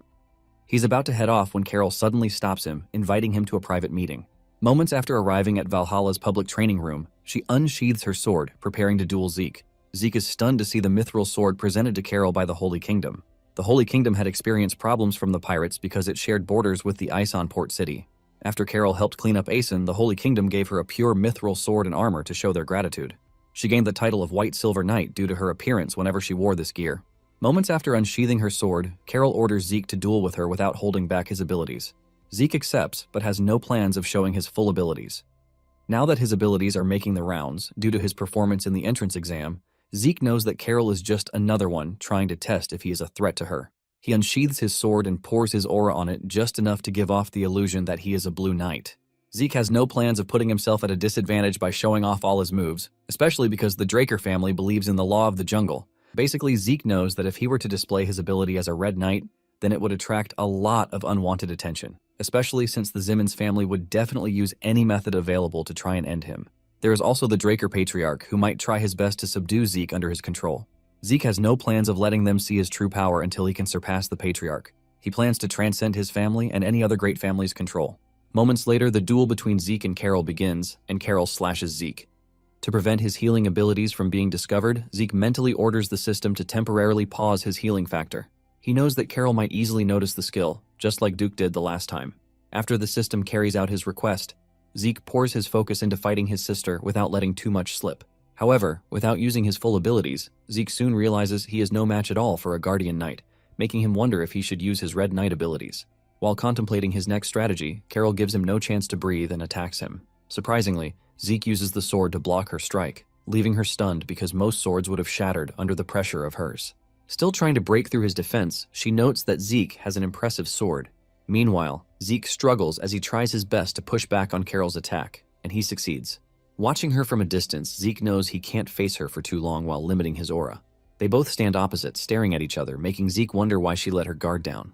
As she attacks him despite the distance between them, Zeke finally recalls that before acquiring her current title, Carol was famously known as the Giant's Blade. This is because her aura blade, when swung around, resembled that of a giant's sword. Before Zeke can react, the giant aura blade strikes him, flinging him into a nearby wall. Watching the rubble left behind by her attack, Carol regrets going too far. To her shock, Zeke steps out of the rubble completely unharmed, save for a few minor bruises. He grins smugly, pleased with himself for putting on a convincing act to look weak. After the duel, Carol, clearly impressed, commends Zeke for enduring her attack. As Zeke steps out of the massive crater left behind by their clash, Carol prepares to explain why she approached him in the first place. However, before she can say anything, Zeke suddenly collapses to the ground. Startled, Carol rushes over and calls out his name repeatedly while checking his condition. After a brief inspection, she determines that his internal injuries are severe. She assumes he passed out due to excessive use of aura during the duel. Without hesitation, Carol takes out a high-tier recovery potion and forces it into Zeke's mouth. The moment the potion takes effect, the system immediately reactivates Zeke's healing factor. What Carol does not realize is that Zeke had been pretending to lose consciousness. His collapse was intentional, meant to make his condition appear worse than it actually was. Everything was part of a calculated plan to conceal his true strength and mislead others into believing he had only just reached the level of a Blue Knight. From the moment Carol's aura blade hit him, Zeke deliberately lowered his defenses. When the blade struck, he willingly allowed Carol's aura to flow into his body. However, Zeke genuinely lost consciousness afterward because his body possesses a constitution that naturally rejects aura. This reaction reinforced Carol's assumption that his internal injuries were caused by overusing aura, perfectly supporting Zeke's deception. Once his body finishes healing, Zeke wakes up dramatically, acting as though he had just been struck by Truck-kun. Carol immediately asks about his condition, and Zeke reassures her that he is fine while thanking her for saving him. Carol offers him a hand and tells him to call her sister, leaving him quite stunned. Shortly afterward, Carol takes Zeke to the outskirts of town in her carriage. Inside, she offers him a cup of premium tea.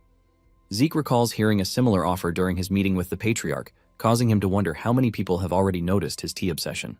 Zeke takes a closer look at the carriage interior and is surprised to find that it resembles a small luxury mansion. Carol explains that as a guardian knight, her carriage naturally attracts attention, so she uses camouflage magic to make it appear ordinary from the outside. This only deepens Zeke's curiosity about why she went to such lengths to ensure privacy. He asks her directly whether their discussion involves matters that would be troublesome if overheard. After a brief silence, Carol reveals that she wants to talk about Abel Draker, the butchering knight. She explains that she lacks the power needed to stop Abel's actions. According to her, Abel has already violated the Draker family's policy of neutrality by inserting himself into national conflicts. Specifically, he has been openly supporting the Roman Empire in its ongoing dispute with Alencia. Hearing this, Zeke immediately realizes that Abel began laying the groundwork for his ambitions far earlier than expected. He asks Carol whether the Four Seasons Fortress is aware of Abel's activities. She confirms that the leadership knows, but has chosen to turn a blind eye. Carol explains that the Four Seasons Fortress is currently divided internally. Supporters of the Rome Empire have begun appearing among the elders, quietly shifting the balance of power in Abel's favor. Although not all the elders have been swayed, Carol adds that some still maintain neutrality. Zeke concludes that it is only a matter of time before the remaining neutral elders are forced to choose sides. Carol agrees, expressing concern that allowing Abel to act unchecked could eventually lead to a large-scale war. Having lived through that future war himself, Zeke knows that Carol's fears are justified. He recalls that 7 years later, Abel, backed by the Roman Empire and the Draker family, would ignite a continental war. In his past life, the conflict resulted in countless deaths, darkened skies, and lands soaked in blood. Carol snaps Zeke out of his thoughts and firmly declares her intention to gather enough strength to stop Abel. She reveals that Abel already controls many of the higher-ranking Drakers. He believes Carol only commands garbage forces unworthy of his attention. Carol explains that she intends to rally the normal knights of the Four Seasons Fortress, who are often dismissed as trash. She believes that a true knight must stand for justice, regardless of rank. After outlining her plan, she invites Zeke to join her cause, but makes it clear she has no intention of forcing him. As Zeke listens, he concludes that despite her fearsome reputation, Carol is genuinely righteous. Though she appears cold on the surface, she is willing to bend when it comes to protecting others. Reflecting on their duel, Zeke realizes she deliberately left him an opening out of concern. Despite her image as an iron-willed Draker, Carol possesses a gentle heart. After a moment of silence, Carol warns Zeke that siding with her might label him a traitor in the future. Zeke thanks her, and ignoring the warning, he accepts without hesitation. Carol is visibly surprised by his swift decision and thanks him for choosing to walk the path of justice with her. The following day, while heading toward the Valhalla research facility, Zeke checks his system map while reflecting on Carol's situation. In his past life, he learned about the corruption within the Draker family through Kay, but recalling his discussion with Carol, he now knows that the rot ran much deeper, even long before the war in his past life. Zeke originally planned to distance himself from the family to prevent Abel from interfering with his preparations for the future conflict. However, now that Carol shares his goals, he decides to remain within the family to monitor Abel directly, with Carol as an additional layer of protection. Zeke resolves to officially become a knight and slowly sway public opinion in Carol's favor.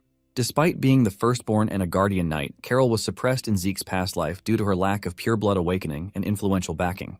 Zeke believes that if he becomes an official knight as a pure-blood awakener, he can help shift the balance in her favor. Although he feels unsuited for the role of knight, he accepts it as necessary for the greater good. Soon after, Zeke arrives at the Great Central Library of the Valhalla Research Facility, guided by his system map, intending to locate Terracon Draker's secret library. Moments later, the system informs him that he has reached his destination. Upon inspection, Zeke finds the library disappointingly ordinary. He was expecting something comparable to Bahamut's Heart or Fang, so he feels let down by the lack of any notable discoveries. Just as he is about to give up, the system alerts him that a data restoration point has been detected. A hidden section of the library suddenly projects itself into view. The system explains that this is the missing secret library of another administrator, Terracon Draker. Zeke is shocked and begins to wonder whether Terracon, like himself, was also a system user. Observing the structure, Zeke realizes the library only reacts to the system, which explains why it remained undiscovered until now. Shortly after, the system notifies him that the contents have been fully linked to his interface. Meaning, from now on, Zeke can access Terracon's secret library from his own system anytime.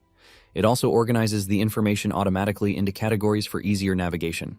After browsing the categories, Zeke asks the system to locate a method to increase his growth. The system immediately retrieves a text detailing the secret technique of true dragon swordplay. Zeke has never heard of such a technique before, and to his astonishment, he discovers it was authored by Sheltern Draker, the right-hand man of Kaiser. Zeke learns that the book was written by Sheltern Draker to pass down everything he knew about the dragon swordplay technique, which he discovered. Rather than leaving behind only the swordplay techniques, Sheltern recorded the reason he created the sword style in the first place, hoping future generations would truly understand his intentions. According to him, the relationship between dragons and humans began with the hero king Kaiser. Because of Kaiser, humans were able to form contracts with dragons. Dragons, as supreme beings, pitied humans due to their weakness compared to other races, and therefore decided to help them tackle that weakness. Kaiser was the first one to contract a dragon, Kronos.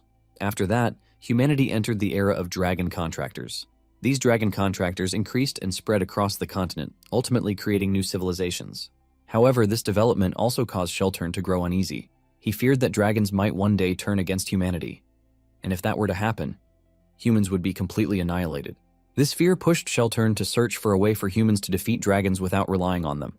His first approach was magic, but he quickly dismissed it, because magic was a power gifted by dragons through inscriptions carved into the hearts of humans.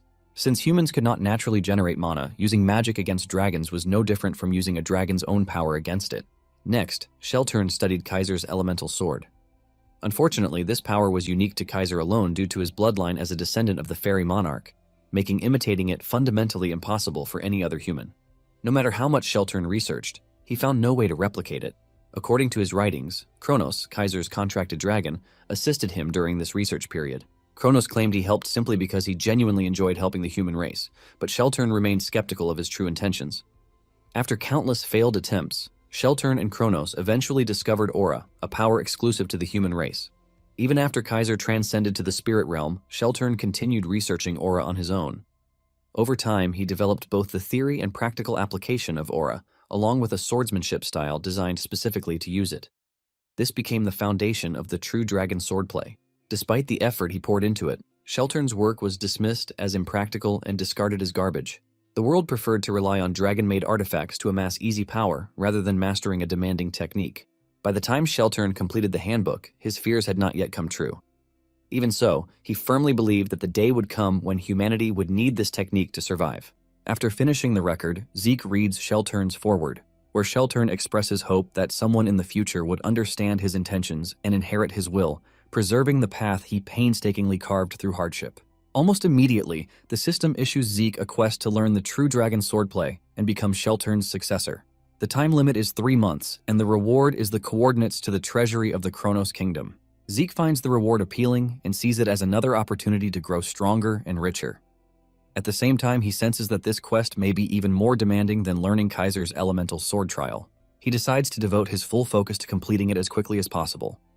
Reflecting on everything he read, he agrees that Sheltern's fear did come to pass because at some point humans and dragons became enemies, and the Liberation War began as a result of this betrayal. He wonders what exactly happened after Kaiser's era that made humans and dragons turn on each other. Zeke then asks the system to search for similar records like Tarakan's journal. After searching, the system locates a magic video entry of Tarakan's journal. Once the system opens the entry, the space around Zeke suddenly shifts, and he finds himself standing in a vast desert.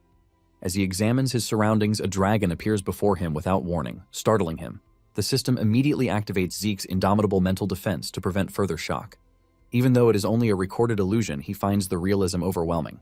Upon closer inspection, Zeke recognizes the dragon as Bahamut, the infamous evil dragon. Zeke is so distracted he doesn't sense the presence of a man behind him until the figure begins to speak. Although he doesn't know the identity of the man, he can sense that this person is a different kind of monster, one that radiates overwhelming pressure. Suddenly, the figure walks right through Zeke, alarming him. This makes Zeke conclude that he is literally inside the recording, experiencing it in 3D. He also surprisingly learns that this recording is the battle between Bahamut and Tarakan from the popular widespread legend of the Dragon Slayer. Zeke watches excitedly as the legendary battle passed down through tales begins right in front of him. At first, it looks like Bahamut is about to take the first shot, but he complains disappointedly when Tarakan hesitates to make any move. From their conversation, it is revealed that Tarakan is actually Bahamut's contractor.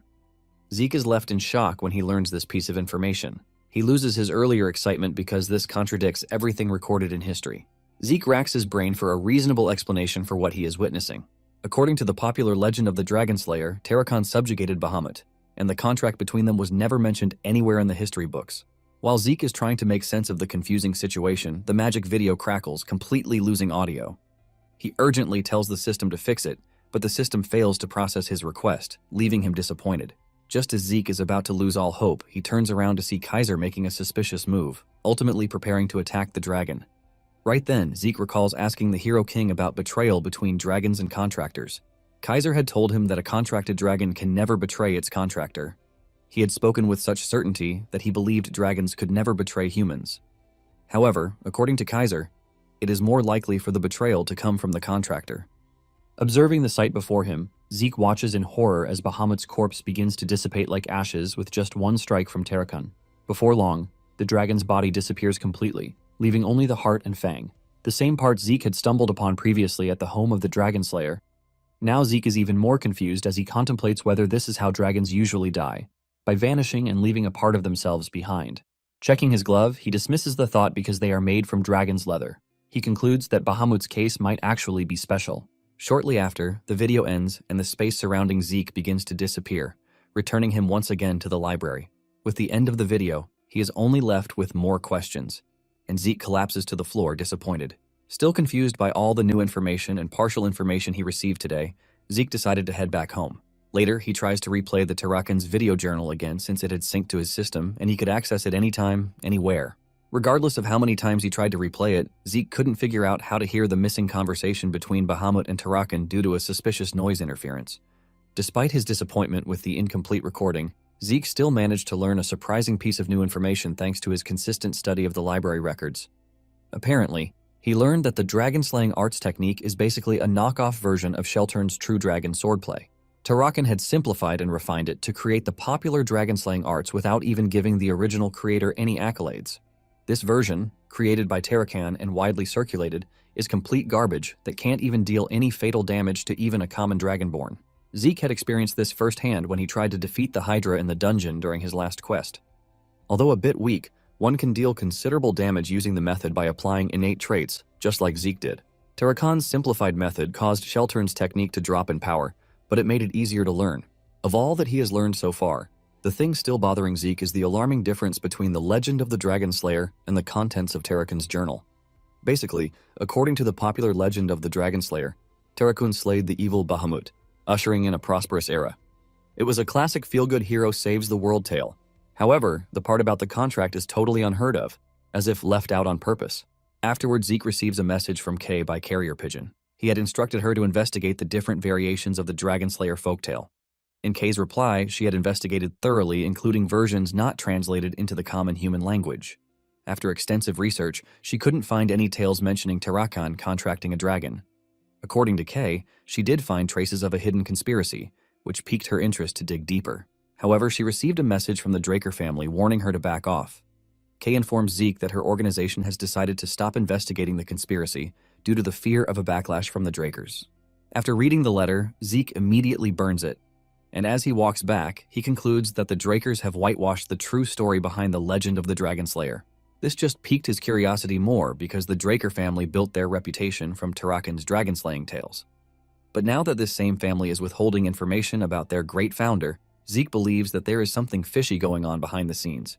Moments later, he heads back home to search the secret library for anything he might have missed earlier. Entering his mansion, Zeke quickly scans around to make sure the place is empty. He had given all the employees, including Decker, a day off.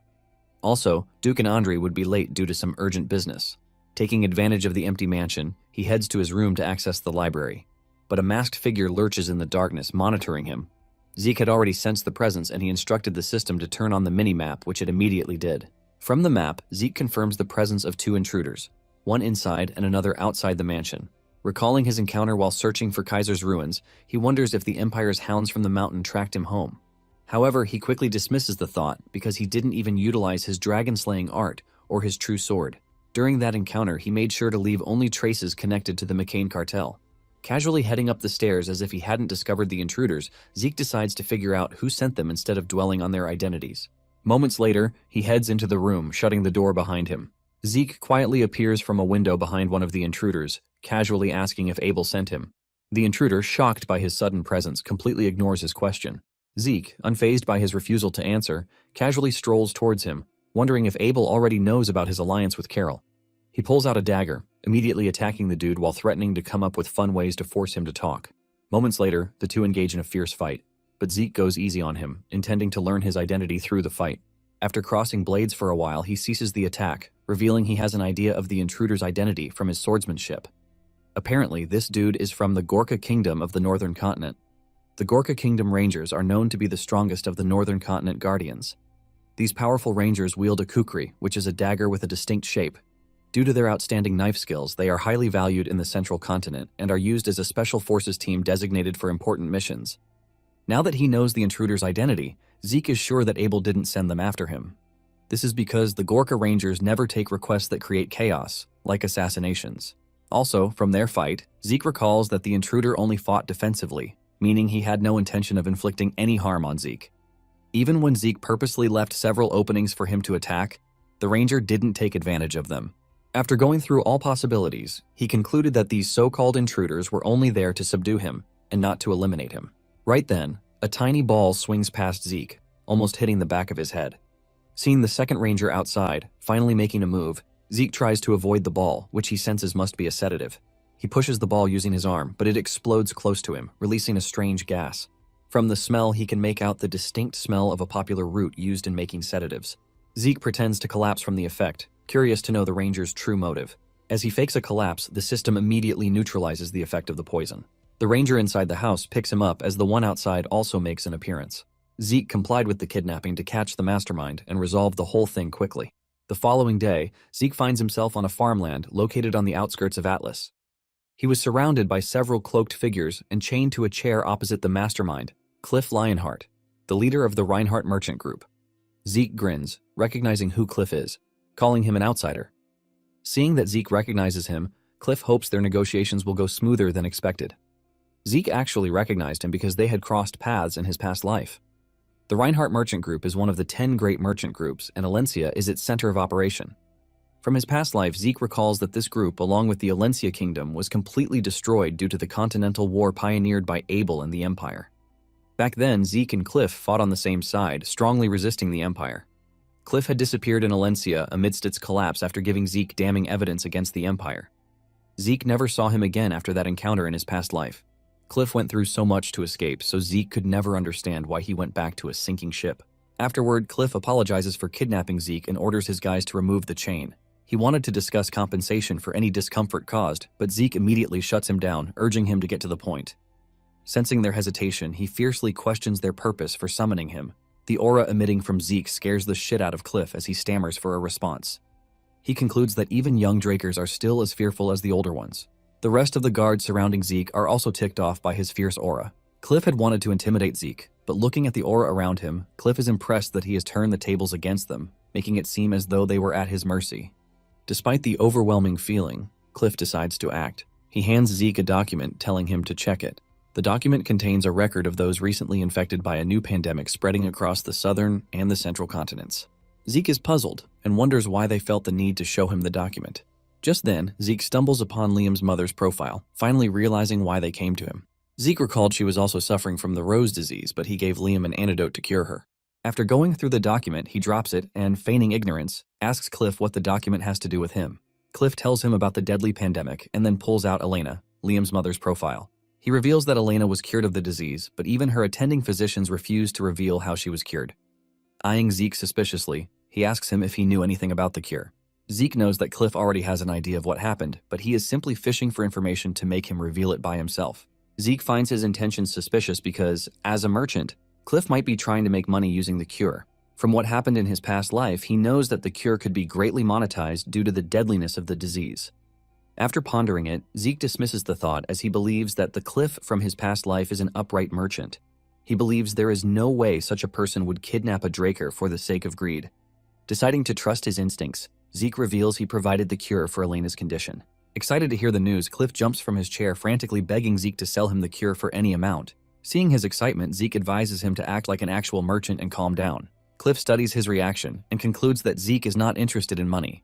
Zeke says he has 3 requests in exchange for the cure. Cliff agrees, but on asking him for the 3 requests, Zeke surprisingly reveals he has no idea what to ask for yet. He promises to make the request when he figures out what to ask for. Cliff, hearing this, is clearly uneasy, and sensing that, Zeke assures him that he would never ask for anything unreasonable. Still not wanting to leave the fate of his group in Zeke's hands, Cliff wants to have an idea of what his requests might be. Zeke grins and, ignoring the question, scribbles information on how to make the cure for the disease.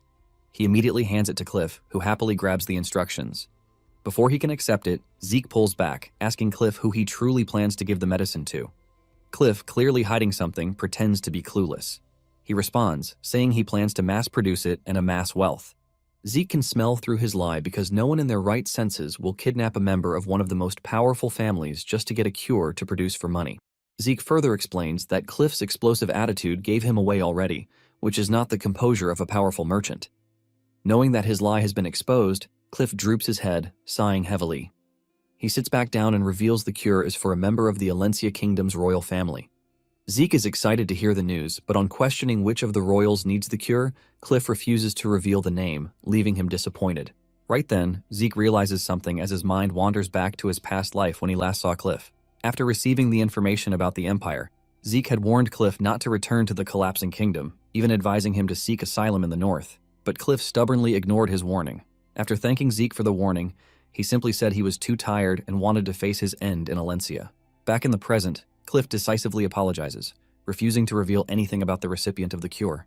Zeke realized whoever this is must be someone precious to him because the look in his eyes was different from his dead gaze from their past life. However, recalling his conversation with Carol, Zeke notes that Alencia is taking a stand against the Empire. Apart from that, it is currently embroiled in a dispute regarding various ghetto areas surrounding its border. Due to Alencia's internal power disputes, the kingdom is already in a terrible state. Considering all these, Zeke decides to make connections with the Alencian royalty before the Continental War breaks out. He immediately hands the piece of paper to Cliff without asking any more questions. Hearing that the contract has been established without even signing any agreements, Cliff is surprised and confused. After a brief silence, he bows respectfully to show Zeke his gratitude. While he is still feeling a mix of emotions, Zeke completely shatters his peace, demanding to make his first request. Despite his doubts, Cliff still agrees, urging him to state his request. For his first wish, Zeke excitedly asks Cliff to get him hired into the Reinhardt Merchant Group. Cliff is surprised to hear Zeke's request and wonders if he plans to start a business, but he soon learns that Zeke only needs a fake identity for temporary use. Zeke explains that he wants to operate in the southern continent, an area known for rampant crime. Cliff accepts the request and tells him to use his cousin's identity. Excited, Zeke also asks for convenient transportation and a large house for storing cargo. After laying out the conditions for his first request, he asks Cliff about their plans to send him back to Valhalla. Cliff informs him that a horse will be provided for the journey back. Surprised by how smoothly the negotiation is going, Zeke concludes that whoever needs the cure must be extremely important to Cliff. After Cliff leaves, the same rangers who once kidnapped Zeke lead him out to receive the horse. Just as they are about to leave after he mounts it, Zeke exposes their true identities, leaving them stunned.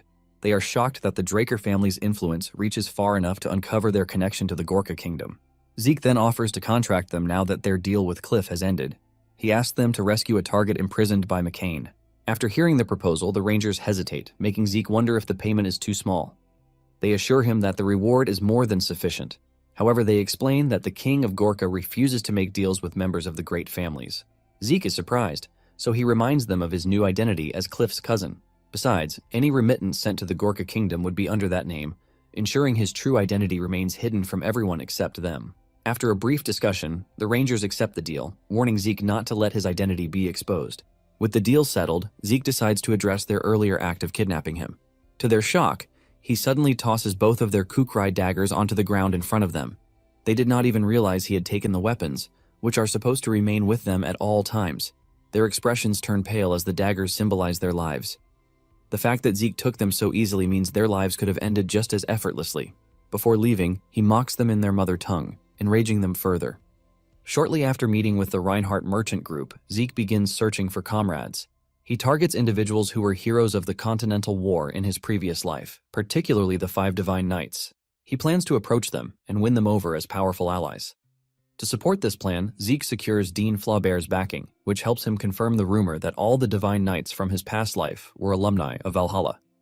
Zeke soon faces a problem with his timing because Bishop, the Silent Knight, has already graduated and joined the Knight Order of the Thebia Kingdom. Solma, the Haze Knight, belongs to the current graduating class and is participating in an on-site training. Even Asta, the Illusory Knight, is on leave due to severe insomnia. Although Reyna has yet to enroll in Valhalla, Zeke is unconcerned since she is scheduled to enroll next year. As his blood relative, he believes getting close to her will be easy. This leaves Diego as the only available option, forcing Zeke to do the unthinkable by joining him on his absurd music quest. As he watches himself handling the drum during Diego's performance, Zeke is livid and cannot believe he has been reduced to something so undignified for a Draker. Earlier, he had gone to the club room intending to get close to Diego for his greater plans, only to be immediately dragged into becoming their drummer. With no choice but to comply for the sake of his goals, Zeke accepts the role. Since he is already involved, he decides to enjoy the experience rather than dwell on his pride. After the performance, Zeke returns to his manor completely burned out from getting carried away with Diego's high energy. Without resting, he heads straight to the training room and orders Decker not to disturb him. During his training, he struggles to comprehend Sheltern's true dragon swordplay, finally understanding why Tarakan rewrote it into the simple version in the dragon-slaying arts. He realizes that the true dragon swordplay demands extreme aura control, making it far more difficult than Tarakan's technique. While Tarakan's dragon-slaying art can be used against humans, Sheltern's technique is meant solely for going up against dragons. Zeke concludes that it might be even deadlier than Kaiser's elemental sword. After studying the manual, Zeke draws his sword and tests out several movements. As his understanding deepens, he practices Sheltern's technique by amplifying the dragon-slaying arts, releasing aura dense enough to slice through a great dragon in a single strike. Despite the difficulty, he breaks through with ease and soon practices the form relentlessly, while Decker watches in secret. Thanks to his divine body constitution, Zeke performs at the highest level. He marvels at the speed at which his body adapts and improves at an increased capacity. This is made possible because the system has translated the swordplay into a simplified structure, mapping every movement for Zeke clearly. Repeating each move over and over again, Zeke discovers he is mastering the technique faster. Suddenly, he breaks through to the level of a Black Knight. Zeke is stunned, having only recently surpassed the realm of a Red Knight. Faced with the wall of the Black Knight, Zeke believes he can surpass it because of the heart of Bahamut inside him. He can feel the heart of the great dragon resonating with the true dragon swordplay and urging him to make a move. Accepting the challenge, Zeke takes a swing at the wall now that his sensations are at their peak. Suddenly, a circle of Bahamut appears, engraving itself on Zeke's chest. It soon disappears within him as if making itself one with Zeke. Almost immediately, the system notifies Zeke that Bahamut's heart has reacted to Sheltern Draker's true dragon swordplay. Unexpectedly, it triggers a replay of the memories sealed within the heart. Zeke is plunged into a dark abyss, so deep that he cannot see anything. Suddenly, a cloaked figure emerges and asks Bahamut for a favor. The figure is revealed to be Sheltern, who pleads with Bahamut to help safeguard the true dragon swordplay manual. Hearing the request, Bahamut is enraged and curses Sheltern for his brazen audacity. He questions why a dragon-killing technique should ever be entrusted to a dragon. Sheltern calmly responds that Kronos had also agreed to the request. He attempts to explain further, but Bahamut, already consumed by fury, launches an attack against him without warning. Bahamut rages, complaining that humans have completely brainwashed Kronos, stripping him of reason. Sheltern, faced with such domineering circumstances, remains unfazed, effortlessly dodging the assault. Bahamut continues his relentless attacks, ranting endlessly about his long-standing resentment toward Kronos and humanity. Seeing no end to the madness, Sheltern finally unsheathes his sword, using it to block the incoming spears. However, the spears multiply endlessly, assaulting him by the hundreds with no sign of stopping. Meanwhile, Zeke quietly watches the entire scene unfold before him. He is amazed as he witnesses the peak of dragon magic firsthand. Despite not being physically present, he can feel its overwhelming power, making Sheltern's calm resistance all the more impressive. The whole situation makes Zeke realize the vast gap between his own strength and Sheltern Draker's. He knows that he can barely block 2 spears at most, but Sheltern, however, withstands everything head-on. Still enraged, Bahamut threatens to annihilate the Kronos kingdom if Sheltern continues to provoke him in his lair. Despite his frightening threat, Sheltern remains unmoved, confident that Bahamut would suffer karmic sanctions should he attack the Kronos kingdom. Bahamut laughs mockingly at his claim, declaring that such rules could never apply to him, even if he wiped out the entire human race. Sheltern replies that the situation has unfolded exactly as Kronos predicted. He immediately drops his sword and produces a golden locket belonging to Kronos. Though momentarily stunned, Bahamut boasts that Sheltern cannot harm him even while wielding Kronos' power. He immediately unleashes another violent barrage of attacks. As the spears close in, Sheltern raises the locket, activating a magic circle beneath himself that freezes the attack midair. Zeke is stunned until he notices a matching circle beneath Bahamut, restraining his power entirely. Inside the locket is a clock, which Zeke assumes contains unimaginable power. Recalling Bahamut's earlier boasts, he concludes the locket must be an artifact infused with Kronos' power. Suddenly, Bahamut struggles violently, causing Zeke to wonder if the restraint has broken. Instantly, a shattering pain strikes Zeke's head, leaving him disoriented. Watching closely, he realizes Bahamut is experiencing the same agony. Bahamut soon recovers, revealing that Sheltern had shown him a terrifying vision, one of Kronos' prophecies. Sheltern then asks if Bahamut finally understands why he wished to entrust the true dragon's swordplay to him. After a long hesitation, Bahamut confirms his never-ending disgust, stating that dragons and humans should never have formed contracts.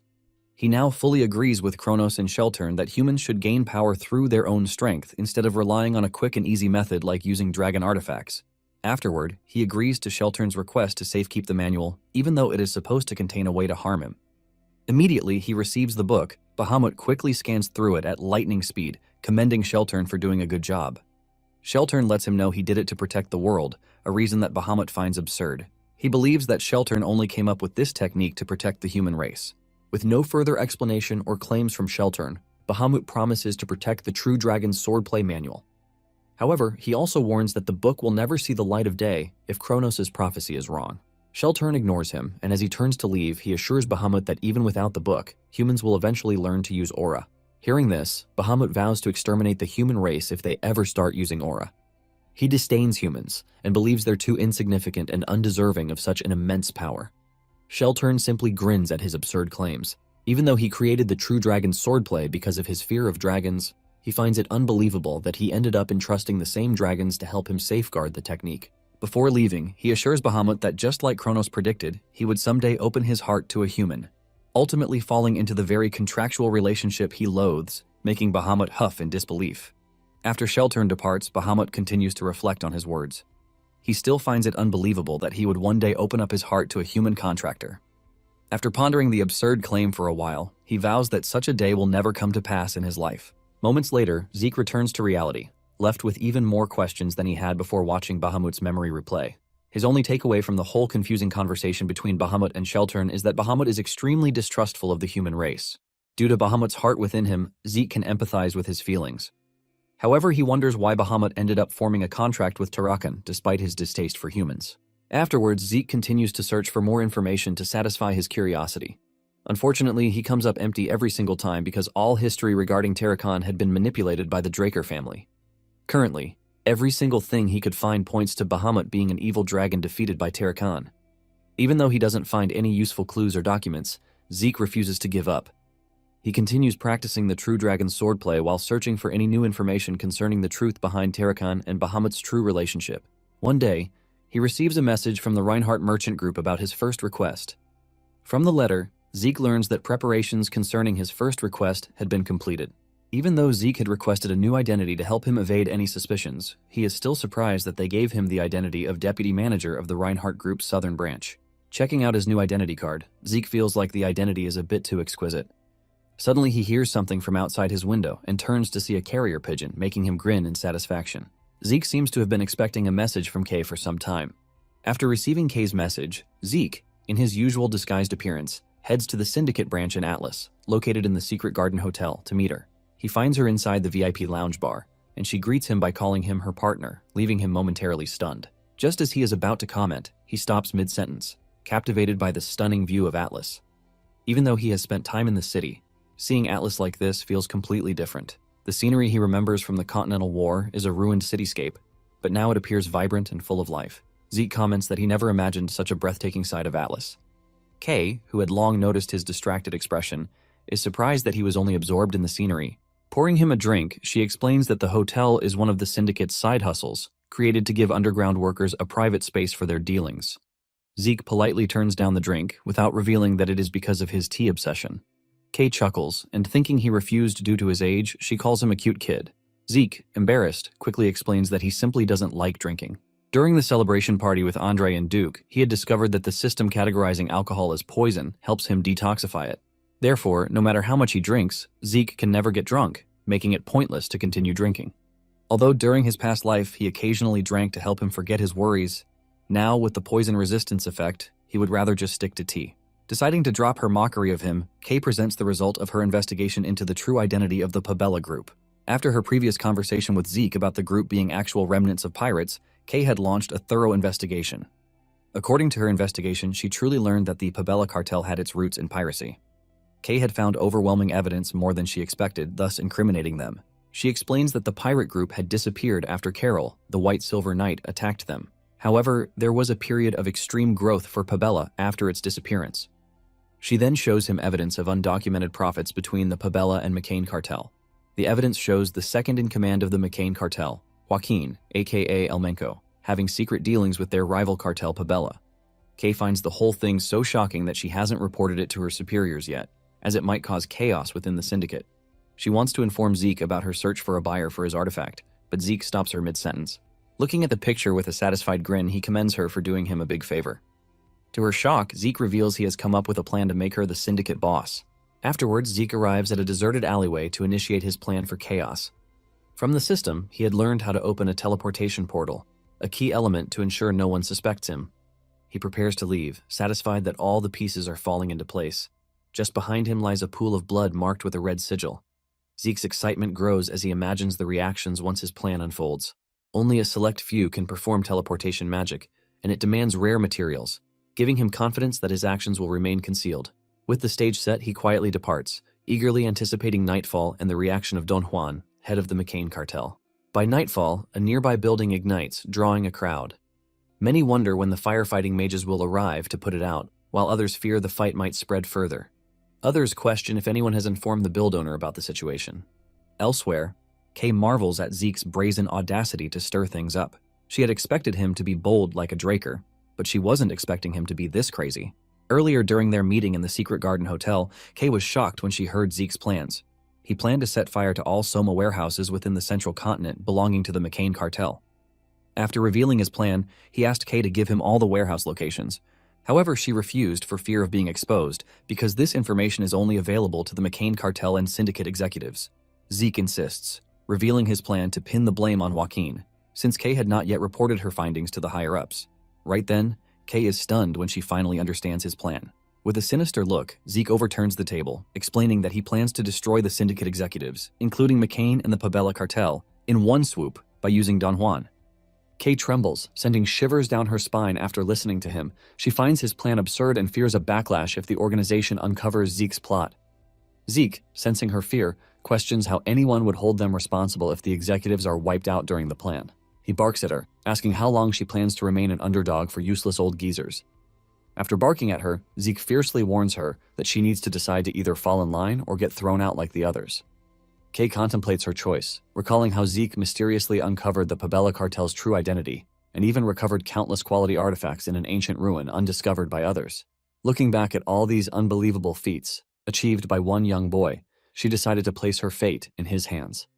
Determined to follow him, Kay pushes back all her fears, deciding to follow him. She grabs the bottle from Zeke, instantly pouring the contents into her mouth to show her resolve, leaving him stunned.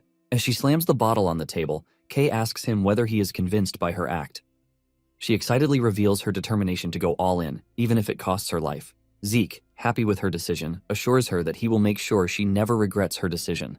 After reminiscing about her strategy meeting with Zeke, Kay quietly stands on the balcony after reading the fire report in the newspaper.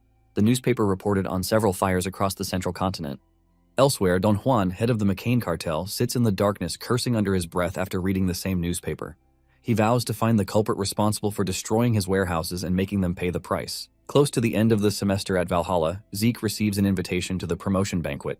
It has been 6 months since it was revealed that he reached the level of Blue Knight.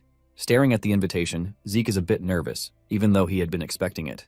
The promotion banquet is basically a debutante event to celebrate young Drakers, who have crossed over from Yellow Swordsman to the level of Knight. Zeke is considered a prodigy because normally Drakers only reach the level of Purple or Blue Knights around the age of 20. The last time Zeke felt this nervous was 3 years ago, during his meeting with the Patriarch. Now he only wishes everything would go by smoothly without any major family drama. Soon, the celebration banquet day arrives, and it is held at the Four Seasons Fortress Central Banquet Hall. Abel soon arrives, cheerfully greeting Arthur, the Patriarch, like some innocent dude. Both of them express their surprise at seeing so many dignitaries at a simple celebration banquet. Arthur explains that it must be because Zeke is the youngest on the continent to reach the level of Blue Knight. Abel pretends to be calm, but deep down he feels envious knowing he once held that title. Arthur excuses himself to go prepare for the rites before the main character arrives. He quickly apologizes to Abel for having to leave so abruptly, since they have not seen each other for a long time. After bowing respectfully, telling him not to worry, Abel stares at him with rage as Arthur walks away. Moments later, Zeke heads to the banquet hall, tugging at his suffocating official regalia while trailing beside Duke. He hasn't seen his master at the mansion for a while, and Duke complains that they are working him like a mule. He grumbles that Arthur has refused to let him rest, even forcing him to be Zeke's escort to the banquet. Duke explains that Arthur had given him a speech about a master escorting his disciple to make him comply. Hearing all his complaints, Zeke finally understands why he has been grumpy all day. Duke then reveals they are heading to the Spring Garden, the only place in the Four Seasons Fortress where outsiders are allowed. The Four Seasons Fortress consists of 4 main areas. The Spring Garden hosts most ceremonies, while the Summer Lock is dedicated to all matters related to Drakers. The Autumn Fell is reserved for internal events, such as the Drakers' knighting ceremony. Lastly, the Winter Keep protects a collection of artifacts that span centuries. As Zeke explores the fortress for the first time, he takes in his surroundings. In his previous life, he never set foot here because he had been expelled from the academy. A few moments later, they reach the entrance of the Spring Garden. Duke tells Zeke that he must go in alone, explaining that only the main character of the event can enter through this door. He adds that he is too busy to join the main festivities. Giving Zeke a reassuring pat on the shoulder, Duke encourages him to be brave and give it his all. While Zeke appreciates Duke's concern, he playfully teases him for being so worried. Duke fires back at him, hoping he doesn't end up causing a scene at the event. Shortly after, a trumpet erupts in the room as someone announces Zeke's entrance. Almost immediately, everyone turns their attention to the door, anticipating his entrance. The door soon swings open and immediately Zeke steps in. The crowd erupts in a chatter. As they watch him walk to the main stage, people chatter amongst themselves about his achievements and how he easily broke Abel's record. They even speculate that he surpassed all of Abel's previous achievements at the academy. Soon enough, the knighting ceremony commences with Arthur delivering some ceremonial jargon, while Zeke kneels respectfully. After finishing the recitation, Arthur gently taps Zeke on the shoulder with a sword, signaling the conclusion of the rites. Just when Zeke believes the ceremony is complete, Arthur unexpectedly continues speaking, causing Zeke to feel a sense of discomfort. To his shock, the Patriarch bestows upon him the prestigious title of a formally ranked Knight of Draker. This revelation stuns the audience, as Zeke has just achieved formal knighthood at the astonishingly young age of 15, which is remarkably early even for the continent's prodigies. Zeke also feels like Arthur is trying to put him under fire, because the requirement to attain formal knighthood is to gain real achievements. Even though the Drakers are blessed with aura, causing them to awaken earlier than others, they still need real achievements instead of relying on their aura mastery. Even Abel, once known as a prodigy, only gained the rank of a formal knight after gathering achievements for 3 months. Zeke reasons that Arthur's decision is a clear violation of the rules, even though he has autonomy as the Patriarch to confer titles as he pleases. Just as Zeke is still struggling to understand his father's mindset, Arthur proudly introduces him to everyone, boasting about his achievement as the first golden light pure blood awakener and the youngest blue knight. He further reveals that Zeke will one day surpass him. He then raises his glass, inviting everyone to celebrate Zeke's talent. In response, everyone raises their glass and then joins him to drink in unison. Meanwhile, Zeke, irritated, stares at the same man who was indifferent when he was kicked out in his previous life, acting like a proud father now. He is snapped back to reality when Arthur calls out his name, inviting him for a private conversation as father and son. Abel, on the other hand, is struggling to hide his envy, so his friend reminds him to try and keep a straight face. He inquires about the prince, and his friend informs him that the prince plans to show up later. From their conversation, it seems the two have other plans besides joining the ceremony for the fun of it. Zeke steps out of a room holding a token after his conversation with Arthur. Checking out the token, which can be exchanged for 1 artifact in the Draker's treasury, he wonders why Arthur gave him something like that. Finding no suitable reason, Zeke is frustrated by his father's sudden, bizarre behavior. He soon heads back into the banquet hall, silently dreading the event, which is supposed to last for several days. Zeke wonders how he is supposed to stay sane while maintaining a pleasant face for several days in a row. At this very moment, he truly regrets being a noble. Suddenly, someone calls his name, introducing herself as Melissa, the first princess of the Alencia Kingdom. Zeke instantly recognizes her as the same princess from his past life who became the next monarch of the Alencia Kingdom. Unlike the frail and ailing current ruler, Melissa is poised to implement transformative policies that prioritize the needs of the Alencia people. In his previous life, she garnered immense support from the people due to her leadership style, but this also put her at odds with the greedy aristocrats of the kingdom. Zeke believes it was only a matter of time before the aristocrats would find themselves at her mercy once she officially ascended the throne.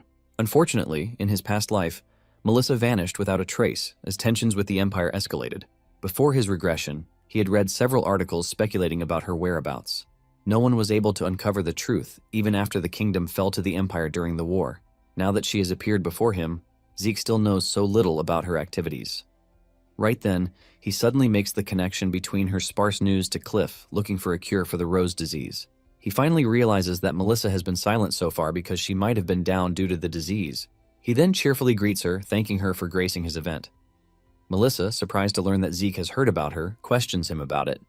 Zeke simply reveals he has been fascinated by her policies, leaving her speechless. To her further surprise, he rambles on about the intricacies of her policies, showing he truly cares about them. Regaining her composure, Melissa chuckles quietly, realizing the rumors about Zeke being different are actually true. Zeke is confused by the sudden laugh, prompting him to ask if he has offended her. Melissa replies that she simply finds it delightful to see someone who can relate to her grievances. Still elated, she quickly excuses herself to leave, leaving Zeke confused about her sudden departure. Melissa explains that as much as she enjoys his company, it would be rude of her to monopolize his time. Although he doesn't mind chatting with her, he worries that she would certainly feel burdened by all the glares from the guests waiting to speak to him as well. Before leaving, Melissa assures him that they'll find a good opportunity to chat next time. Afterward, Zeke beams with happiness after entertaining the last guest. He tries his best to keep a straight face, while miserably wishing he could just return to his training room. A loud clank of armor soon draws his attention, and he quickly scans the room, looking for the source. He wonders who in their right mind would wear full armor to a banquet. Before he can locate them, a blonde boy clad in full armor with armored soldiers surrounding him appears before Zeke. This dude is the 4th imperial prince of the Roman Empire, named Callus Nerva. Despite his cheerful outward appearance, Callus oozes an ominous aura. Zeke immediately recognizes him from his past life as the one who joined hands with Abel to wage the Continental War. Callus then introduces himself to Zeke, stretching his hand forward to shake him. However, Zeke, ignoring the handshake, bows respectfully to offer his greetings, making Callus a bit pissed. He also thanks the prince for attending the banquet. After a moment of hesitation, Callus simply smiles, immediately grabbing Zeke's shoulder as if they had been besties for eternity. Ignoring a confused Zeke, he orders someone to bring them drinks to celebrate their first meeting. He pours a drink for a nervous Zeke, urging him to down it. Amidst disdainful stares from the guests, Zeke quickly chugs down the drink. The crowd quietly murmurs, calling him a kid for taking the prince's words seriously. Even Callus is surprised when Zeke downs the glass of wine. Whispers soon circulate about the prince pulling such a disrespectful stunt at a Draker event. Energized by the moment, Callus further encourages Zeke to join him in a drinking spree. Just then, Abel arrives and he invites him to join them, but Abel turns down the offer, inviting him for a private discussion. Callus presses him for further details, but Abel explains that the matter is sensitive. Hearing this piques Zeke's interest as he looks at them suspiciously.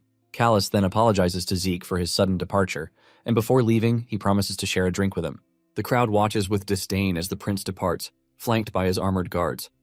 They ridicule him for being a terrible leader and express their frustration with the empire for allowing such a prince to exist. Meanwhile, they commend Abel for stepping in and escorting the prince away before he embarrasses himself further. Zeke listens quietly to their conversation, realizing that people are drawn to someone like Abel, who stirs up trouble. He refrains from judging their opinions, acknowledging that Abel has skillfully concealed his true nature from the public. As Zeke tunes out the ignorant remarks, he reflects on the relationship between Abel and Callus. Observing their closeness, he suspects they have been allies for longer than he anticipated from his past life. Remembering their recent interaction, Zeke senses their bond may be even stronger than that of blood brothers. He now fears that the Continental War could arrive sooner than he expected. After the banquet, Zeke heads to the Winter Keep, examining the token he received from Arthur at the banquet while reflecting on their private conversation. During their discussion, Arthur had inquired about Zeke's ambitions to become the strongest on the continent. Noticing the prominent dignitaries at the knighthood ceremony, he remarked that Zeke's plans must be progressing smoothly. Zeke acknowledged that everything is indeed going well, largely due to Arthur's support. However, when Zeke addresses him formally, Arthur urges him to relax and call him father. This surprised Zeke and reminded him of Carol's similar request for him to address her casually. Now thinking back to that time, Zeke feels the same discomfort he experienced with Carol's request. He reasoned that, like Carol, Arthur must know about Abel's secret quest for power, leading Zeke to suspect that his father is turning a blind eye to Abel's schemes. Despite Arthur's attempts to present himself in a friendly manner, Zeke ultimately concludes that he has chosen to side with Abel. Choosing to proceed with caution, he agrees, and casually refers to Arthur as father. Delighted by this, Arthur decides to give him the token as a gift to inspire him toward his goal. Zeke learns from Arthur that the token can be exchanged for any treasure hidden in the Winter Keep of the Four Seasons Fortress. Eager to explore the renowned Draker's treasury, which is said to hold the continent's rarest artifacts, he accepted the token. Arthur cautioned him to stay vigilant, as the treasury not only contains valuable items but also worthless junk disguised as treasure. Shortly after, Zeke arrives at the Winter Keep, still pondering why Arthur had given him the token. Despite his uncertainty, he resolves to make the most of this opportunity. Outside the treasury, a staff member is ready to guide Zeke inside. Before they enter, she takes a moment to explain the storage facility. She shares that the treasury currently holds around 17,000 rare artifacts. She adds that Zeke can exchange as many tokens as he has for an equal number of artifacts. She further explains that while he can remain in the vault for as long as he likes, he cannot re-enter once he leaves. Curious about the lack of guards, Zeke asks why there aren't any present. The receptionist explains that the vault is protected by security magic similar to that in Arthur's study, eliminating the need for guards. Additionally, she mentions that each relic is equipped with a magic tracking system, making theft impossible. After her explanation, she points to an opening, instructing Zeke to place the token. Zeke immediately drops the token inside, triggering a mechanism that opens the giant vault door. As soon as he enters, he is met with an overwhelming, gigantic view inside. It looked even bigger than he had imagined compared with the outside. After the receptionist leaves him all alone in the enormous treasury, Zeke is left wondering how to identify what he needs. To make his task easier, he asks the system to help him organize the treasury information according to his desired criteria. Immediately, the system links the relevant artifacts to his dragon eyes, asking him to select a target using the dragon eyes effect. Zeke feels a bit confused at first, but as he understands the situation, he quickly activates his dragon eyes skill. This ability allows him to see detailed information about individuals and objects.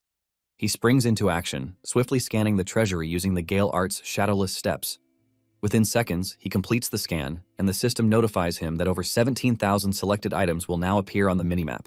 Zeke swiftly reviews the minimap and directs the system to filter out irrelevant items, given the overwhelming amount of information. The system promptly complies, narrowing the list to about 9,000 items.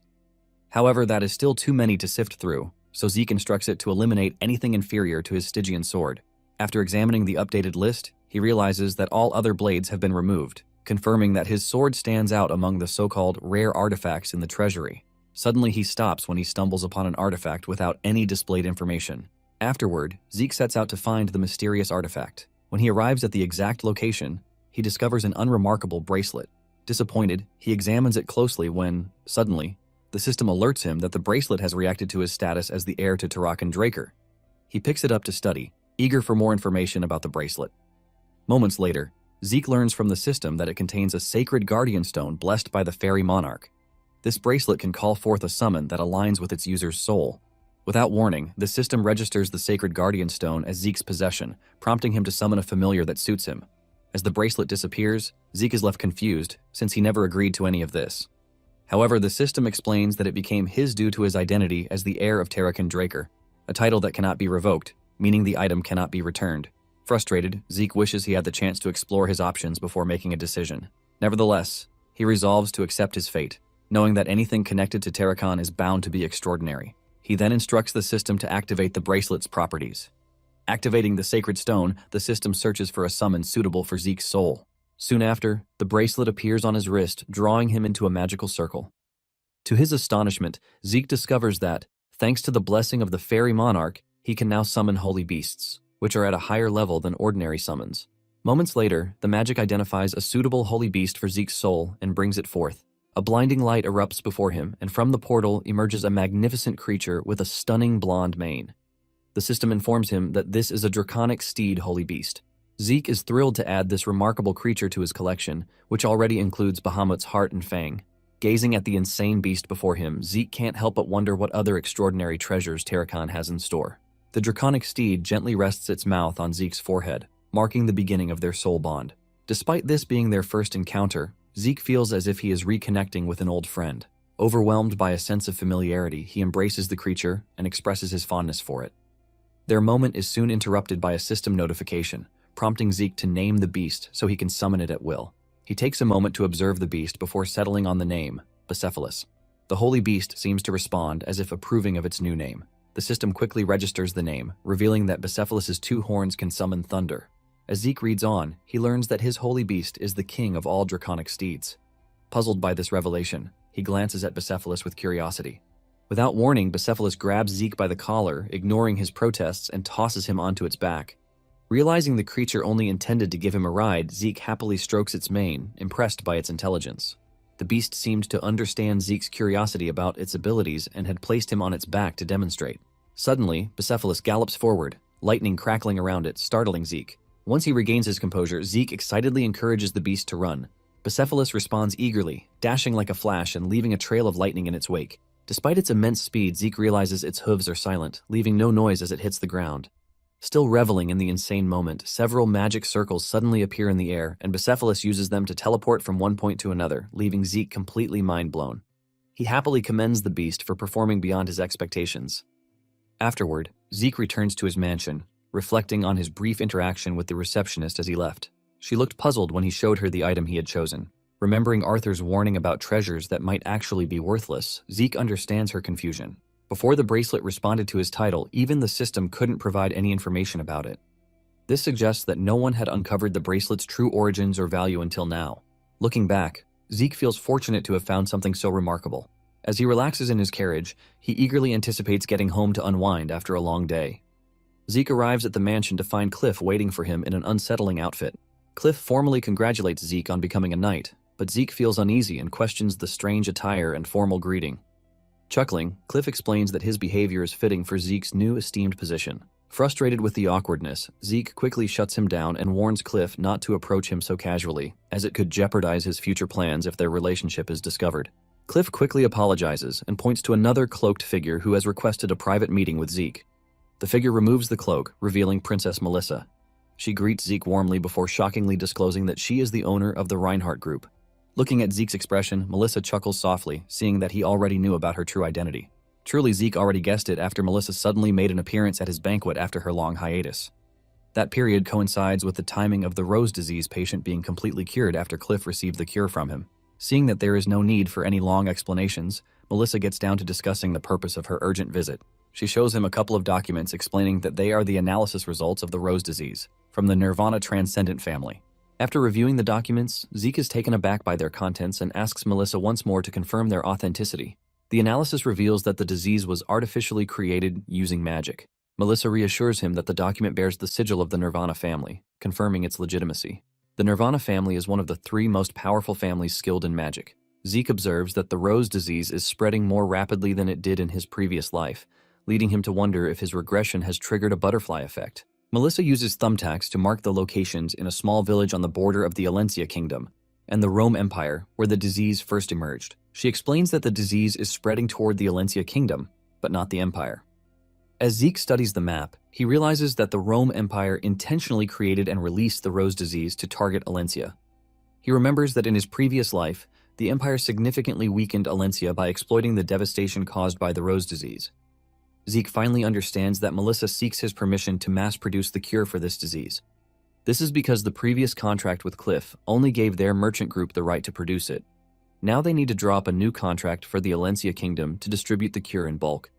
Melissa and Zeke discuss the terms of the contract while Cliff quietly listens from the side.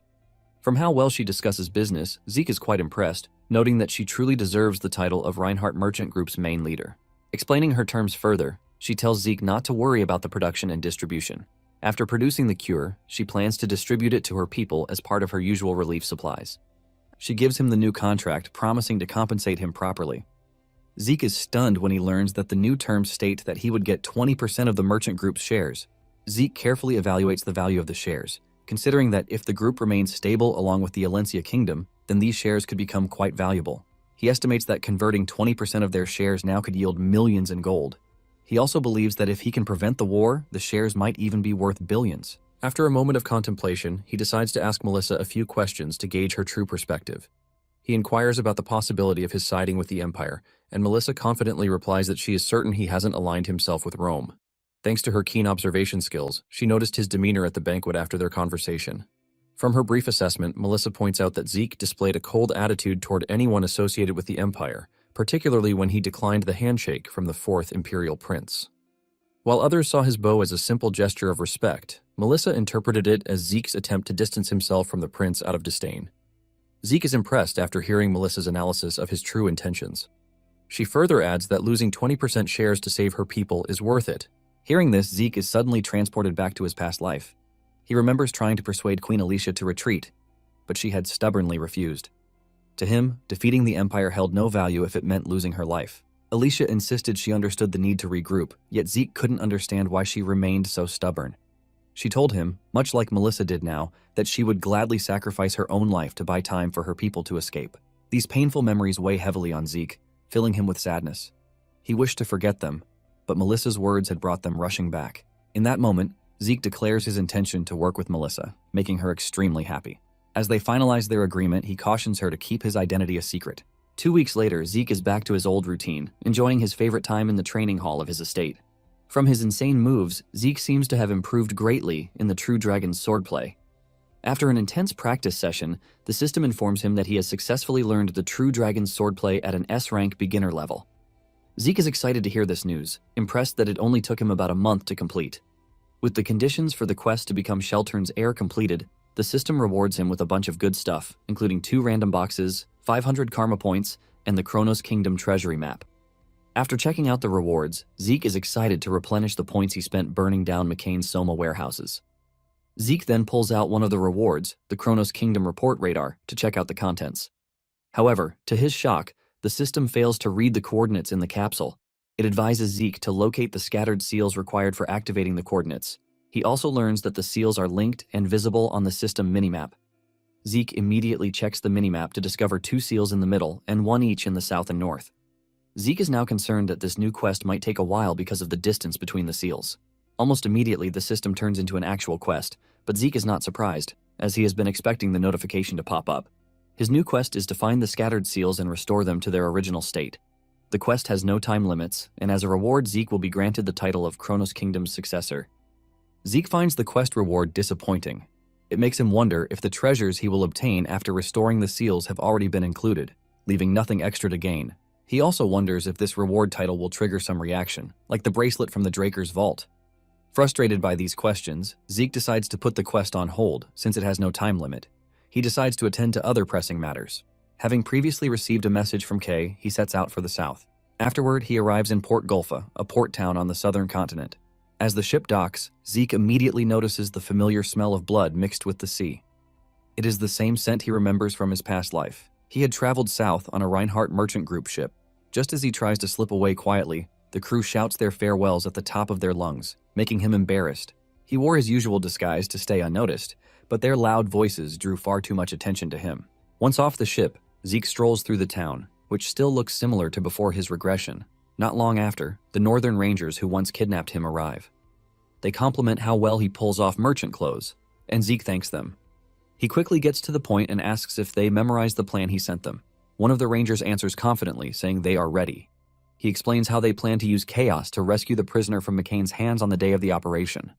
After ensuring they understand the plan, Zeke tells them to keep their guard up, as it involves more than just rescuing the target. The scarred ranger is curious to know what type of chaos to expect on the day of the operation. Zeke did not tell them about it to prevent any leaks in his plan, so the ranger wonders if there are going to be any chaotic festivities. Zeke simply grins and assures them that what he has planned is going to be more chaotic than any festival. He grins wickedly, telling them that he plans to make McCain disappear that day. Seeing the look on Zeke's face when he says this makes the ranger a bit uneasy. Just then, a guide from the Reinhardt Merchant Group suddenly interrupts them, looking for Zeke. Seeing that they are still busy, the guide tries to leave to give them more time, but Zeke stops him. Zeke immediately leaves with the guide to the carriage prepared by the Merchant Group. Watching him leave, one of the Rangers asks Zeke if he wants to wage war against McCain. Zeke replies to him saying he was only joking with them. But both Rangers know better than to take his words lightly. Moments later, Zeke is in a carriage discussing his plans with Kay. They discuss the warehouse provided by the Merchant Group, which looks ordinary on the outside, but has a luxury interior. Kay wants to go over the plan again to make sure she understands everything. According to Zeke's plan, they are to take advantage of Don Juan's birthday. Today is his birthday, but also the day when all executives will gather for business. Taking advantage of that, Kay and Zeke will be there under the disguise of attending the business meeting. After repeating the plan, Kay asks Zeke to confirm she hasn't left anything out.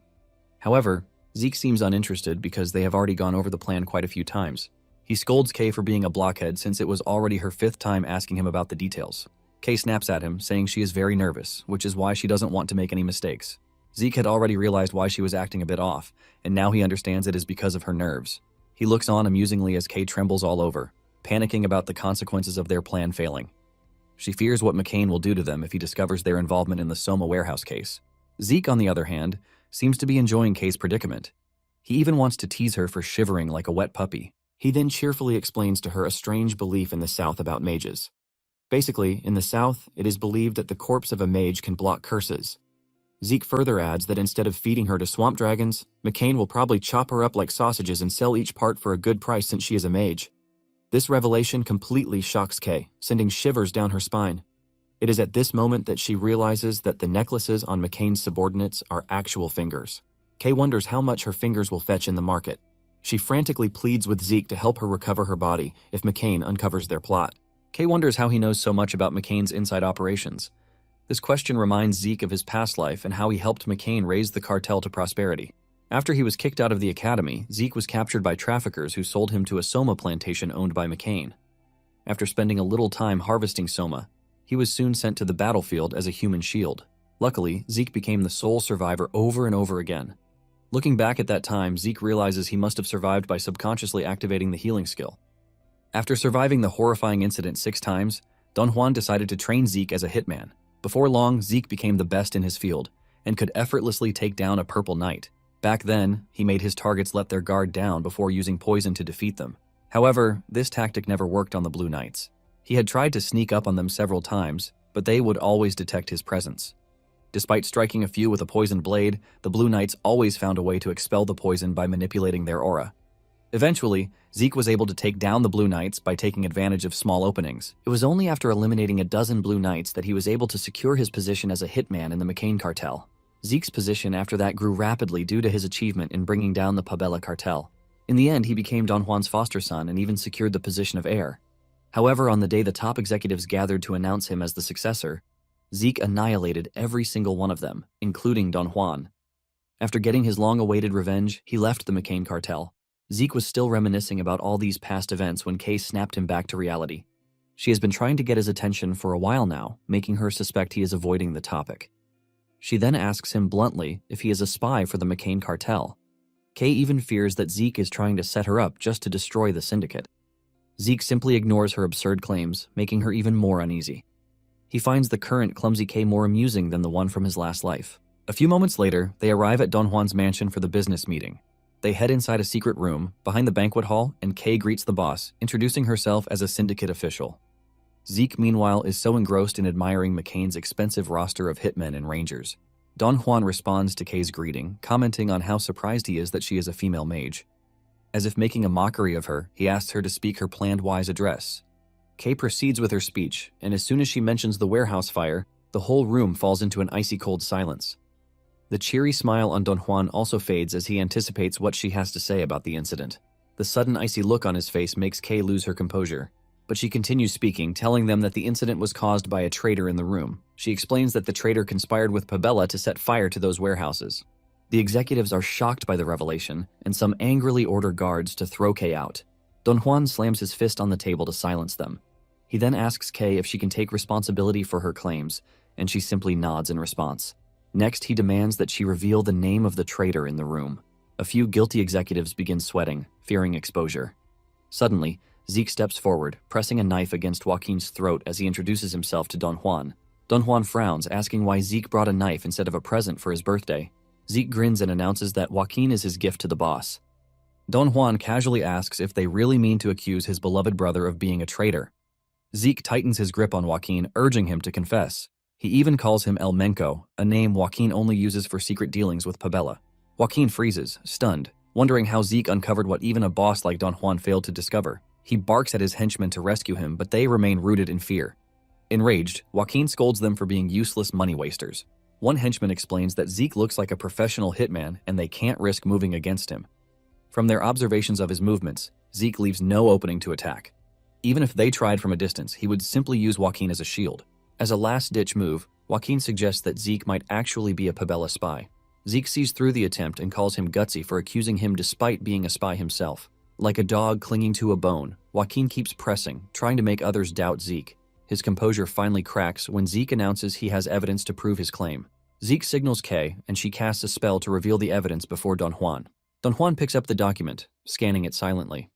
His eyes narrow as he praises Zeke for providing such a detailed and compelling report. He reads a summary aloud, exposing Joaquin's collusion with the syndicate to sabotage the McCain cartel. Disgust flashes across Don Juan's face when he reaches the section proving that the Pabella cartel is actually a pirate group. The executives snarl at Joaquin upon hearing this. Zeke smirks, clearly enjoying the tense shift the revelation has caused. Apart from the fact that no one likes pirates, Southerners in particular hold a grudge against them. This is because the South is situated too close to pirate outposts, causing them to suffer constant attacks from pirates compared to other regions of the continent. The most important aspect that Zeke factored in is that Don Juan lost his family to pirates, meaning he bears even more resentment for pirates than others in the room. Zeke looks forward to his reaction because he is sure that Don Juan will never ignore this betrayal from Joaquin. Don Juan quietly studies the document further, and as soon as he stumbles on a photo of Joaquin with a pirate, he stops. Joaquin almost craps his pants in fear, wondering where Zeke obtained such a damning photo of him. He also notices that the report links him with the warehouse fires. However, that picture was only from a deal he made with the Pabella cartel. Joaquin fears that this whole situation really makes him look guilty of setting the Soma warehouses on fire. Don Juan finishes studying the report and thanks Zeke for providing it. However, he voices his doubt over such circumstantial evidence. He adds that such a thing is not enough to make him doubt Joaquin, who is like a brother to him. Zeke already anticipated this, so he decided to use another method. He didn't want to, but looking at the situation, he has no choice but to fall back on his plan B. He then quietly whispers something in Joaquin's ear. Don Juan, on the other hand, proceeds to announce Zeke's punishment for falsely accusing his right-hand man. Joaquin suddenly cuts him off mid-sentence and admits to the charges. The room falls silent, heavy as a grave. Don Juan breaks the silence, expressing his deep disappointment over the betrayal. With nothing more to add, he promises to show Joaquin respect for confessing voluntarily. To Zeke's shock, Don Juan hurls a sickle at Joaquin, instantly exterminating him. Zeke freezes with blood spattering his cheek as he stares at the corpse in disbelief. It is revealed that Zeke had convinced Joaquin to confess by threatening his family. He finds it fascinating that Southerners truly believe in oaths sworn in the name of their supreme being. Zeke had sworn not to touch Joaquin's hidden family, even though he never intended to mess with them. After wiping the blood from his face, he looks at Don Juan with admiration, impressed by the swift, decisive action that solidly depicts him as a criminal boss. Looking at the whole situation, Zeke realizes that Don Juan did not punish Joaquin because he believed that he was a traitor. It was simply because he had to do it to assert his authority over the others. From the beginning of the drama, Zeke had noticed how he remained calm after Kay's testimony linked the warehouse fires to the Pabella spy. After he accused Joaquin and the shocking revelation about the hidden pirate group, Don Juan still maintained a calm composure. Zeke had noticed that despite everything, Don Juan wanted to stay neutral and analyze the situation properly. Unfortunately, the executives had already signed out after hearing the part about collusion with a hidden pirate. At that point, even though he wanted to save Joaquin despite the confession, he couldn't. Don Juan knew if he didn't make a decisive decision right there, the organization would fall apart. After analyzing the whole thing, Zeke concludes that Don Juan is still as calculating as ever.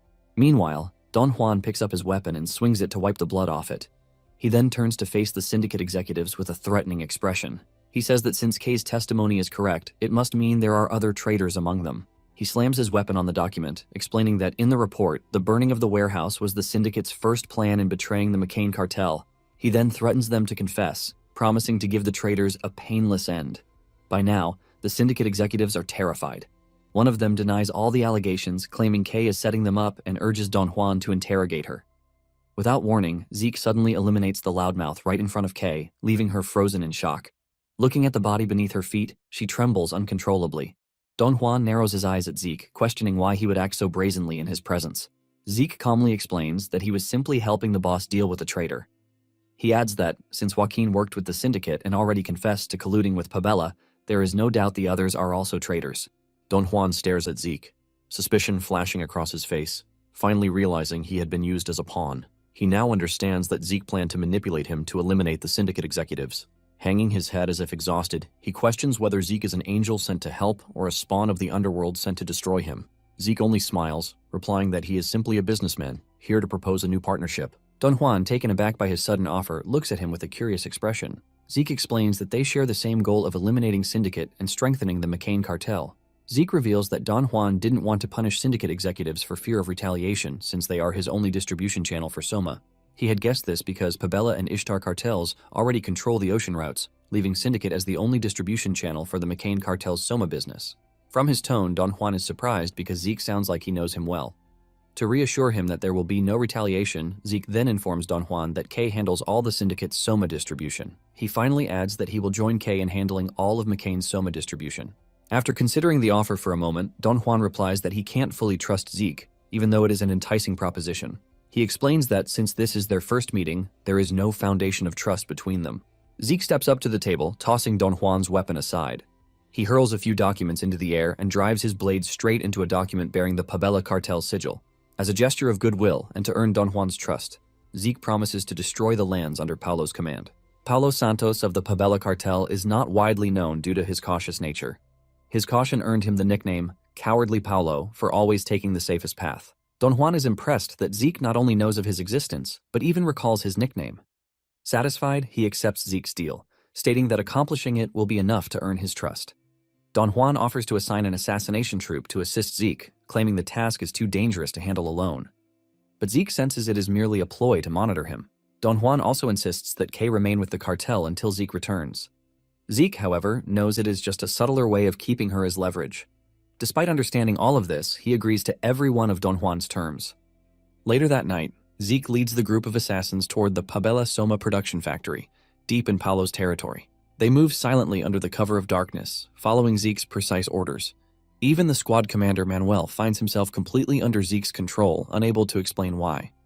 Watching Zeke's covert skills, Manuel feels no regret for tagging along like a dummy. He notices Zeke's stamina far surpasses that of a normal assassin. He also discovers that Zeke's movements are swift, precise, and seemingly calculated, as if he had already memorized the entire southern lands. During a sudden werewolf attack, Manuel witnesses Zeke in action and concludes that he is nothing short of a monster.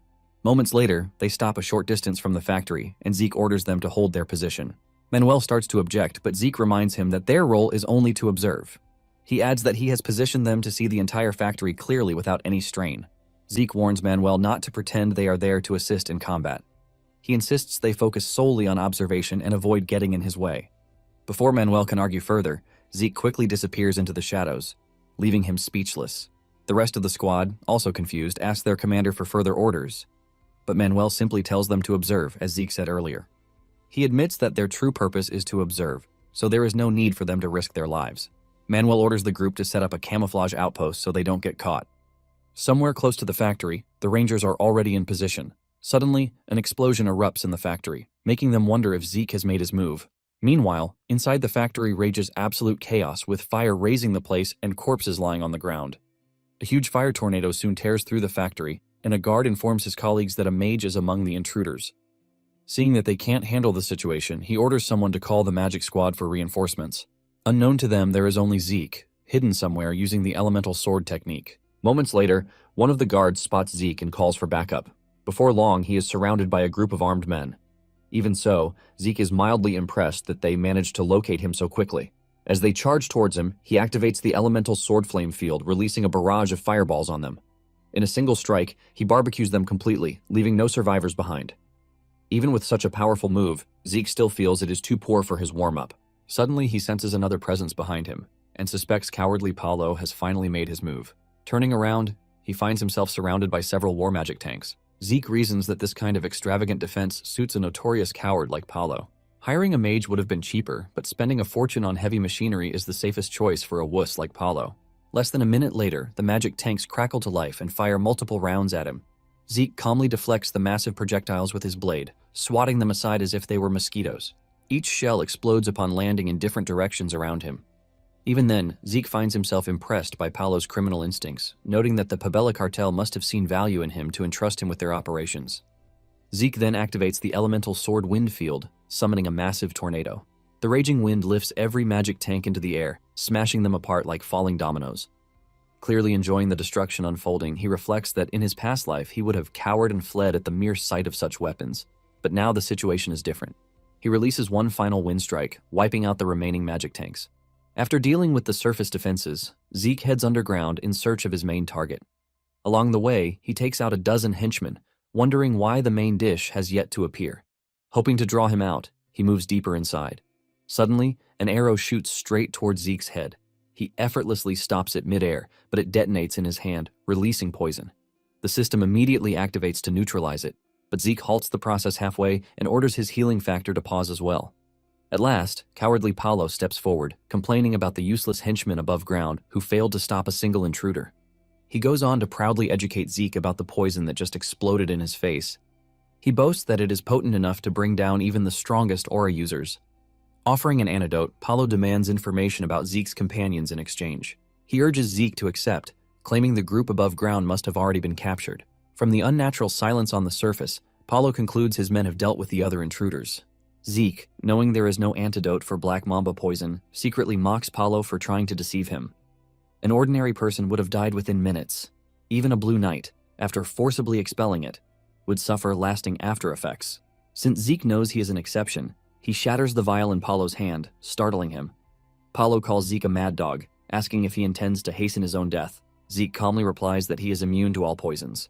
Paulo grows even more terrified when Zeke reveals the surface is quiet because all his henchmen have been wiped out. He finds it hard to believe, given that his forces include Pabella's elites and insane magic weapons. Sensing his disbelief, Zeke tells him to confirm it himself if he can leave unscathed.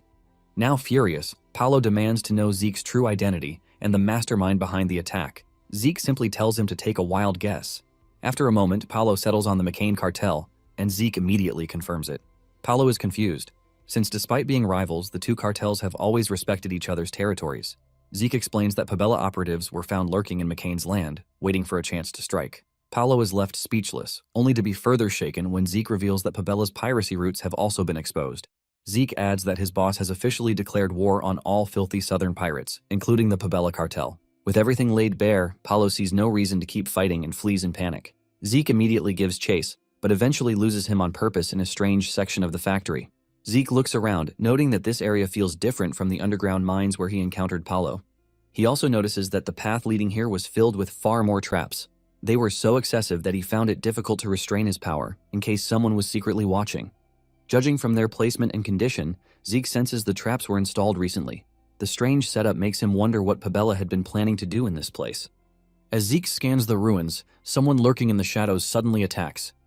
He narrowly dodges the strike, prompting the attacker to glance at him in surprise. Without hesitation, the cloaked man attacks again, but Zeke overwhelms him. With a single strike from the elemental sword wind field, Zeke shatters the man's sword and fatally wounds him. As he moves to inspect the body, a blonde dude surrounded by several other cloaked figures emerges. From their attire, Zeke immediately recognizes them as the Empire's infamous hunting dogs. The blonde dude expresses his dissatisfaction about working with Southerners. He rambles on smugly, referring to Zeke as a rat. He boasts that since Zeke wandered into the ruins, he will be leaving in a body bag.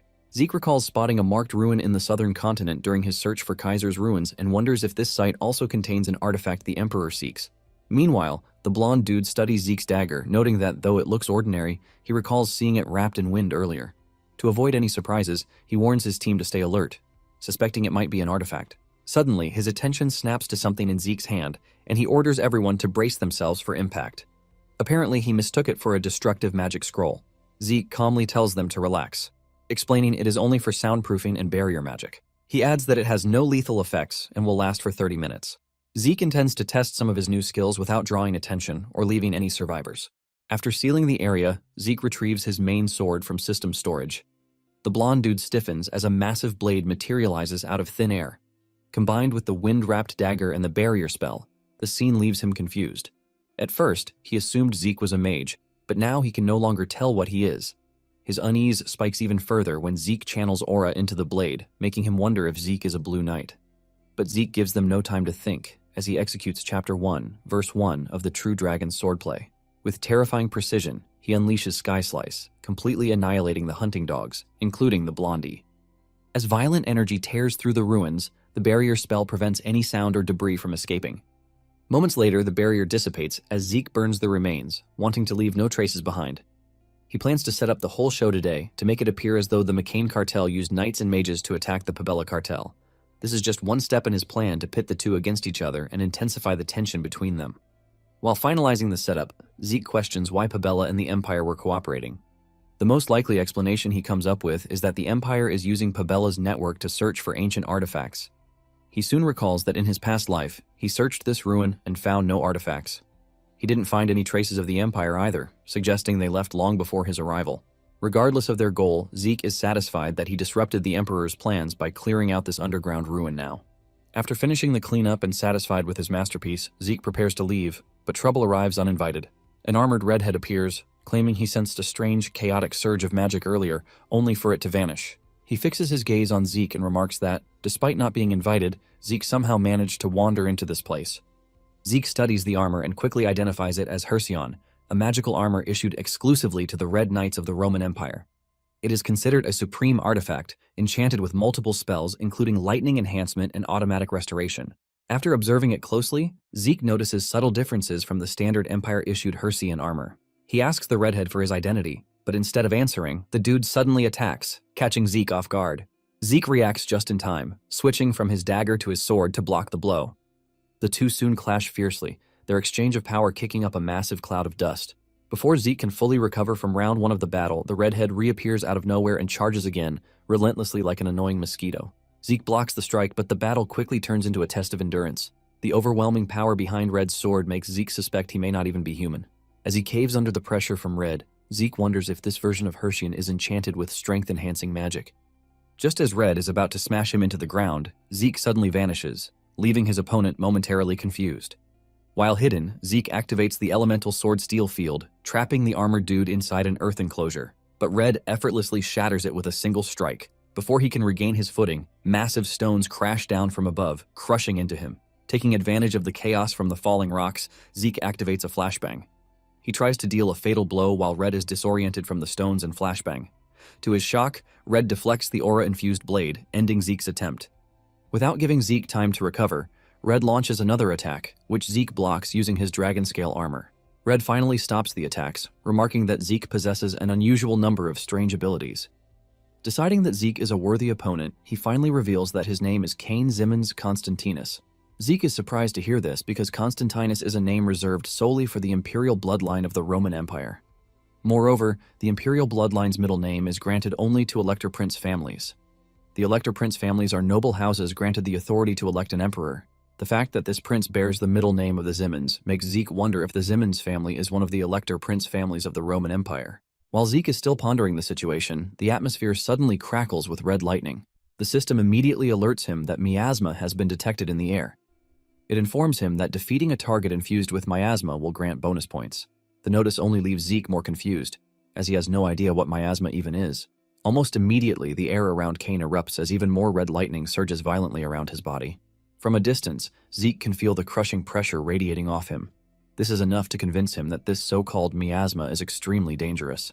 Feeling like the main character of the story, Cain raises his sword, revealing a massive aura blade looming behind it. He declares that he will show Zeke proper respect by granting him an honorable death. He also adds that he never expected to encounter a worthy rival in such a remote location. He continues rambling about fighting with his full strength as the highest form of respect he can offer an opponent. Zeke, unconcerned by his bullcrap speech, is genuinely uneasy as he considers how to deal with this monster. He knows that ordinary techniques would be useless. Even at his current level, the elemental sword is far from enough to contend with someone like Cain. After a brief consideration, he settles on the True Dragon's Swordplay, Chapter 8, Verse 2, and launches the Dragon Scale Thrust. Even then, the attack fails to leave so much as a scratch on Cain. Recalling Cain's overwhelming strength enhancement, aura deflection, and rapid regeneration, Zeke realizes that winning this fight outright may be impossible. After weighing his options, he reaches a conclusion that the only way forward is to destroy the Hersian armor. Only then would he stand a chance of dealing any real damage. With no better way to close the distance and tear off that armor, Zeke decides to activate Mana Reflection. He knows it won't overpower Cain outright, but the skill can at least suppress the armor's functions and slightly level the playing field. The effect activates almost instantly, pausing all Hersian's functions. Cain is surprised as he realizes his overpowered suit has stopped working. He questions Zeke about what he did, but Zeke simply shrugs, feigning ignorance. Rather than getting angry, Cain finds the situation amusing. He then prepares to attack, remarking that uncovering an opponent's petty tricks is part of the joy of battle. The moment his blade swings down, chaos erupts once more between them. In less than a second, the two fight violently, their clash resembling a battle between raging dragons. Shockwaves tear through the area, and by the time the fighting heightens, the already ruined dungeon has been reduced to absolute devastation. Eventually the dust settles, and Zeke is left sitting in a pool of his own blood, completely exhausted. The system warns him that his miasma corrosion limit has been exceeded. This drastically weakens his healing abilities, pushing him into a critical state. Cain, on the other hand, appears far less damaged. As the Hersian armor restores its functions, he steps forward and looms over Zeke, his sword pointed straight at him. He then calmly exposes Zeke's true identity, praising his exceptional combat skills. Zeke is stunned and wonders how he was discovered. Cain explains that only Draker Mana can temporarily halt the Hersian armor's functions. He also adds that during their final clash, Zeke used a technique closely resembling the dragon-slaying arts. The realization that he has been exposed hits Zeke hard. What shocks him even more is that Cain recognized the True Dragon Thrust technique at all. While the dragon-slaying arts originate from True Dragon Swordplay, The dragon scale thrust is a closely guarded secret taught only within the Draker family. For an Imperial Knight to know it, Zeke concludes that the Simmons family must have sold the dragon-slaying arts to the Empire. The realization distresses him so badly that he coughs up blood. Seeing him at the end of the rope, Kane calmly notes that the miasma must have already destroyed Zeke's insides. Declaring him a worthy opponent, he decides to grant Zeke a painless and honorable end. After finishing his bullcrap speech, Kane plunges his sword into Zeke's chest. As Zeke closes his eyes, Kane quietly wishes him a peaceful journey to the underworld. After finishing him off, Kane proudly turns to leave, still running his mouth about Zeke being a worthy opponent. Before he can take another step, a dagger suddenly flies out of nowhere and tears straight through his jugular.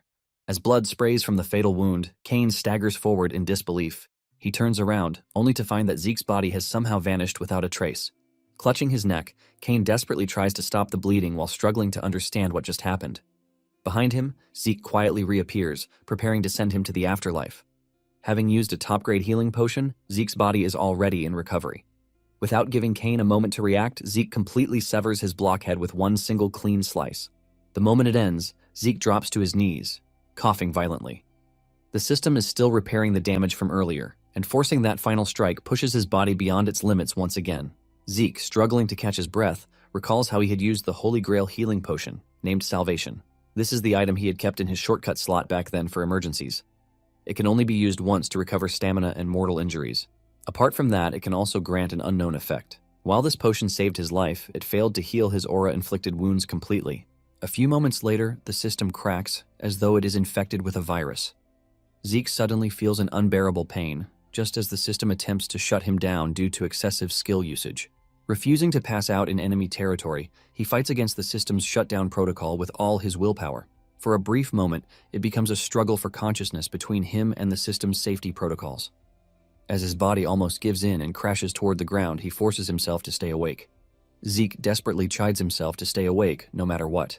Just before hitting the ground and losing consciousness, he remembers Kane's body and he instantly activates Gluttony. Right then, a dark abyss opens beneath him and completely devours Kane's remains.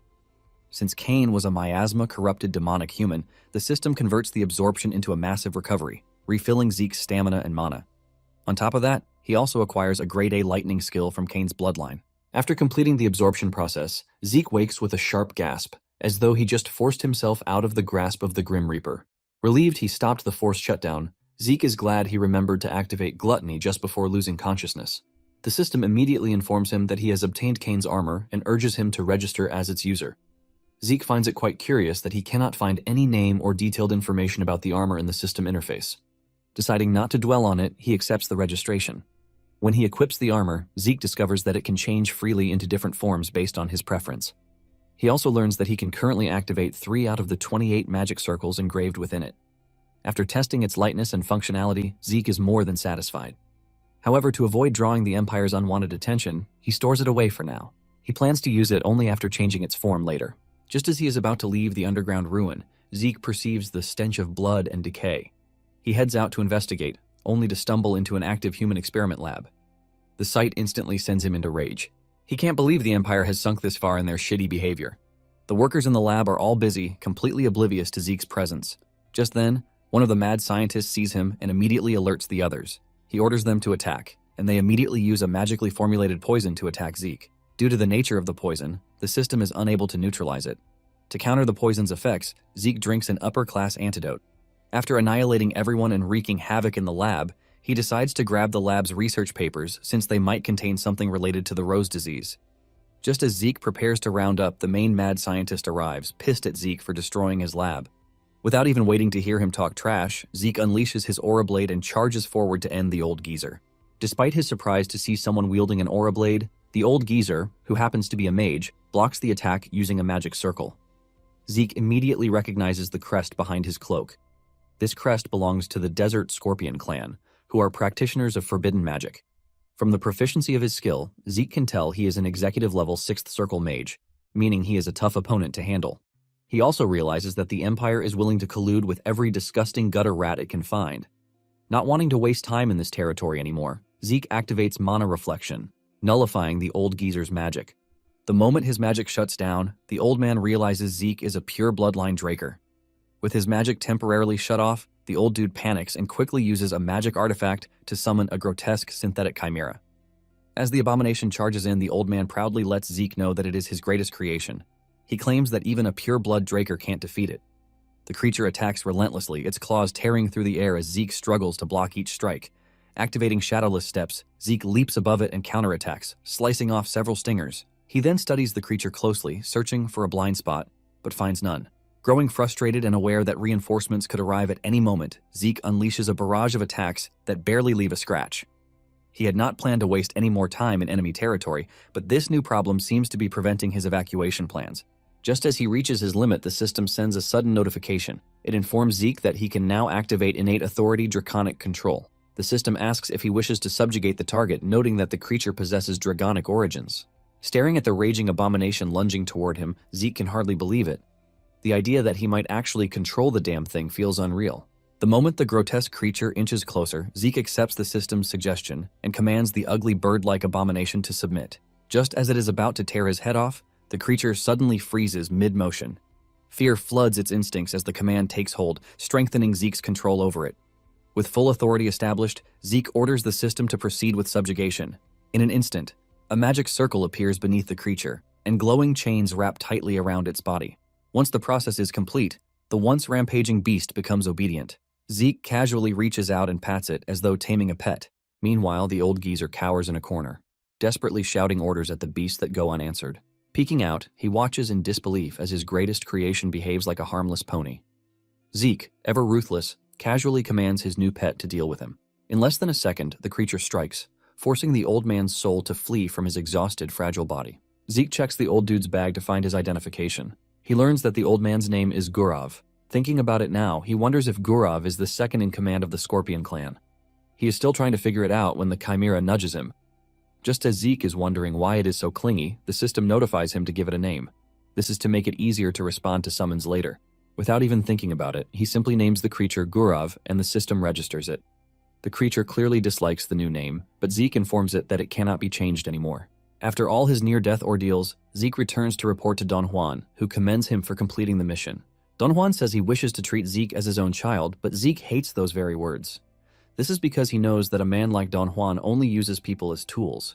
Zeke seethes with rage as he recalls how he was used as a human shield in his past life. This memory renews his resolve once again, and he vows there and then to completely end Don Juan. Don Juan then hands him some packages, saying he prepared them as gifts. He explains that the gift is his way of establishing trust between them since Zeke wants to partner up. As Zeke prepares to unwrap the gift, dread fills his heart. Deep down, he already guessed what might be in the boxes because they are dripping with blood. He opens one up to find the remains of a syndicate executive. Zeke can already tell that the other boxes must contain the remains of the other executives. Don Juan asks Zeke if he likes the present, and after a brief silence, Zeke replies that he likes them. Deep down, Zeke is absolutely ecstatic because everything is going exactly according to his plan. With the syndicate executives eliminated, he plans to push K to the top next. Later, Don Juan informs Zeke that Pabella has discovered their involvement in Paolo's territory raid. He also adds that a rumor is going around that they used mages and knights in the raid. Although he feigns ignorance, secretly, Zeke is pleased because this was all his doing. Don Juan, feeling like the whole world is about to become his playground, informs Zeke that he wants to take things further. He explains that he wants to attack the Pabella again as a warning. Apart from that, he wants them to know that Zeke is now the master of the southern continent. Zeke immediately sees through Don Juan's plan to use him, but he still agrees to carry out the mission. Although he wants Zeke to agree, Don Juan is taken aback by his readiness to agree.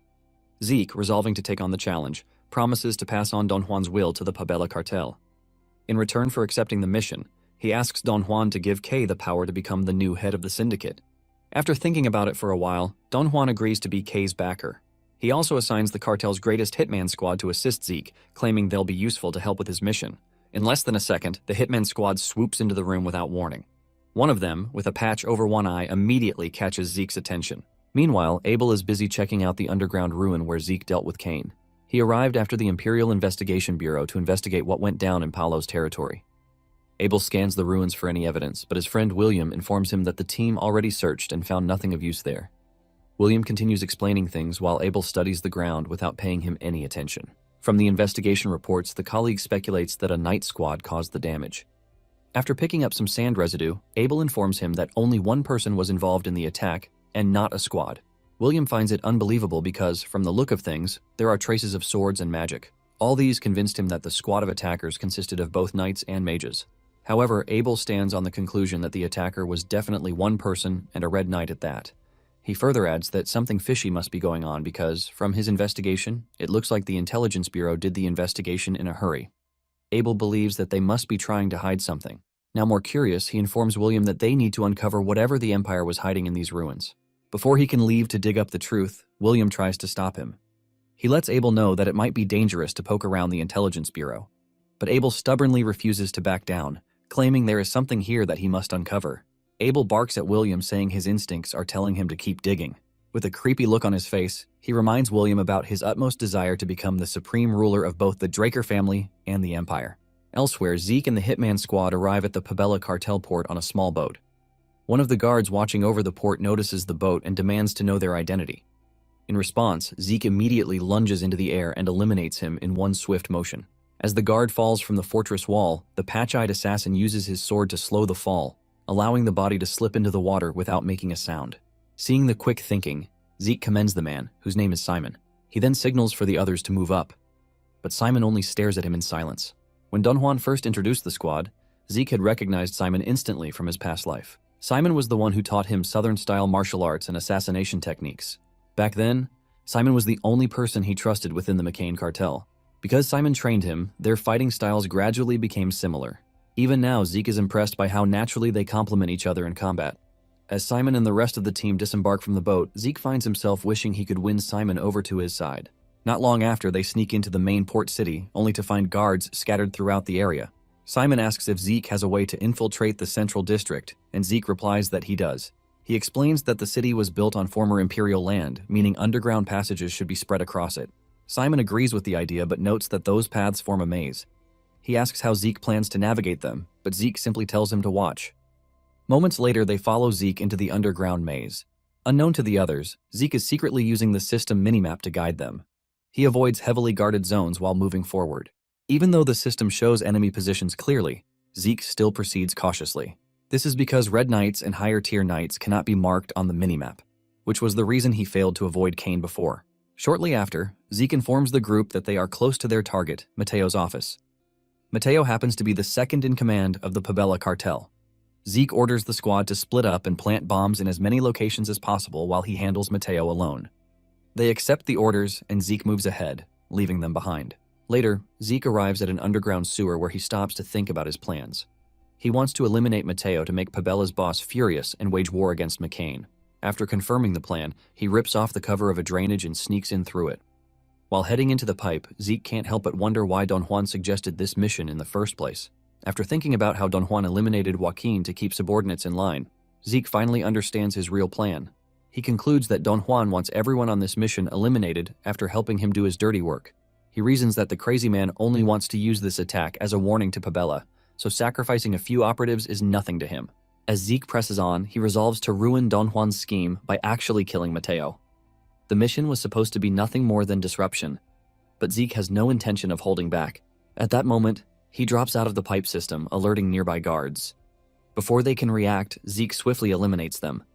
Afterward, he finds it strange that there are no Imperial guards present. Since Pabella worked with the Empire at the ruin, he expected to see them here. He checks the minimap but finds no trace of Imperial forces. Suddenly, a bright light flashes in his face as several Imperial soldiers rush in. Their captain orders them to capture Zeke alive. Overconfident, they charge at him head-on. Zeke cuts down the swordsman in less than a second. The mage squad follows, activating magic circles, but Zeke uses swift steps and closes the distance instantly. With the elemental sword Windfield, he wipes them out without effort. While doing so, Zeke feels disappointed by their mediocre skills. He expected more from the Imperial army, but this bunch of weasels seems to be too weak for him to enjoy destroying them. Finding the boring fight underwhelming, Zeke stops attacking and activates the dragon's dignity skill. This skill can petrify even the most headstrong dragon. The pressure alone terrifies the remaining guards. He orders them to flee if they want to live, or advance if they want a straight ticket to the underworld. After a single fierce glance, the guards scatter, leaving the room silent. With that settled, Zeke wonders what the Empire is doing this far south. Just then, he senses an awful aura seep into the room and turns around to see a cloaked figure staring at him. The cloaked figure calls Zeke an annoying roach, complaining that he is messing up their great plans. Zeke is surprised because he didn't even sense any presence until now. He questions the cloaked figure about his identity. The man simply ignores Zeke and waves his hand, releasing that same foul dark aura from a ring on his finger. The dark aura flows into the corpses on the ground, and just like that, they turn to freaking raging zombies. Once again, he threatens to take Zeke's soul since he interrupted the great plan. He then orders the zombies to eliminate Zeke, and they instantly charge in, growling like hungry dogs. Zeke swoops into action, but he can't help but be amazed by the cloaked dude's power. He reasons that raising this many zombies in one go is only something a high-level mage can do. Zeke faces off with the zombies while studying the Dark Mage. From his observation, a mage of such level should only be from the Scorpion clan, like the old geezer Gurov. However, he notes that this mage doesn't possess the Scorpion clan's affiliation circle, which puzzles him. Like a puppeteer, the Dark Mage continues to feed the dark miasma into the soldiers while Zeke takes them down. After destroying several zombies, the system rewards Zeke with 10 karma points for each kill, making him ecstatic. Energized by this, he wipes out the rest with renewed momentum. He becomes so absorbed in receiving free points that he barely notices when the last zombie drops. Expecting more, Zeke quietly waits, but the cloaked mage retreats instead, leaving Zeke disappointed. Unwilling to accept the fact that his fun had been cut short, he decides to catch the cloaked dude later and turn him into reward points. With no time to waste, Zeke resumes the mission. As he nears Mateo's office, he senses someone closing in. Just then, a knife nearly grazes his neck, but Zeke does not react, having anticipated the attack. The assailant is immediately revealed to be One-Eyed Simon. Zeke reveals that he had already expected Simon to track him down here. He wonders if Don Juan sent Simon to stop him from pushing things too far. Simon ignores the questions and grabs Zeke, slowly edging the dagger closer to his neck. He explains that Don Juan plans to wipe Pabella out completely, but Zeke will not live long enough to take credit for it. Zeke points out that McCain would have lost the Pabella distribution network without his help. Simon calmly responds that the operation will continue smoothly without him. He adds that they will use Kay's influence in the syndicate instead. Ignoring the threat, Zeke suspends his healing ability and leans closer to the blade.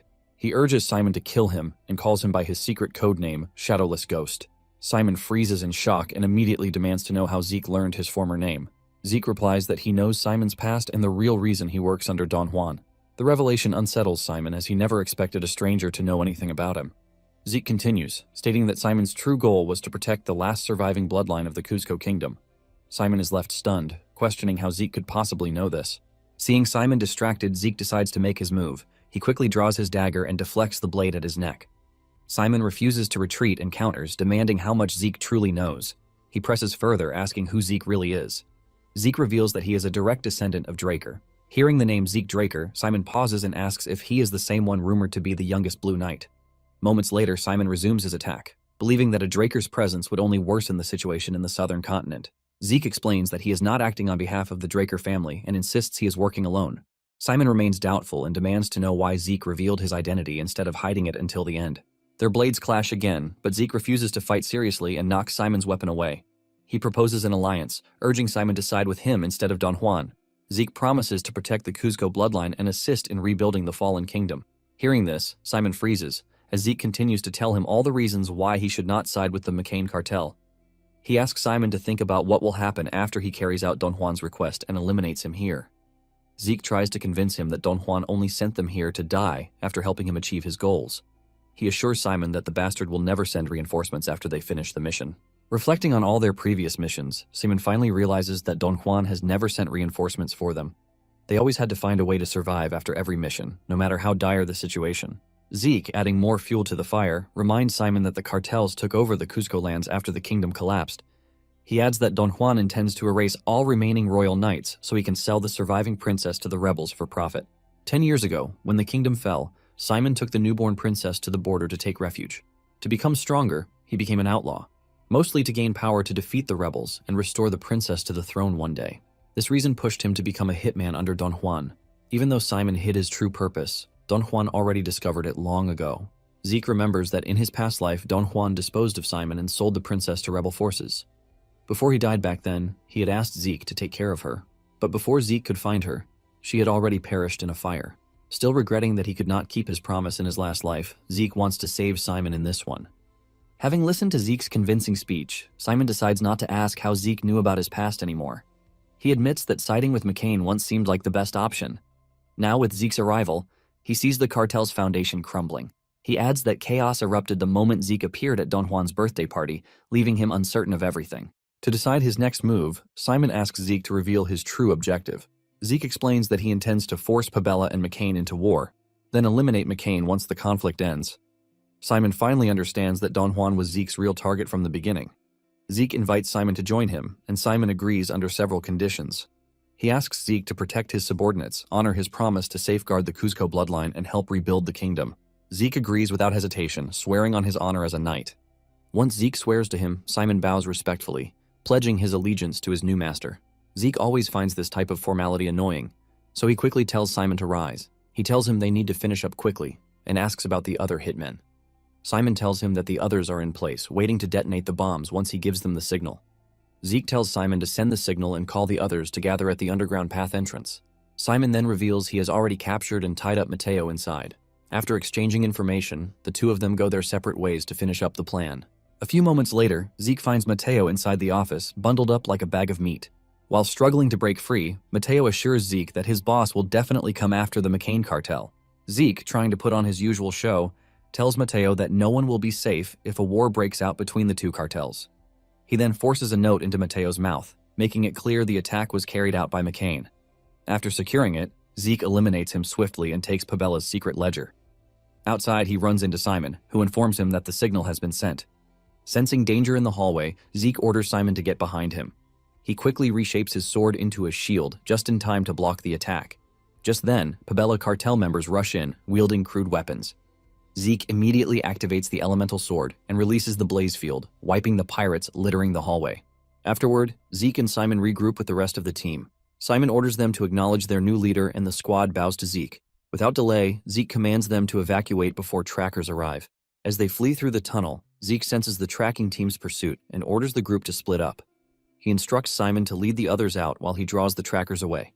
He also tells Simon to find Kay and mention his name. Simon hesitates, reminding Zeke that the princess is still with the cartel. Zeke calmly reveals that he already planned for this long ago. He had commissioned the two Gorka Rangers back then to rescue the princess. Zeke proudly informs Simon that the princess has already long been rescued. Meanwhile, Don Juan is having a miserable time back home. 1 full month has passed since the attack on Pabella, yet McCain continues to suffer repeated retaliation. Strike after strike has weakened their influence, and Don Juan can barely contain his frustration. He vents his anger at the remaining executives as the pressure from Pabella steadily tightens. The numerous empty chairs scattered around the meeting table make it painfully clear that nearly half of McCain's executives have already been eliminated. Looking at the situation now, Don Juan deeply regrets attempting to manipulate Simon and Zeke against each other. Because he considered them dangerous variables, he sent them on that reckless mission with the intention of disposing of them. Instead, they escalated the situation far beyond his expectations, provoking Pabella into unleashing a shitstorm of retaliation that now threatens to crush McCain entirely. During the tense meeting, one executive cautiously suggests that Don Juan temporarily step away from cartel affairs. Don Juan immediately rejects the idea, refusing to retreat like a wuss.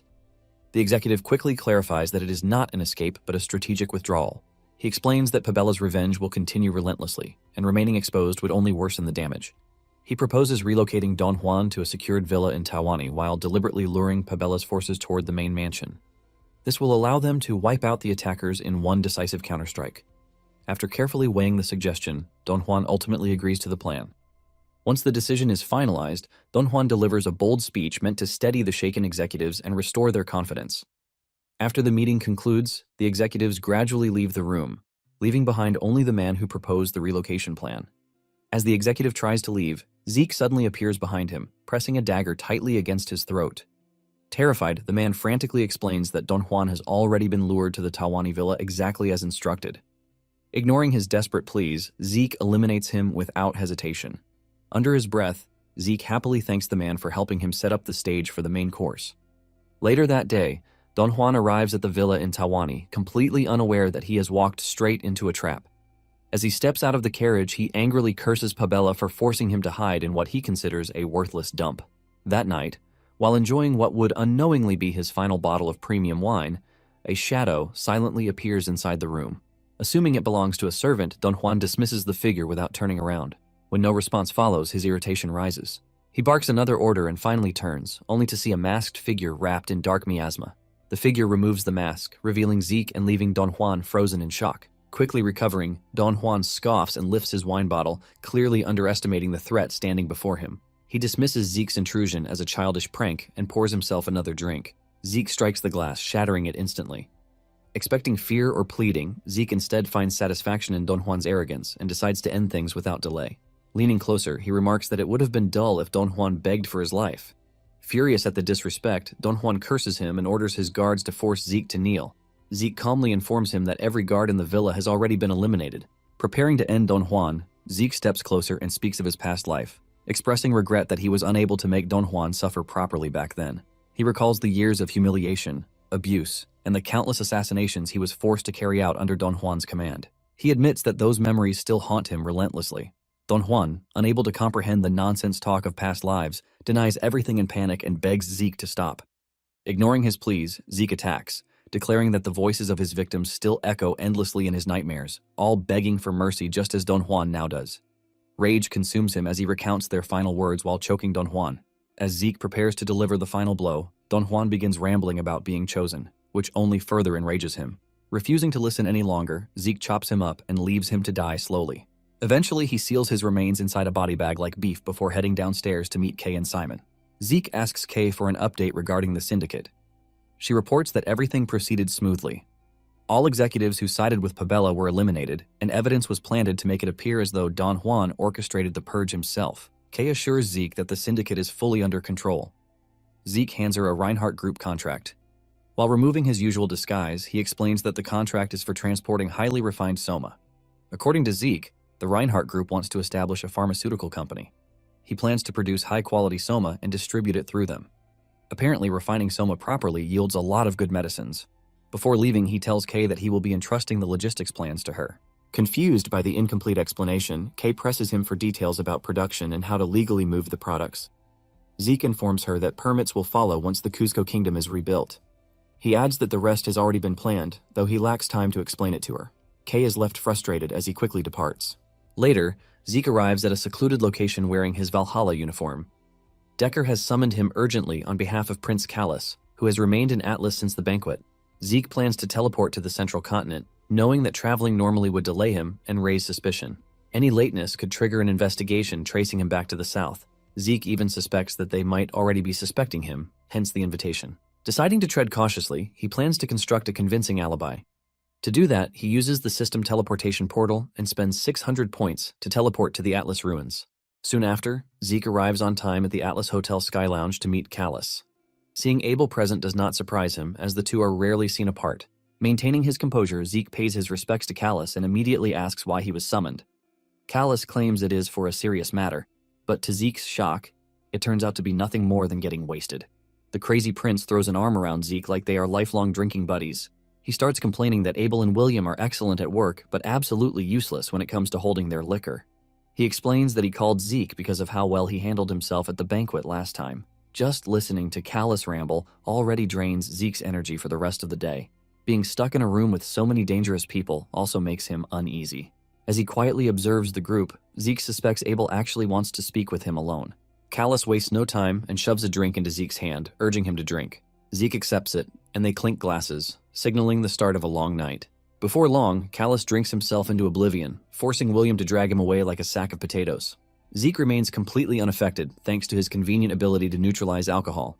He almost feels bad being the only one with such an unfair cheat code. After the others leave, Abel apologizes for pulling Zeke into this mess. He mentions hearing that Zeke had been in long, closed-door training. Zeke plays along, saying he was not making any progress anyway, so the invitation did not interrupt anything important. Abel accepts this and invites Zeke to drink with him. Zeke finds it strange, never imagining he would share a drink with the future butchering knight. He immediately senses Abel has something important to say. Before Zeke can even take a sip, Abel asks for his honest thoughts about House Draker. Zeke stays silent, confused by the question. Sensing his confusion, Abel clarifies that he wants a personal answer. When Zeke still does not respond, Abel suddenly declares that he plans to destroy House Draker someday. The confession shocks Zeke so badly that he stands up from his seat. Abel ignores his reaction and continues, claiming that Zeke carries the same scent as him, a scent of blood, battle, death, and victory. He goes on to say that this is how a true pure-blooded Draker should be, even calling Zeke a predator. Zeke is irritated by the obsession with bloodlines and predators. Deciding to play along despite his irritation, he asks whether Abel's closeness to the Empire is also part of his plan to destroy it.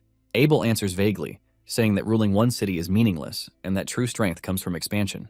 Abel goes on to praise the Empire, saying they are the perfect example of true power. This is because they claim to be building roads, but in truth, they are uniting the North, South, and even the Eastern continent into one. He praises them for this unification plan under one rule and claims that once everything is unified, the world will become a utopia.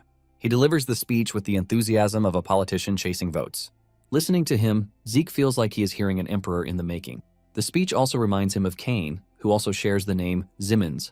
He recalls that Zimmons is also Abel's maternal family and sponsor. The connection becomes obvious to Zeke that Abel, the Zimmons family, and the Empire are all tied together. After several more bottles, Abel finally reveals his real goal is to have Zeke as an ally. Zeke calmly considers his response, then politely refuses and walks away from the drama.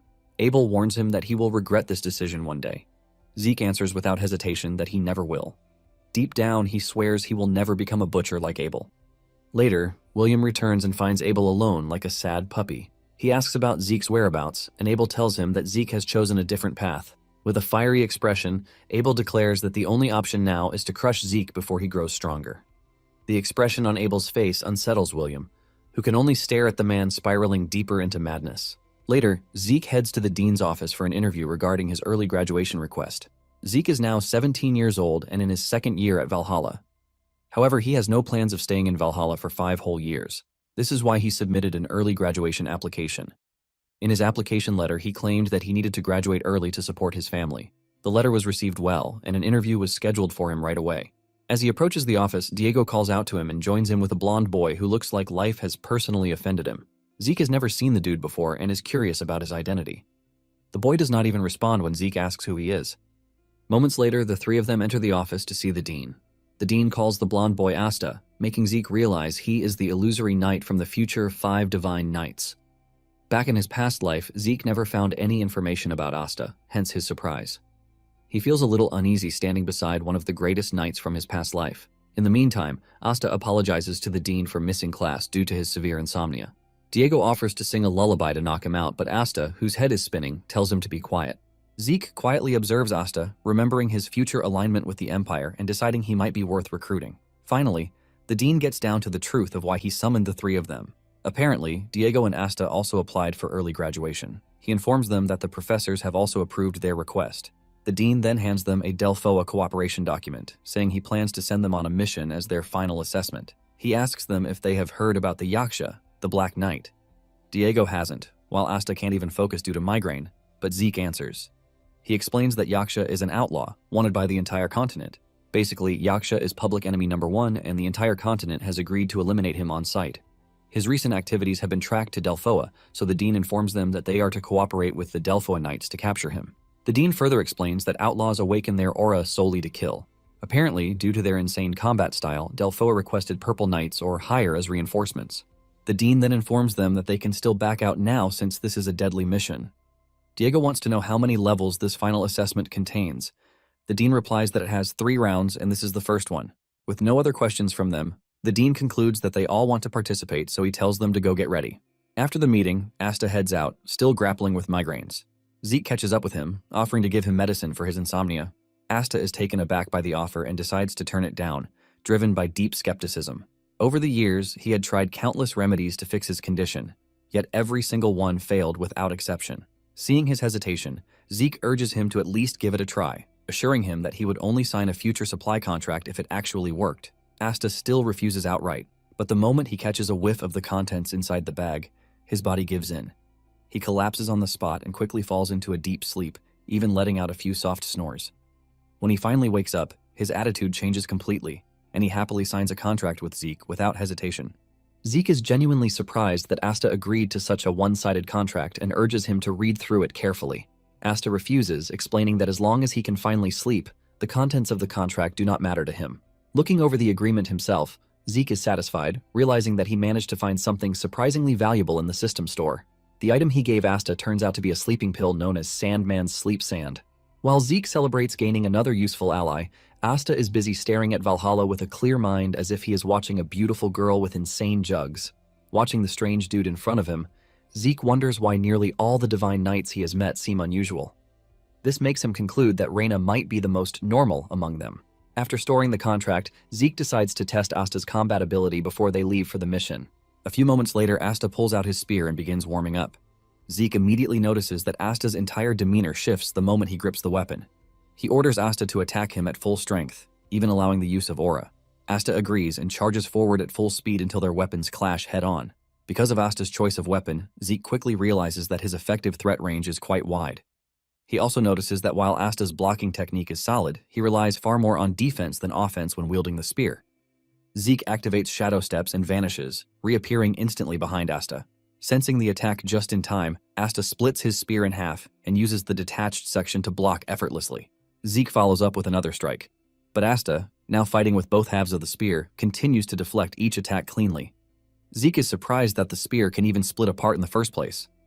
What surprises him even more is that the technique Asta uses is typically associated with outlaws rather than knights. As the exchange continues, Zeke grows increasingly impressed and even finds himself enjoying the fight. He switches to a dagger, prompting Asta to reattach his spear into a single weapon and deflect the blow. When Zeke draws his sword again to continue, he pauses briefly as Asta prepares to split the spear once more. Even so, Zeke charges forward using True Dragon's Swordplay, Chapter 2, Verse 1, confident that Asta will be unable to block it. As Zeke unleashes the Earth Slice, Asta hesitates in confusion. Deciding not to split the spear again, he instead uses a counter technique called Cross-Current Spear. In addition to strengthening the weapon, the skill extends its length. The two attacks collide, and a brilliant flash of light erupts from the impact.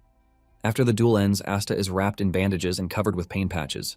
He curses Zeke, calling him a monster for defeating him so effortlessly, especially since he himself is known as a genius. Zeke calmly explains to Asta that he has allowed his fame to dull his edge, causing his skills to stagnate. He informs Asta that they will undergo harsh training before the Delphua mission begins. The way Zeke looks at him while saying this sends a wave of discomfort through Asta. Later that day, Zeke returns home, and Decker informs him that a guest is waiting inside. Zeke enters to find the blacksmith Galleon, marveling at the insane scale of the mansion. Ignoring the comment, Zeke moves straight to the reason he summoned him. This immediately makes Galleon uneasy, as he fears it might concern a problem with the Stygian blade. Apparently, Galleon has been steadily gaining fame after using the magic brazier from his past life. Zeke is pleased that Galleon began forging quality weapons earlier than before and plans to secure him as an ally before someone else does. Sensing Galleon's nervousness, Zeke reassures him that there is nothing wrong with the blade. He then equips Kane's former armor to show it to Galleon. Galleon screams in shock, demanding to know what the armor is, but Zeke admits that he has no idea. He explains that the reason he called Galleon over was precisely to identify the strange armor he acquired. Removing it, he hands it to Galleon for closer inspection. Zeke wants Galleon to examine it since he can't use outside experts for fear of being exposed to the Empire. After some time examining it, Galleon fails to find any clear explanation and apologizes to Zeke. He asks whether the armor has any special or unique properties that could help his research. Zeke thinks back to his fight with Kane and recalls that the armor deflected his aura blade. Hearing this, Galleon is stunned, but the detail allows him to narrow the possibilities down to a single rare metal capable of such a feat. He concludes that the armor must be made from orichalcum, known as the metal of the gods. Zeke believes that it is a normal metal, but Galleon screams out, saying it has extraordinary mana conduction compared to other metals, and that magic can even be engraved into it. Zeke then asks him how many big magic circles can be engraved into a normal metal armor, and this question shocks Galleon, who ultimately reveals that normal metals can't have even large-scale magic circles engraved on them. Zeke is surprised to learn that the metal is so precious that Galleon is even going crazy about it. Zeke then asks him if it is possible to change the armor to something else, but Galleon says it is impossible. Galleon says even if there is a possibility that he can use the metal of the gods, it is a big problem that the armor is already complete. He mentions that there is a risk that Zeke will not be able to use the armor again if he rashly touches it.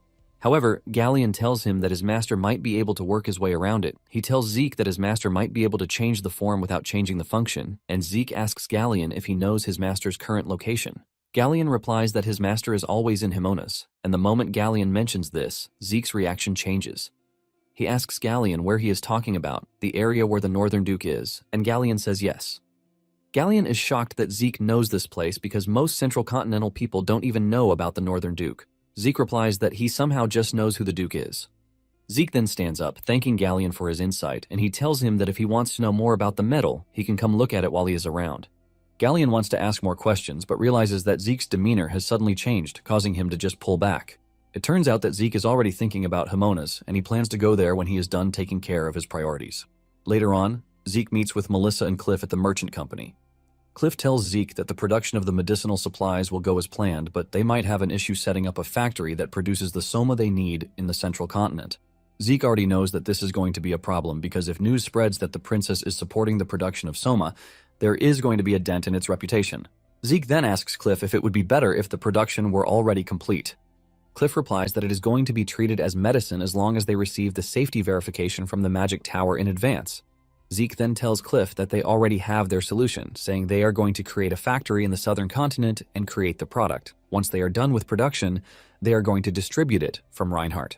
Melissa then cuts in, telling Zeke that the merchant group doesn't have the influence to create a large-scale factory on another continent. She lets him know that they barely even managed to create a factory for the creation of the rose disease antidote, which means they are supposed to consider other plans for the construction of a factory.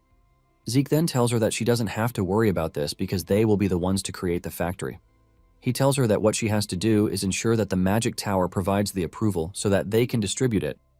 Melissa assumes that Zeke wants the Draker family to come in, but Zeke lets her know that everything he just said has nothing to do with his family. He tells her that he will be the one to cover all the fees, using his personal funds. Zeke then brings out an envelope, telling Melissa that the contents are connected to their main point of the day. He urges her to go ahead and read it, and when she does, she is shocked to her bones. She cannot believe that the Empire is working with the Scorpion clan to conduct human experiments for the synthetic poison. Zeke tells her that Alencia might have been the clinical target if the rose disease were truly artificially made using magic. Melissa is utterly pissed, and she talks about how she already had a bad feeling about everything, but she never expected the Empire to target civilians.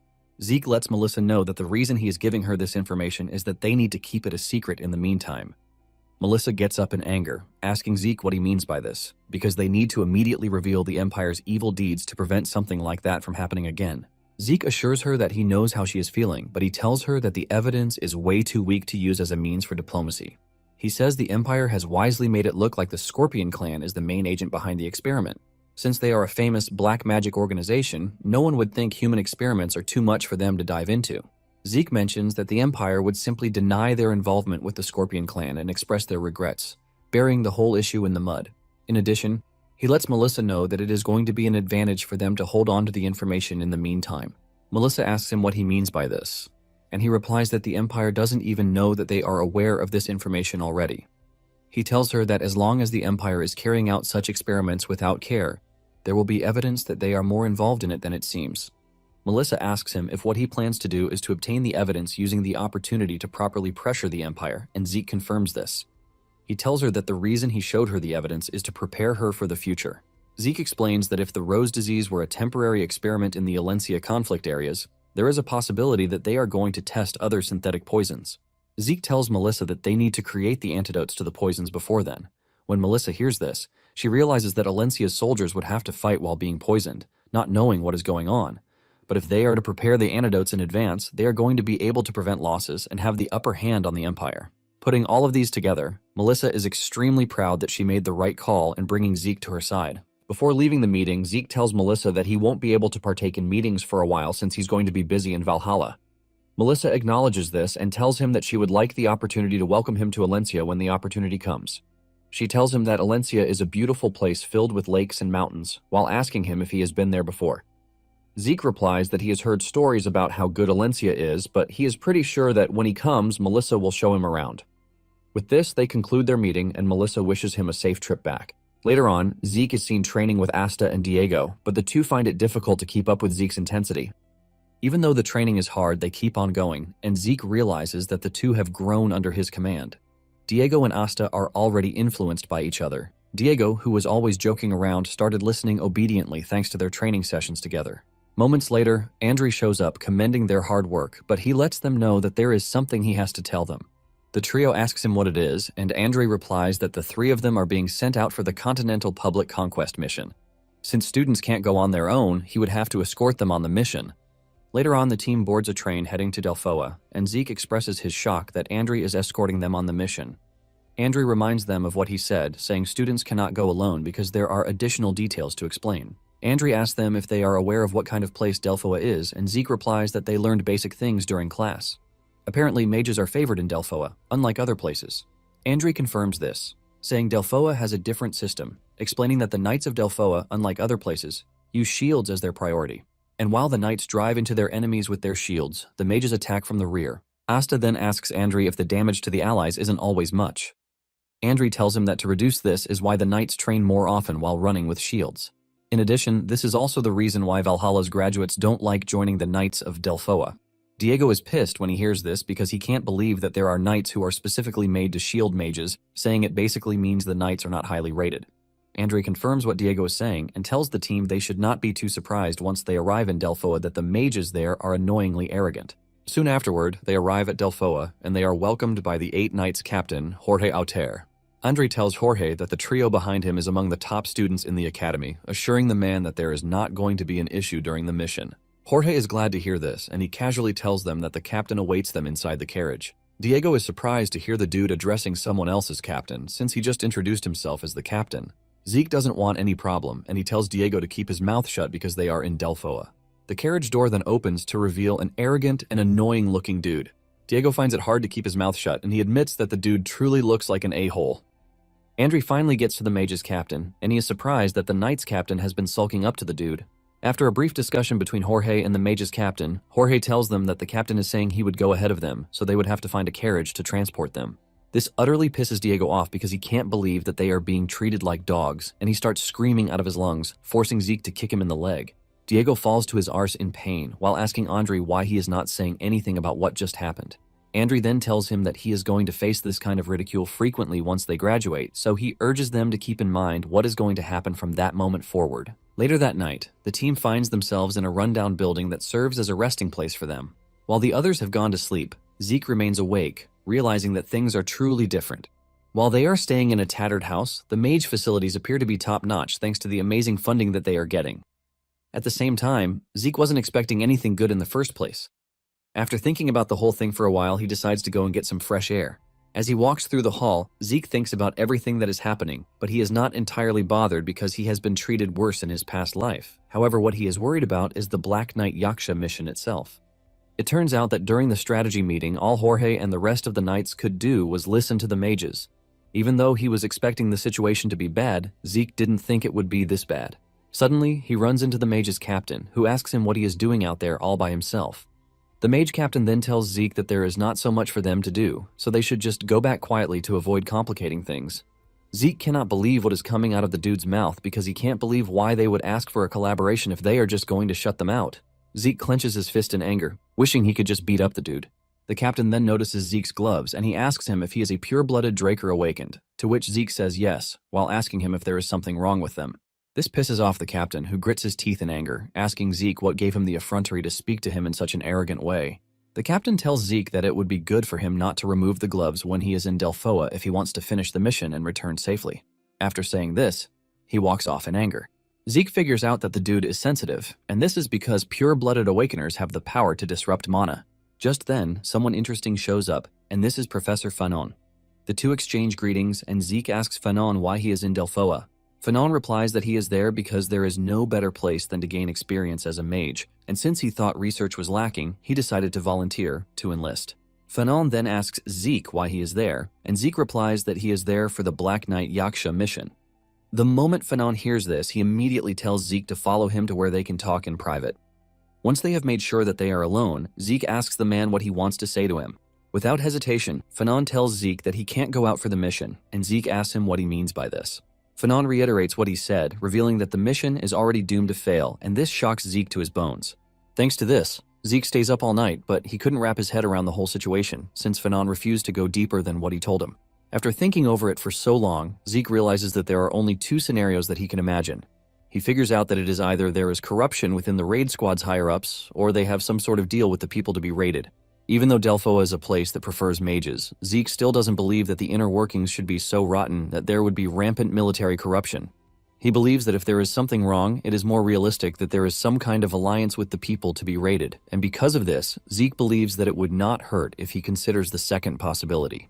Later that day, they head to the rendezvous point, and the mage captain distributes the squad into groups. He then gives them their orders, and after he is done, Zeke butts in, asking him what he and his team are supposed to do. This gets the captain annoyed, and he reminds Zeke that he already told him the night before that he doesn't have to do anything. He is about to continue raging when Zeke cuts in, telling him that he is a blue knight and Diego and Asta are purple knights, and all he is asking is if he is ready to let a talent of their high level go to waste.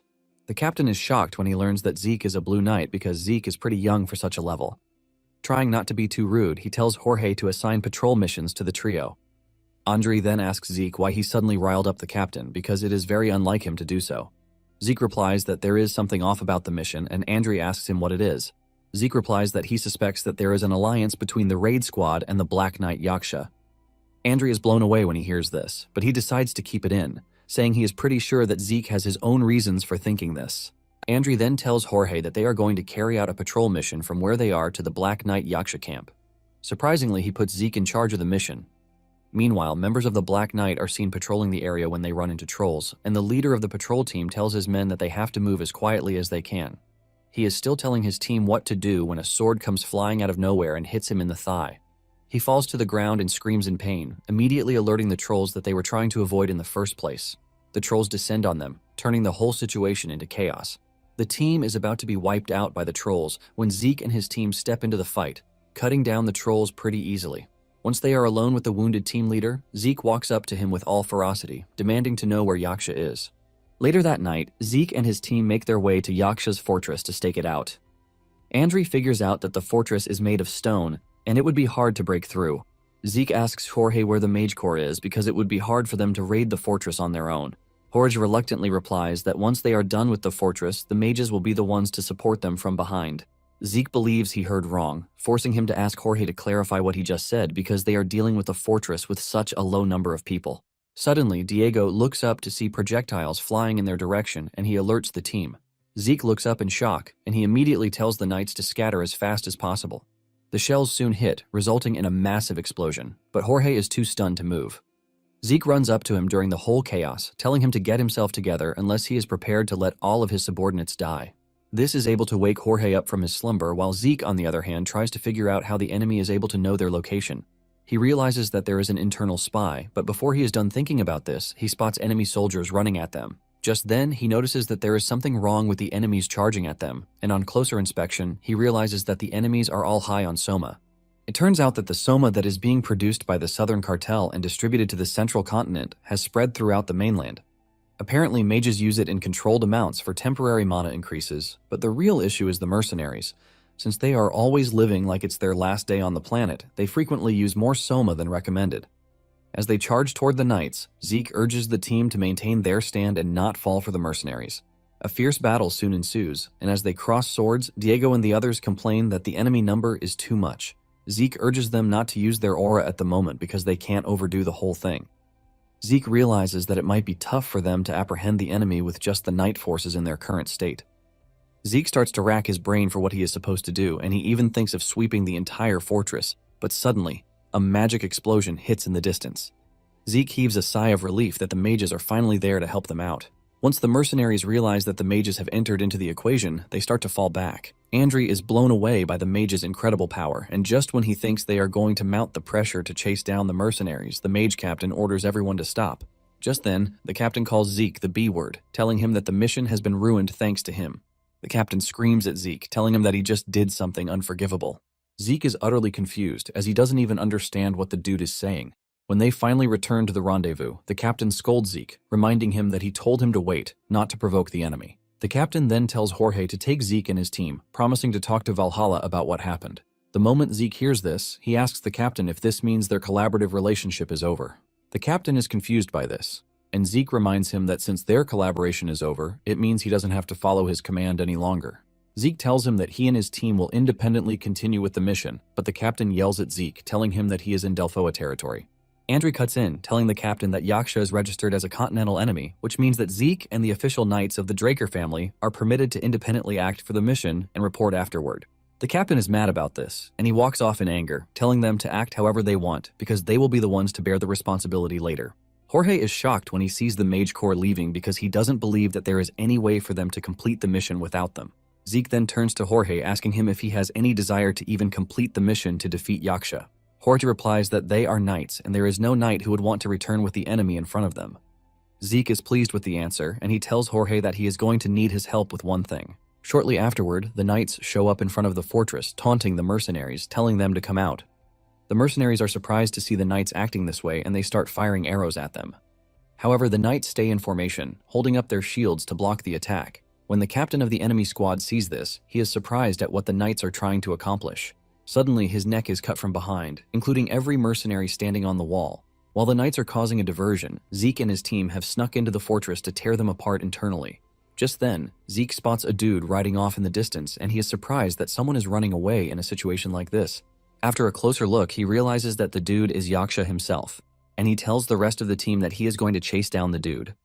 He tells them to deal with the inside, and he tells Andre to fire a flare after opening the main gates. Zeke leaps down from the fortress into the forest, and once in the clear, he summons his horse. With incredible speed, Zeke is able to chase Yaksha down, and the moment he gets close to him, he leaps off his horse and lunges toward Yaksha, delivering a powerful blow. Yaksha is forced to jump off his horse to avoid getting killed by Zeke's attack. Once Zeke has been able to corner him, he taunts him, asking him where he is rushing off to in the middle of the night. Yaksha makes the first move, going after Zeke, but Zeke's armor blocks his attack. Yaksha realizes that Zeke is no ordinary dude, and he asks him who he is, since it is pretty obvious that he is not from Delphoa. Zeke tells him that knowing who he is doesn't change anything, and Yaksha attacks Zeke with a poisonous substance, but Zeke's system immediately neutralizes this. Zeke is impressed that Yaksha has a lot of tricks up his sleeve, which shows just how much of an outlaw he is. Yaksha is shocked when he realizes that his poison is not working, forcing him to ask Zeke who he is. Zeke teases Yaksha, telling him that he has such a curious mind, and Yaksha angrily whips out, throwing darts, saying there is no need to know who Zeke is because he is going to die anyway. Yaksha dashes towards Zeke, throwing the darts at him, but Zeke's armor is able to withstand and block the attacks. Just then, Yaksha unleashes his aura blade, shocking Zeke. He realizes that Yaksha has been hiding his talent. Without hesitation, Yaksha dashes towards Zeke, ready to tear him apart, but as he gets to Zeke, Zeke asks him if he is from the Empire's intelligence bureau because he fights like one. Yaksha is shocked when he hears this, but before he realizes what is going on, he has been struck by Zeke, and he crashes to the ground. Once Yaksha is down on the ground, Zeke walks up to him, telling him that it is his own turn to ask the questions. Zeke demands to know why an intelligence agent like him is making a fuss at Delphoa. Yaksha realizes that Zeke is going to interrogate him, and he starts thinking of ending his life. But Zeke tells him that he can't. Before he knows it, Zeke pours healing potion into his mouth, assuring him that he knows how determined intelligence agents like him are. Zeke teases Yaksha, telling him that he might allow him to kill himself if he cooperates with him. Seeing how overwhelming Zeke's strength is, Yaksha has no choice but to cooperate. Zeke asks Yaksha about his identity and what he is doing in Delphoa. Yaksha reveals that he is an agent of the Imperial Intelligence Bureau's 13th unit. Zeke is surprised to hear this because he knows that there were only 12 units. Yaksha is blown away by this, but before he can ask Zeke how he knows this, Zeke reminds him that he is the one asking the questions. Zeke demands to know what the dude is doing there, and he replies that they are carrying out experiments on stimulants. Zeke immediately figures out that the mercenaries aren't just soma addicts, and Yaksha confirms this. Zeke then asks him why he made the stimulants, and he replies that they did this to create warriors who know no pain or fear. When Zeke hears this, he realizes that this is one of the experiments that the Empire is carrying out on humans. Basically, they were using the war of attrition with Delphoa to observe how the experimented mercenaries would fight. Basically, Yaksha has been able to survive 3 years at the fortress thanks to the Empire's support. Zeke is pissed when he realizes this because this shows just how dangerous the Empire has been. After he is done interrogating him, he asks him if he is aware of the fact that the Empire would kill him at first sight, and Yaksha says he is aware of this. He urges Zeke to kill him because he has told him everything he knows. However, Zeke tells him that there is a way for him to survive, but Yaksha doesn't think there is a way out for him against the Intelligence Bureau. Zeke subtly tells Yaksha that the Draker power could save him. Zeke then unleashes his aura to create a barrier, and Yaksha immediately figures out that the dude is a pure-blooded awakener. Yaksha takes a moment to think about it and realizes that he has already lost all patriotism, thanks to all the dirty work he has been doing for the Empire. He figures out that he is still going to die even if he returns to the Empire, since they can't leave any loose ends. Yaksha concludes that the best way out for him is to become a witness under Draker's protection. Yaksha then asks Zeke if he can guarantee that he is going to change his identity, but Zeke lets him know that there is a better option. Zeke tells Yaksha that he would like to introduce him to another workplace. With a smile on his face, Zeke says that there are a lot of places he can use someone like Yaksha since he is from the Intelligence Bureau. After Zeke is done with Yaksha, he runs back to the fortress, and he is surprised that no flare has been fired, which means that Andre and the others have not been able to capture the fortress. He wonders what could have happened, and moments later he runs into a bunch of mages. Suddenly, the mages turn their weapon on him, and Zeke demands to know what it is that they are doing to an ally. Just then, the mage captain emerges from behind, blaming Zeke for Yaksha's escape. The mage captain tells Zeke that he is going to move back to the barracks because of this. Zeke almost crashes out when he realizes that the dude is nothing but a hopeless trash. Zeke demands to know what the dude means by saying losing the Black Knight was his fault. The captain says everything fell apart because of his sloppy attack plans, because if it wasn't for Zeke, they wouldn't have missed Yaksha. Zeke then asks the dude if he confirmed that Yaksha wasn't in the fortress because the fortress is still heavily fortified for him to say this. The captain then tells Zeke to keep his mouth shut, saying he already checked earlier, and he saw someone escaping from the fortress. Zeke tells the dude that it might have been a messenger sent to ask for reinforcements, and there is no way to be certain that it was Yaksha. Deep down, Zeke already figures out that it was the dude who told Yaksha to run, which means he has been communicating with the enemy forces for 3 years. Even though the fool doesn't know he was helping with the Empire's experiments, Zeke doesn't think it changes the fact that he is a piece of trash. The captain then tells Zeke to just follow him because he is going to lay out his crime to their superiors. Zeke doesn't mind because he wants to see what would happen. Zeke continues following him, and moments later, they get to the barracks where Jorge and his men are kneeling. Zeke is shocked to see this, and he demands to know why the dude arrested Jorge. The captain tells Zeke to shut his mouth because he is already overstepping, but Jorge screams out, telling Zeke that he doesn't regret helping him. Just as he is about to continue with his honorable speech, the mages shut him up with their magic. Zeke immediately cautions the captain, telling him that he is treating his allies harshly because no one would even treat prisoners the way he is behaving towards the knights. The captain is pissed when he hears this, and he screams at Zeke to shut his mouth because one more word from him and he would execute him on the spot.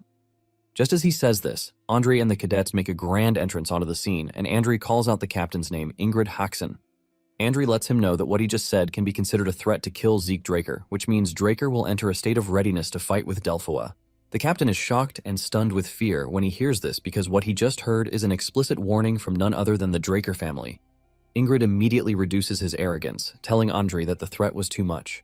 He is about to claim that it was a joke when Andre cuts in, telling him that the Draker name should never be used lightly. Ingrid quickly retracts his words, saying his mouth slipped, and this is thanks to the war. Ingrid mentions that he was only trying to guide Zeke to the barracks for a more thorough investigation, and Zeke asks him if he can talk to his comrades before he is taken away. The captain is frustrated by this, but realizes that he has no choice, and he tells Zeke that he is going to give him 20 minutes. Once Zeke is alone with his squad, he puts up a barrier so that no one can hear them, and he reveals shocking news by telling them that he caught Yaksha. Andre is stunned, forcing him to ask Zeke if he did it alone. And Zeke says yes. He mentions that he had to put Yaksha's guard down, which allowed him to later catch him. Andre is totally blown away by the fact that Zeke was able to capture an enemy that even experienced knights couldn't face. Zeke then reveals that after his interrogation, he learned that he is involved with Ingrid, which is going to make things complicated. Andre then asks him what he plans to do, and Zeke replies that it would be right to let Delphoa deal with the whole thing themselves, but he is also going to do what he can in the meantime. After the meeting with his squad, Zeke allows himself to be taken to the interrogation room. Moments later, Fanon shows up in the room asking Zeke what is happening. Zeke then replies that it is a result of not listening to his warning. It turns out that Fanon already knew about Ingrid's disloyalty and the fact that most of the high-level mage officers are also aware. However, in Delphoa, in order to rise to higher rank positions, mages must have core experience, and the only thing he can offer is the path of cutting off this experience. Zeke then tells Fanon that there is something he needs to know, and Fanon asks him what it is. Zeke asks him if he knows about the Empire's stimulant experiments, and after asking this question, Zeke tells Fanon everything he discovered about Yaksha.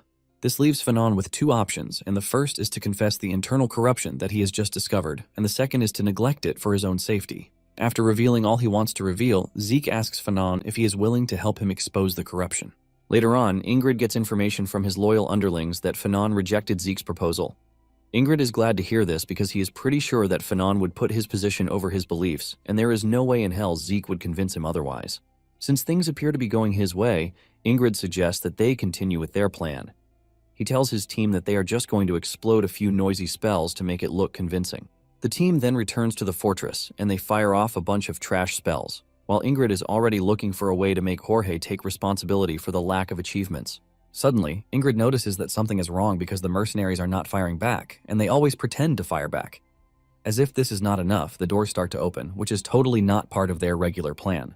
Just then, Zeke steps out of the door with his squad behind him, leaving Ingrid utterly speechless.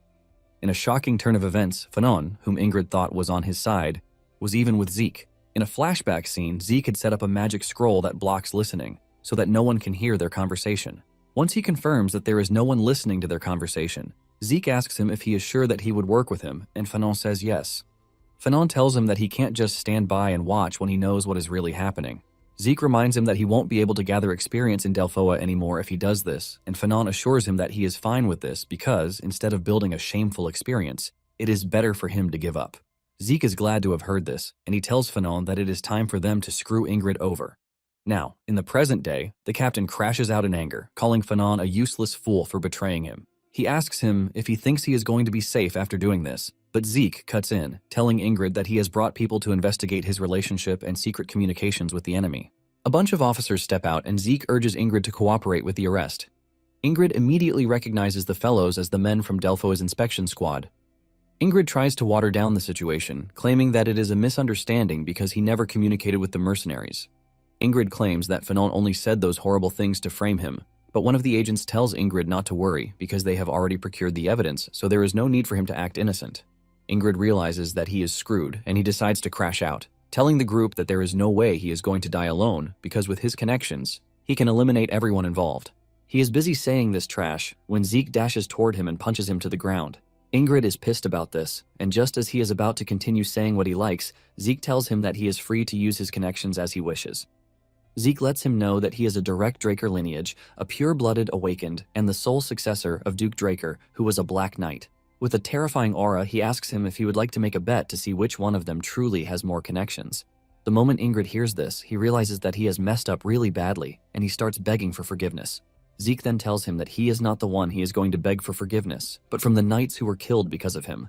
Just then, Horj and his men show up, and they thank Zeke for his help because he is the one who solved their injustice. It turns out that the knights were excluded from the investigation due to Zeke's testimony that they were not related to the incident. However, Zeke is worried that once the 8th Mage Corps is scrapped, Horj and his Knight Corps will also cease to exist. This basically means that if no other unit claims them, the 8th Knights would be dissolved. Zeke walks up to Jorge, asking him if he doesn't regret what happened, and he says he doesn't. He replies that he only feels sorry for his comrades who died in vain because of their bad captain. Zeke then tells Jorge that he would like to offer them a new job if they are interested in it, and Jorge is surprised by this. Zeke confirms this before handing over a note to Jorge, telling him to read the details in the note. Jorge is shocked by the details in the note, asking Zeke if he is sure about the numbers written in the note because the conditions are too good. Zeke assures them that if they work with him, this is part of what they are going to be enjoying. He mentions that he recently created a merchant group, so he would like them to guard it. Without hesitation, the squad tells Zeke that they would gladly do what Zeke wants, assuring him that they are going to pledge their allegiance to him while also greeting him as their new master. After Zeke is done with the knights, he turns to Fanon, telling him to come to Atlas once his work in Delphoa is done because they have a lot of work coming up. Fanon acknowledges this while calling Zeke his master. Zeke cannot believe that his teacher-student relationship with Fanon ended up growing into a master-servant relationship. Nonetheless, Zeke is aware that the mission's results are going in an unexpected direction, and he has no idea what kind of evaluation he is going to get. Nonetheless, Zeke doesn't want to worry himself too much about this because he believes that things will work out in one way or the other. Meanwhile, in the Middlelands, Varen Draker and 2 other higher-ups are seen having a meeting. Varen tells his other 2 associates that the southern continent has been acting strangely of late. One of them mentions the fact that the south is mostly made up of drug dealers. The other dude lets him know that this is not all because Don Juan was able to get a hold of the south through his Soma business, which has given him immense wealth. The dude, Weak, says that because of people like Don Juan, chaos is going to be a big problem. Varon then reminds Weak that he is in charge of the intelligence squad, but he still doesn't know that Don Juan is dead. Weak is shocked to hear this, but he doesn't want to agree. He mentions that Don Juan is currently hiding away from Pabella's attacks, but Varen says that after Don Juan did, the McCain cartel was split into many parts. Since the Pabella cartel had most of its major figures killed, it is also in a similar state, which means it is strange that Don Juan hasn't revealed himself in such a situation. He reveals that there was a video recorded by the 2 cartels a month ago, and he plays the video for the 2 to watch. Apparently, mask-wearing dudes appeared in both video recordings, and they are assuming that the person at the front moved between the 2 cartels to defeat them. However, neither side has been able to reveal the masked guy's identity just yet. Nonetheless, Varen is confident that they are going to find out who the dude is. Later on, Zeke returns to the academy, and while he is in the dean's office, he is shocked to hear the dean compliment him on doing a very good job. The dean lets him know that he did a great job with the mission because Andri submitted a really good report, and in addition, the Delpho Inspection Department sent over their data along with their gratitude. Zeke is shocked because he thought the mission would be criticized, since he is expected to listen to his supervisor's orders on the battlefield at all costs. The dean then continues by saying there is one more thing, and this is the fact that Yaksha died during the process of moving. It turns out that the higher-ups have no idea that Zeke actually allowed Yaksha to live because he has plans to bring him to the central continent once he changes his identity. Zeke apparently wants him as a witness to the experiments that the Empire has been carrying out. The dean then tells Zeke that, in light of the talent he showed during the mission, the professors have decided on a different type of exam for him during their meeting. Zeke asks the dean what it is, and he replies that it is a demon hunt. Zeke is shocked when he hears this because he believes that this is too easy as a graduation exam. However, the dean lets him know that it is not going to be a simple hunt because it is an unsolved case, and he will have to solve it on his own. Basically, demons, unlike monsters, have no specific species, and as a result it is hard to understand what the demon's customs or traits may be. In addition, there are highly intelligent demons as well, making it hard for humans to read and defeat them. Zeke believes that the incident he is expected to tackle was carried out by an intelligent demon. Zeke then asks the dean where the incident happened, and he replies that it happened in the Duchy of Troy. Since the Draker is based in Troy and the demon hasn't been found, it has already been established that it is no ordinary demon. The dean then tells him that he will be exempt from taking other exams if he passes this one, which means he will be allowed to graduate. The moment Zeke hears this, he assures the dean that he is going to solve the case quickly, while telling him that he is not going to disappoint him. After the meeting with the dean, Zeke meets with a dude named Felix Valencia, who is supposedly his guide for the mission. Zeke is surprised because he has never heard this name in his current or past life. In addition to the dude mystery, Zeke can sense a strange energy coming from the guy. Zeke immediately concludes that the dude is not to be messed with because he is not even a Draker, but he has something interesting inside him. Zeke then asks him if he is from Troy, and he confirms this, revealing that he is a native. Apparently he went to a swordsmanship guild when he was younger, and he now works at the Atlas Guards. Even though the dude appears to be normal, Zeke believes that it would not hurt if he keeps his guard up just in case. Zeke thanks Felix for letting him know this, and in no time they set off to the Troy Duchy. Soon afterward, they arrive at the Troy Duchy, and they are welcomed by the representative. He expresses his shock that a pure-blooded awakened was assigned to their area, and Zeke tells the man that he is just happy to help. Zeke then asks the man to explain the details of everything to him. The man tells Zeke that the whole issue has been going on for weeks. The first thing that started going missing was livestock, but as time passed, even those who went up the mountain never returned. It was first the children, then followed by men, and over time, it began targeting larger prey. Zeke asks him if there is still any scene where traces of the incident might be found, and the man leads him to a farm where livestock disappeared. Zeke looks closely and realizes that the fence is untampered with, even though there is blood on it. He decides to look around more with his dragon eyes. He soon catches up to big footsteps. Zeke is shocked when he realizes just how deep the footsteps are because this tells him just how big the creature that left the deep footsteps must be.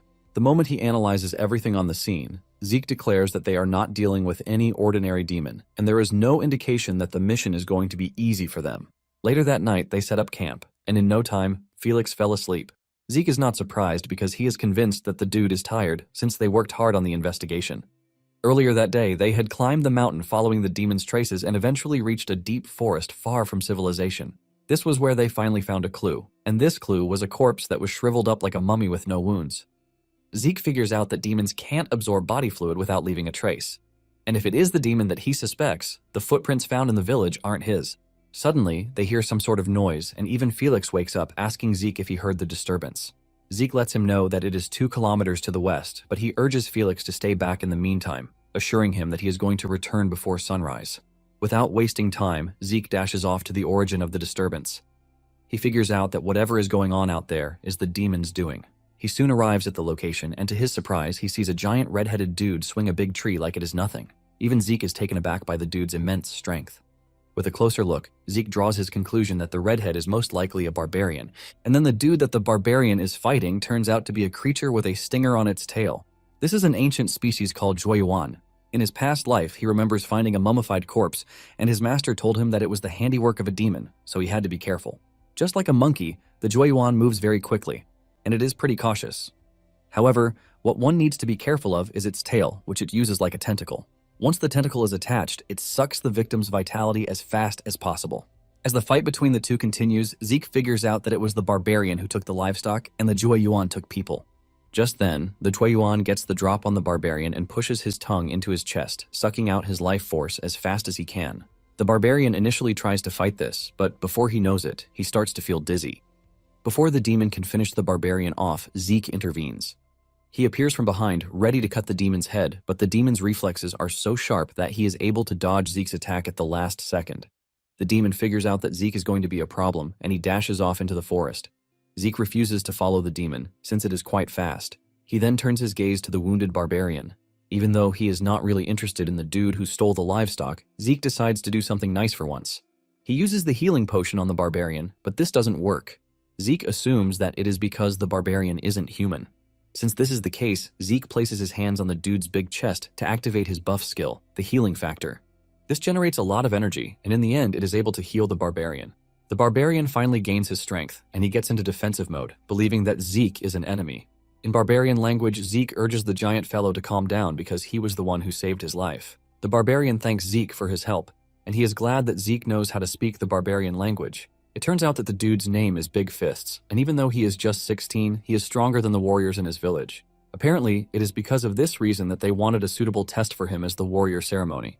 He was then tasked with defeating and bringing down the Jueyuan, which is considered the strongest demon among barbarians. However, this mission turned out to be difficult, which is why he eventually hunted the demon till they reached the Troy Duchy. Big Fists tells Zeke that the hunt is so hard, and he fears that he is going to fail. Just then, Zeke assures him that he is going to help with the hunt. Later on, Zeke returns to camp with Big Fists, shocking Felix, but he doesn't react. Big Fists asks Zeke who Felix is, and Zeke replies that Felix is his subordinate. When Zeke sees just how calmly Felix handled the situation without drawing his sword the moment he spotted Big Fists, he figures out that this is something that can only be possible through extensive training. Taking away Felix's aura, Zeke realizes that the dude operates like a perfectly ordinary swordsman. Just then, Big Fists calls their attention to the demon's smell that he just latched onto. The barbarian leads them to the cave where the smell is coming from, and Zeke immediately agrees that the demon might be inside. This is because his master once mentioned that the demons like dark and humid places. Zeke then asks Big Fists if he has a way to catch the demon, and his reply to this is simply beating up the demon. Zeke realizes just how dumb he is, which is why he keeps missing out on the demon. Zeke then makes the plan, telling Big Fists that Big Fists would take on the demon while he attacks from behind. Once they are both in on the plan, the two head into the dark cave, and Zeke soon finds proof that the demon is truly staying in the cave because there are bones everywhere. Zeke is still warning Big Fists about being careful when the demon appears behind them, targeting Big Fists especially. Big Fist's reflex kicks in at the last second, allowing him to dodge the demon's strike. The demon hits the ground, and Big Fists launches a counterattack to strike down the demon, but he hits the ground instead. The demon vanishes, shocking Big Fists. However, Zeke already knew what they were walking into, and he was aware that it wasn't going to be easy. It turns out that the reason he and his master even had a hard time capturing the demon in his past life was thanks to the fact that it could hide its body in darkness. It basically has a stealth skill that allows him to sneak up on his enemies, and using this to his advantage, it appears behind Big Fists again. This time around, Big Fist doesn't have the time to react, and Zeke comes in with a powerful sword strike, Water Field, to cut down the demon's right arm. Once the demon is disoriented, Zeke tells Big Fists to take charge. Big Fists grabs the demon and holds it in place, while the demon struggles to get free, striking Big Fists on the back to force him to let go. However, Big Fists' resilience gives Zeke the chance to come after the demon with his true dragon swordplay, the Earth Slice, cutting the demon from top to bottom. With the demon incapacitated, it tries to regenerate, but Zeke shocks it by activating the Gluttony skill. The skill consumes the demon, increasing Zeke's mental power with his mana, also filling up. The system also tells him that he has absorbed the corrupt ancient species Bloodling ability, which has given him the active skill, Stealth, and an A-rank skill. Zeke is pleased to have gotten his hands on a stealth skill, which will definitely come in handy. Zeke then grabs the demon's severed arm and cuts off one of its fingers. He gives the arm to Big Fists as proof of the hunt, while keeping the finger to himself as proof too. Big Fists runs over to Zeke and hugs him tightly, calling him his brother, and he urges him to visit his village later. As Big Fists runs off, Zeke asks him what tribe he is, and he replies that it is the very strong Boulder tribe. Zeke is shocked when he hears this because the Boulder tribe is the most powerful barbarian village. With a red face, Big Fists urges Zeke to make sure he comes to visit, and Zeke assures him that he will. After this, Zeke returns to the village, and the people thank him for saving their village. While celebrating with the villagers, Zeke senses that there is something off about Felix. By the time he dealt with the demon and returned to the camp, Felix was gone. When he later returned, he looked dirty, but gave an excuse that he had fallen.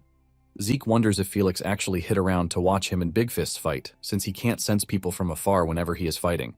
Since he has no proof at the moment, he just decides that he is going to keep an eye on him in the meantime. After the celebrations, Zeke is heading to the room prepared for him when he runs into Felix. Zeke is shocked to see the dude because his room is in the opposite direction. Felix then shocks Zeke with his request, urging him to accept him as a disciple. Zeke is shocked to hear this, but before he says anything else, Felix tells him to take a look at what he is about to show him, and he whips out his sword. Felix then practices his swordplay in Zeke's presence, and the moment Zeke sees this, he figures out what he has been missing. He realizes that Felix is using the swordsmanship passed down among the paladins from the Holy Kingdom. After he is done with the display, Zeke asks him if what he said is true, that he completed the swordsmanship guild process, but he somehow knows the swordsmanship passed down among paladins. Felix is shocked when Zeke mentions this because even within the Holy Kingdom, the paladins have extremely limited contact with the outside. They are members of the Holy Knights, and the secret swordsmanship that is passed down among them is only known to very few. Felix cackles nervously, telling Zeke that he already expected him to recognize the swordsmanship. Since Zeke has already figured out what swordsmanship it is, Felix says there is no point in hiding anything from him again. Felix then brings out an official paladin's insignia, revealing that his grandfather was a paladin. However, he had to leave after he was swept into some secret strife within the Holy Kingdom. Zeke is stunned to hear this and realizes that the whole thing is getting complicated. Felix continues by saying that in order to reveal the corruption within the kingdom, his grandfather put his life on the line and fought with internal enemies. But he couldn't avoid the arrows pointed at him. With the risk of being dishonorably executed, he was able to escape the Holy Kingdom with the help of his friends. After escaping the Holy Kingdom, he lived in the Troy Duchy with a concealed identity. After time and before dying, he taught Felix everything about his swordsmanship. When Zeke hears this, he asks Felix if his grandfather tried aura transmission before passing away. Felix is confused as he has no idea what Zeke is saying, and Zeke tells him to hold out his hand. Felix does this, and Zeke grabs his hand to transfer the aura into his body. Zeke was able to do this, and he immediately figured out that Felix's aura conductivity is high. In addition to this, his aura circuits are properly cleared, and seeing the expression on his face, Felix asks Zeke if there is something wrong. Zeke tells him that nothing is wrong, but he should be thankful to his late grandfather. Felix is confused by this, and Zeke explains that his grandfather was most likely a former Arch Paladin. In simple terms, it means his grandfather was on the level of a Black Knight, and this shocks the hell out of Felix. Zeke continues by saying there is a unique skill that is taught to the paladins of the Holy Knight since the Imperial Age. This skill is called aura transmission, and it's a technique that allows one to reach faster results with aura. Zeke tells him that this isn't the only thing his grandfather did because he also increased his aura conductivity and cleared his circuits. Felix doesn't want to believe this because he didn't even know. Zeke then asks Felix if he wants to become his disciple to avenge those who wronged his grandfather, and Felix replies that it is one of the reasons. However, he mentions that after he secretly watched Zeke fight the demon, he realized that he truly wanted to serve by Zeke's side. Felix assures Zeke that if he makes him a disciple, he is not going to regret it, and Zeke takes a moment to think about it. He realizes that he can just keep Felix close if he is a normal spy, so he could find out who the enemy is. But if this isn't the case, it doesn't hurt having a follower with a lot of potential. Zeke then tells Felix that it won't be easy to follow him, while telling him to get ready because they will be returning to Atlas the next day. With a bright smile on his face, Felix thanks Zeke for the honor, assuring him that he is going to do his best. When Zeke returns to the academy, he is commended by the dean, telling him that it is no easy task to heal a barbarian and work together to defeat the demon. The dean admits that keeping Zeke at the academy will be a waste of potential, and Zeke replies humbly, saying he was just lucky. The dean teases him, telling him that he is being modest, and he hands over a temporary graduation certificate to him. Since the semester is not over yet, he lets him know that graduating at that moment will be hard, but with the temporary certificate, he will have no trouble with what he wants to do. Zeke thanks the dean for this, and the man asks him if he has decided on his path after graduation, demanding to know if he is going to Draker. Zeke confirms this, saying the first thing he would like to do is to accumulate experience as a knight of the family. The dean commends him for this, saying he would be waiting to see his growth in the future. Just then, they hear a knock on the door, and it turns out to be Andri. He tells the dean that the Four Seasons Fortress has asked him to take Zeke to the fortress. When the dean hears this, he realizes that the patriarch already found out about Zeke's graduation, which shows just how fast he is about everything. Zeke then tells the man that he is going to leave, and he agrees, urging him to come visit often. After leaving the man's office, Zeke asks Andri if he has any idea why the patriarch would ask for him, and he says no. Andri believes that it is going to be a normal congratulations meeting on his graduation. Andri soon moves past this, telling Zeke that he saw his friends on his way to the dean's office, and Zeke asks him what friends he is talking about. It turns out that it is Diego and Asta, and Andri says the two looked depressed. Zeke asks him what happened because he heard that they were on guard at the northern border, basically doing refurbishment work the whole time. Zeke somehow understands why they are depressed because there is a saying that snow is scarier than monsters. Upon arriving at the patriarch's door, Andri tells Zeke to go in, and he thanks the dude for his help. The moment Zeke enters the room, the patriarch congratulates him on his graduation, and he urges him to take his seat because he must be curious as to why he called him. The man then tells Zeke that he is thinking of sending him out in the upcoming Draker martial arts competition, and he is hoping that Zeke will return with a victory. Talking about the Draker martial arts competition, it is a competition that the Draker family hosts, where young knights who have reached the rank of Purple Knight within the last 5 years can partake in. In simple terms, it is a competition to find out which new rookies will be the leaders of tomorrow. After Zeke hears about the competition and shows his interest, Arthur asks him if he is sure that he is going to win, and Zeke assures him that he will, according to his wishes. Arthur heaves a sigh of relief, telling Zeke that he really hopes he can award him the medal on the last day of the competition, and to make everything better, he informs Zeke that he has prepared a graduation gift for him. There is a box sitting on the table, and Arthur tells him to open it. Upon opening it, he finds a golden plaque and a document which shocks him because it is a title certificate for a territory. Zeke asks in shock if his father is giving him a territory, and Arthur confidently says yes.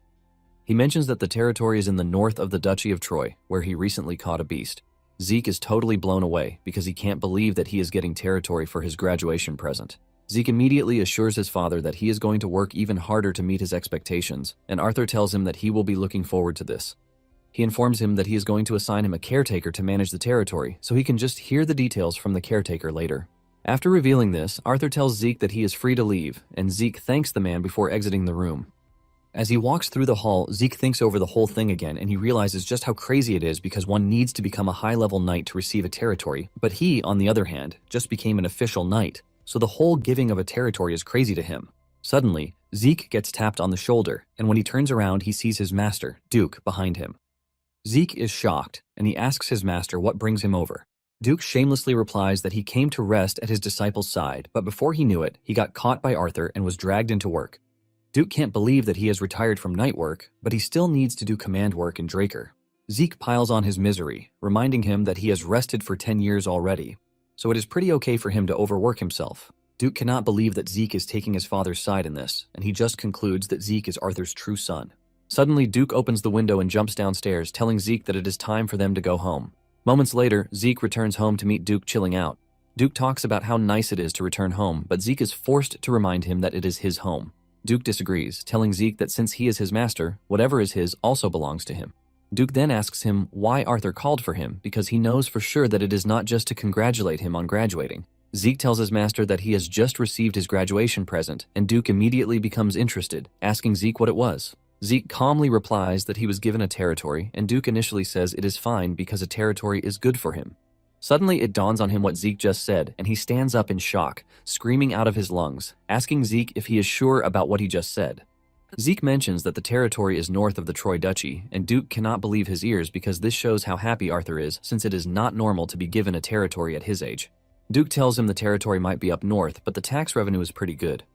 Zeke reveals that his mission is there, and surprisingly, the people there were all good to him.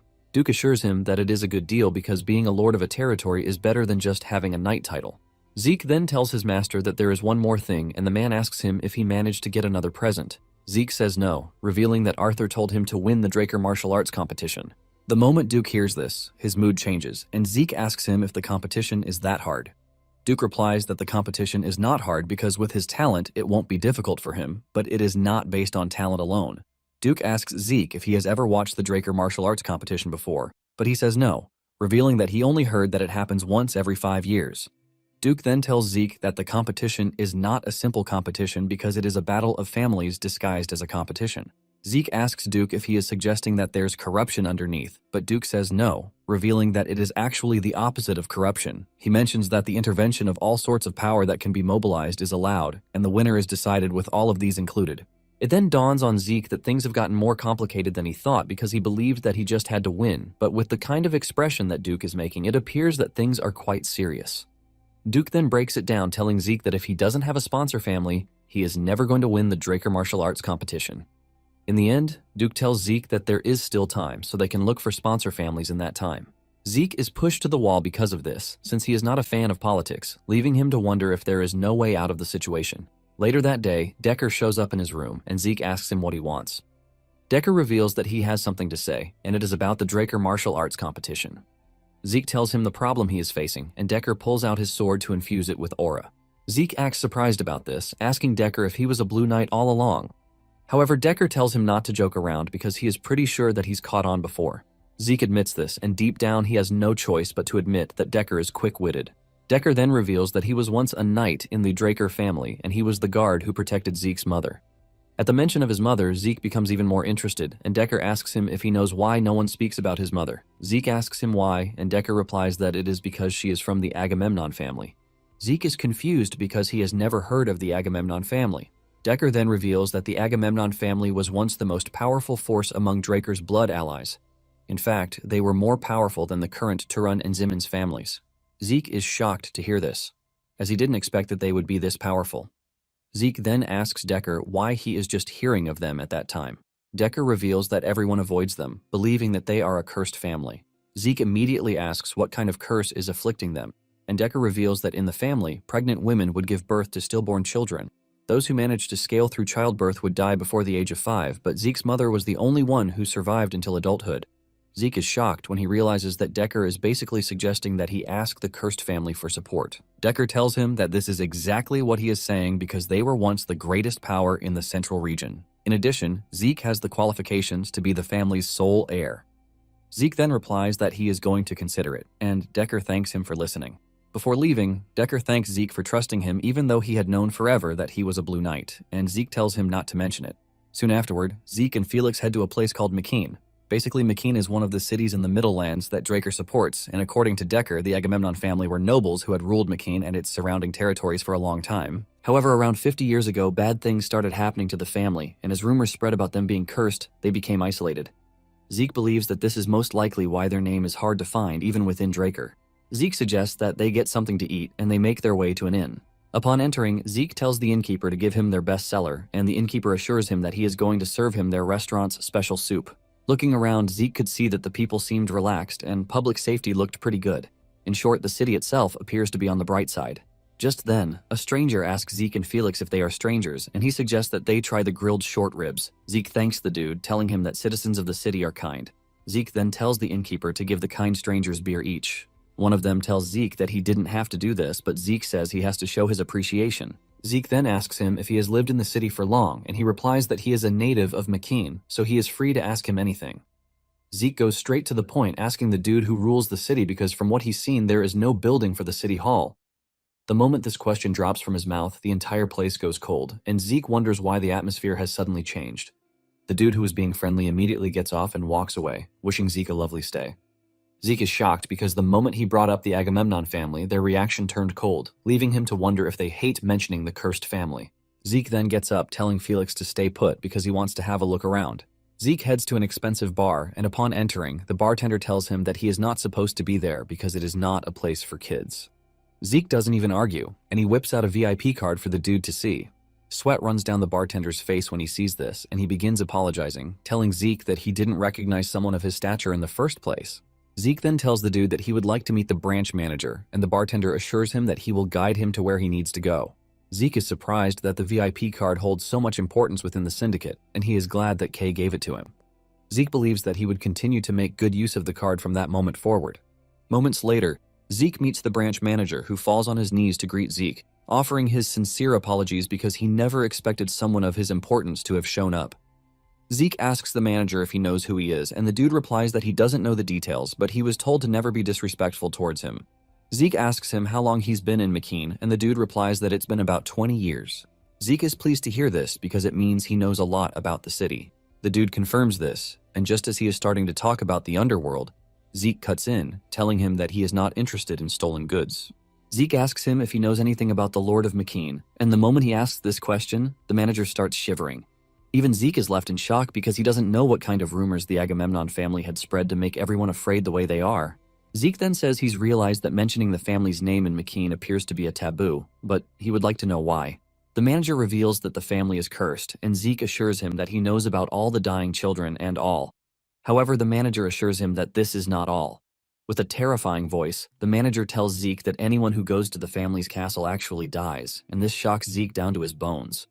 Zeke asks him again if he is sure about this, and he says yes, revealing that those who even talk about the family might find themselves in danger. When Zeke hears this, he quickly figures out that there is something behind it all. Basically, the more people believe it, the stronger the spell gets, which makes it more likely that such a curse exists. Zeke asks the manager if there's been a report of someone dying after visiting the castle, and the manager says yes. He reveals that, years ago, there was a famous story about those who visited the castle, and they all died. This is why McKean's citizens don't even go near the castle. The moment Zeke hears this, he immediately figures out that this is a curse that the Agamemnon family made on purpose. Soon afterward, Zeke and Felix arrive at the entrance of the castle, and they are hit with an ominous vibe that forces Felix to ask Zeke if he truly has the intention of investigating the castle. Felix suggests that they turn back, but Zeke cuts him short as he screams out his name to demand an audience with the family. Suddenly, the dark door opens, and a scary old maid appears from behind the door, welcoming Zeke. Zeke tells her that he would like to meet the patriarch of the Agamemnon family, and the maid laughs evilly, telling Zeke that he's come to the right place. With a weird smile on her face, she tells Zeke to follow her. As they walk through the castle, Zeke can see just how old the castle is, which means it's been around for about 1,000 years already. Moments later, they arrive at the waiting room, and Felix almost shits his pants when he sees the elders sitting at the table. Felix screams out that they are ghosts, but Zeke smacks him on the head, telling him to keep quiet. From how everything is, Zeke could see that the man in the middle is the patriarch. Zeke then walks up to the table, greeting the masters and elders of the Agamemnon family before revealing that he is there to request that they sponsor him as the direct bloodline of the Agamemnon family. The patriarch then stands up, walks to the wall, and starts staring at the portraits on the wall. Zeke then tells Felix to shine his light over the wall to see the paintings clearly. Felix does this, and what he sees shocks him to his bones. Zeke realizes that the patriarch is staring at two paintings. One shows countless people coughing up blood while dying, and the second one shows corpses being thrown into a lake. Just then, the patriarch speaks up, screaming out some sort of gibberish, telling Zeke that the symbol of the family doesn't exist and he will be cursed. He adds that he has no right to succession too. Zeke immediately clocks into this, asking the patriarch if he is saying the right to become the heir vanished because the symbol disappeared. Felix is left in shock because he can't fathom how his master came to this conclusion. Zeke takes a moment to think about it, and he realizes that the clues revolve around the symbol of the family and a lake. Zeke then asks the maid if the symbol of the family sank below the lake, but she could only answer like a dumb person. Zeke figures out that this means yes, and he tells the maid to guide him to the lake. Upon arriving at the lake, Felix screams out in shock again, saying he's never seen a lake that is this big before. To make it worse, it is murky, and this means the symbol would be hard to find. Zeke remembers that in the painting, there was someone who dove into the lake holding something, and since this is the only clue he has to work on it. Zeke then purchases whale's breath from the store because he plans to head into the lake himself. The whale's breath is an item that allows one to breathe underwater, and he wastes no time drinking the potion. After downing the potion, Zeke tells Felix to stay put because he has to enter the lake, and it might be a while. Before Felix can even protest this decision, Zeke has dived into the murky lake. The moment he enters the lake, Zeke finds a huge number of skeleton graves underneath, and he realizes that what was in the painting might have actually happened. Just then, he spots a golden mask, and on the golden mask sits a crest that is similar to the Holy Kingdom's insignia. Suddenly, Zeke senses a strange energy in the water, and just when he turns around, he finds a scary and angry dragon heading towards him. The system immediately informs him that an ancient dragon that has been eroded by polluted energy is aiming for him. Zeke manages to get out of the way to dodge the dragon's first attack, while wondering where an ancient dragon emerged from.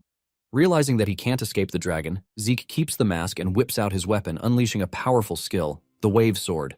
This hits the dragon, causing it to sway, but it recovers almost immediately and lets out a loud scream that almost deafens Zeke. The pressure from the dragon's effect also causes him to feel like he's being drowned. Zeke realizes that he is at a disadvantage, but then he remembers that he has the magic armor. Zeke then activates the magic armor, and once he is confident that he has the edge, he activates the dragon-slaying arts verse 1 of chapter 8.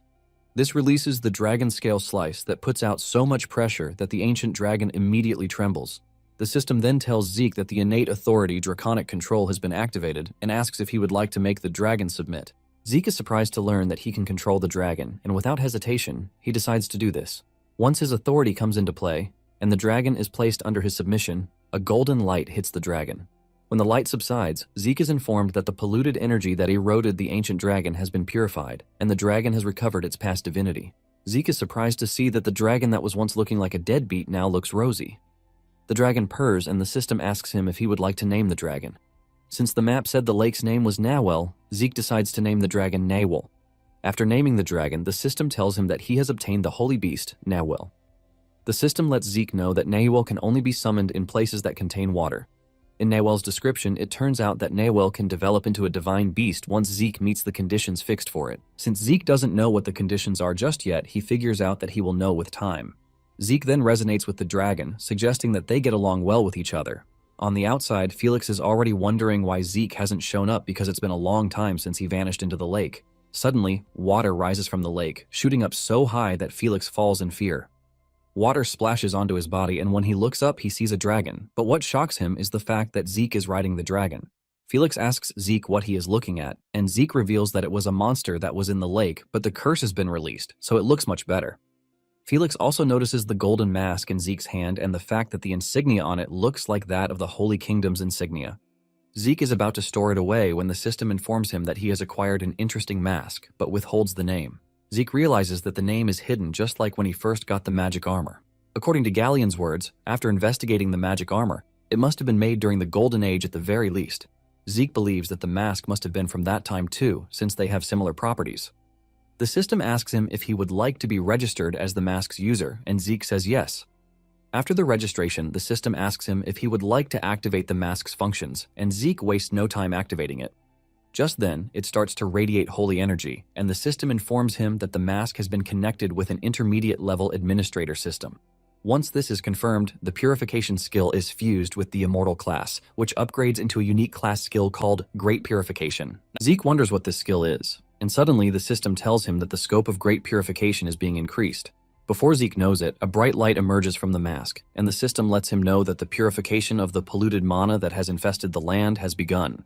The golden light shines across the land, and once the mask connects to the system through some hidden methods, it takes off the emergency mode on the land. The entire dark land that was once gloomy immediately became so bright and green, leaving Zeke and Felix wowed. The two are still wondering what has happened when the elders from before showed up, looking alive, and the patriarch screams out, declaring that the prophecy has come true. Felix panics because he doesn't recognize them, and he reaches for his sword, demanding to know who they are. But Zeke urges him to calm down, telling him that the elders are not their enemies. Felix remains confused until Zeke explains to him that they were the elders whom they greeted earlier, and the explanation still leaves his dumb self in shock because he had truly believed that they were ghosts.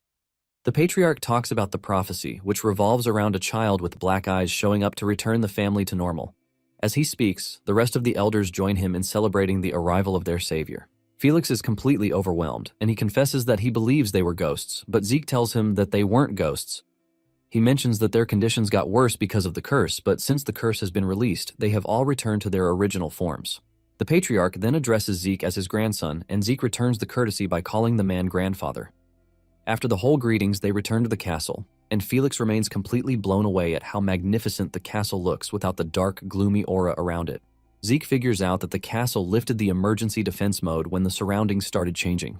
Zeke believes that the system is connected to the Elder Dragon's artifact and even the mask he just found. After they are done eating, the maid from before, who now looks much calmer and bright, asks Zeke if he enjoyed his meal. She lets Zeke know that she used her skills for the first time in 50 years, so she is happy to see that he is eating it gladly. Felix is shocked as usual when he realizes that it is the same maid from yesterday, and the maid assures him that he is not mistaken, but she lets him know that she is no longer the weird old lady from yesterday. The patriarch mentions that sunlight was taken away from them because of the curse, so they couldn't eat good food. Thanks to this, they got sicker over time, and in the end, they couldn't even talk properly again. Zeke then tells the old man that he has something to show him, and he brings out the golden mask that he found at the bottom of the lake. The old man recognizes the mask, revealing that it is Agamemnon's golden mask, and he is glad that the family's symbol has returned. Zeke asks him if he can know the story behind the mask, and the old man agrees to this, since Zeke has proven himself. He starts by revealing that the whole thing started around 50 years ago when a strange illness spread across Machine. At that time, the family did their best to contain the illness within the city. The adults of the family quarantined those who were affected and took the rest of the citizens into the castle with thorough preparations. Even with all of these, the disease still spread with incredible contagion speed and could not be prevented. It turns out that after a high fever, red spots would start to appear and most infected persons would begin to vomit blood and die within 3 days. When Zeke hears the description, he starts wondering if this isn't the rose disease too. Even though the timing of the deaths is different, the symptoms are similar. The old man continues, revealing that the real issue starts after sunset. For some weird reason, those who died from the disease rose again and started attacking people. Zeke is shocked to hear that they became zombies, but the old man lets him know that they were different from the zombies that black mages led. To make it worse, anyone they bit would also lose their senses and start attacking other people too. The only explanation they could come up with is that a curse had befallen Machina because it was so strange and dreadful for many to understand. After this, they fortified the castle and waited for the disease and people to settle down. However, without a definite solution at hand, the corpses only continued to grow. The old man then tells Zeke that the mask he is holding was passed down from the family's oldest ancestor. Zeke asks him if he knows who made the mask, and the old man says no, revealing that most of the records from before the Golden Age have already disappeared. Zeke is disappointed to hear this because he was trying to figure out its connection with the armor. The old man then reveals that the castle and the golden mask were the symbols of the Agamemnon family. Thanks to the holy power within, the dead could not come that far, but surviving within the castle also has its limits. After a long deliberation, the patriarch at the time came to a decision. The decision was that the adults of the family, including the patriarch, would voluntarily become bait in order to sink the dead in the holy lake and purify the corrupt. However, a problem occurred because the corrupted energy contaminated the holy lake, and even the guardian god of the lake became a monster. Zeke realizes that it was because of this that Nawel, the holy beast, became a monster. The patriarch reveals that the decision was made to try to help the city and the people, but it ended up creating another problem. Zeke then realizes that they were the ones who spread the rumor about the curse to protect the citizens. The patriarch confirms this, saying they did this because the remaining corrupt power's influence could lead to the disease outbreak again. Zeke then asks him if the curse about the children dying is related to the corrupt power as well. The old man replies that he believes so, since weak children are most vulnerable. Zeke then lets his grandfather know that he would like to know about his mother. The old man is surprised to learn that Arthur didn't tell him about his mother, and Zeke says he didn't even know her name because everyone in the Draker household avoids talking about her. The old man groans in frustration, regretting his decision to allow his daughter Laura to marry Arthur. The moment he says this, Zeke immediately figures out that his mother's name is Laura. Zeke then continues by saying he heard that the Agamemnon family once had more power than anyone in the Blood Alliance. The old man confirms that the Draker family used to be allied with Agamemnon, and this shocks Zeke. Zeke's grandfather reveals that during the time of the Holy Empire, Draker was merely a knight family from the countryside. In fact, without the Agamemnon family, the Draker family wouldn't have been able to enter the central continent. However, they used the fact that Mycenae collapsed due to the disease to swallow the other families and increase their size to become the Draker they are today. Zeke is not surprised by this because he knows fully well what the Draker family can do. Zeke then asks his grandfather why his mother chose to marry Arthur even though she knew the risk attached. The old man admits that he doesn't know because his mother has always been a mystery ever since she overcame the corrupt power to be born. This is when it dawns on Zeke that he is supposed to ask how Laura managed to become the sole survivor, and the old man reveals that there is a singular reason for this. Zeke's grandfather then shocks him by revealing that his mother belonged to the healer class, and a wave of shock runs down Zeke's body as he never expected his mother to be a healer. Talking about classes, those who are talented in swordsmanship go down the path of a swordsman, and those talented in archery go down the path of an archer, while those talented in spearmanship go down the path of a spearman, which is basically the whole essence of a class. However, Zeke's mother, Laura, was of the healer class, which allowed her to overcome unclean powers. Zeke's grandfather then tells him that in the old times, class was according to one's abilities, but during the age of the knights, they divided them into swordsman and mage, making the word class in itself lose its meaning. Basically, most Drakers began as a swordsman class, and Zeke finally understands why he suffered in his previous life. Zeke then asks his grandfather if his father knew that his mother was a healer, and he says yes. When Zeke hears this, he figures out that his father most likely knows that he has other abilities other than the sword, but can't wrap his head around why he would expel him from the family in his previous life. The old man mentions that there are not a lot of healers in the Agamemnon family, and they are typically rare, so the patriarch position went to those with healing abilities. However, Zeke's mother left before she was of legal age, and she headed to the Holy Kingdom, saying she was leaving to save the family. Zeke wonders if his mother tried to learn about the healer class from the Holy Kingdom in order to find a way to purify the miasma consuming the family. With all of these, he figures out that the truth about his mother is something only his father knows. Zeke's grandfather then gives him a glass mirror that contains his mother's portrait. He mentions that there was a time Laura returned to the castle, and this was when she made the prediction that a child with black eyes would bring the family back to normal. Zeke is surprised to learn that his mother was the one who made the prophecy. The old man says he might not know the truth behind everything, but his daughter was pretty unusual in many ways.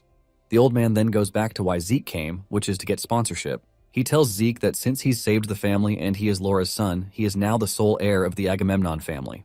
Later on, Zeke takes Felix to the training ground for some practice lessons, and even when he is already tired, he keeps pushing him, telling him that he has a long way to go. Meanwhile, his grandfather has already started the procedures that are needed to set him as the official heir, and because there was still time left until the martial arts competition, he decided to stay longer at the castle according to the old man's wishes. While he was training Felix, he began to learn the Agamemnon family's secret technique, which is golden swordsmanship. The technique uses the shield and sword together, so it is similar to paladin swordsmanship or imperial swordsmanship. Basically, it appears that the three have the same roots. Zeke had activated the magic armor and equipped Bahamut in Galleon's armor. To his surprise, it is pretty stable, but the magic armor can't be used properly because of the Empire, so he knows he has to hurry and meet Galleon for him to remodel it. Soon afterward, the old man shows up, telling Zeke that trying to work on the heir documents is burdensome, and there is also something he would like to talk to him about, so they should take a walk. Zeke asks the old man how they have been managing the city so far, and he replies that he left it to trustworthy proxies outside of the territory. Basically, the family makes important decisions and delivers them through letters, which is the more reason he asked Zeke to go on a walk with him. He mentions that Agamemnon has protected the place for a long time as Makini's guardian.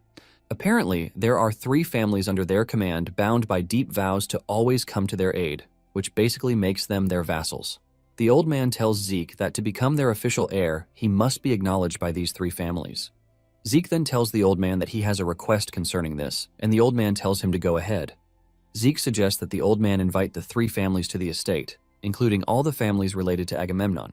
Not long after this, all the branch families started showing up, and they are all blown away at the fact that the castle has returned to its original form, which means the curse on the family has been truly lifted. The patriarch shows up to welcome them, and he offers his sincerest thanks to them all. The family members are shocked at the fact that the patriarch looks so healthy, and the old man tells them that he invited them to inform them that the Agamemnon family has been freed of the curse, and they are officially back. In addition, he would like to introduce them to the heir, Zeke Draker. The moment Zeke steps out, they are all left in awe because they have heard of him, since he is the youngest Blue Knight on the continent and also the genius who graduated from Valhalla faster than any other person. One of the family heads, Arnold Achilles, then offers to speak, and Zeke's grandfather, Rufus, grants him the request. Arnold tells Rufus that he is glad that an heir has been chosen, but he reminds the old man that it is customary for them to prove the right of the heir. Basically, the same thing goes for the 2 other families, the Hector and Aegiai's families. Rufus agrees to this, saying they must follow the old tradition to prove the right of the heir through a knight match. Not long after this, they arrange the arena for the knights to fight, and the branch families are excited that they are about to watch a duel between distinguished knights. It turns out that Zeke is given temporary defensive gear by the family, which is what he is going to use during the duel. Zeke knows he has no choice, since he obviously cannot use magic armor. The first knight from the Hector family gets into the arena and starts boasting about what he is going to do to Zeke. He taunts Zeke, telling him to come at him with everything he has, but Zeke takes him out with just 1 strike, shocking the spectators. No one expected the knight to have been defeated that fast, and since the Hector family has been taken out of the equation, the Aegiai's family's warrior steps up. They urge him to show everyone the strength of their family. The dude dashes towards Zeke, but Zeke hits him on the head with a powerful strike that pushes him backward.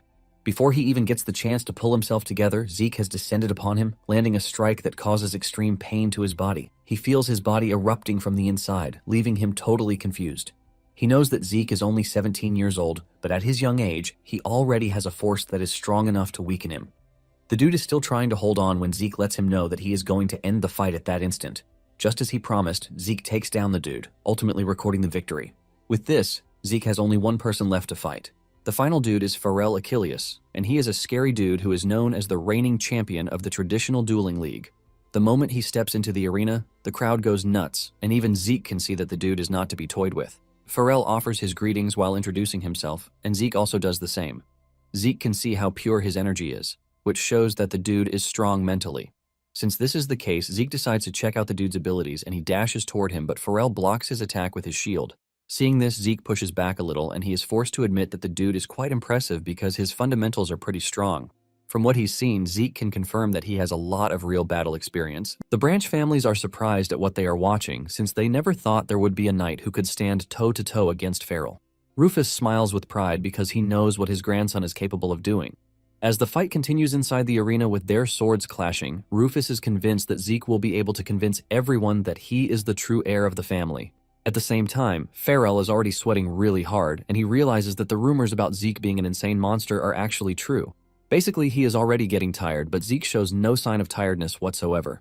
Pharrell then decides to put all his strength into 1 strike to end the fight. He unleashes the Black Fury, and he packs an overwhelming force as he descends upon Zeke. Realizing that Pharrell has stopped holding back, Zeke decides to try out the swordsmanship he just learned from the Agamemnon family, the Golden Swordsmanship, Ultimate Counter-Strike. A bright golden light shines around him as he charges toward Pharrell.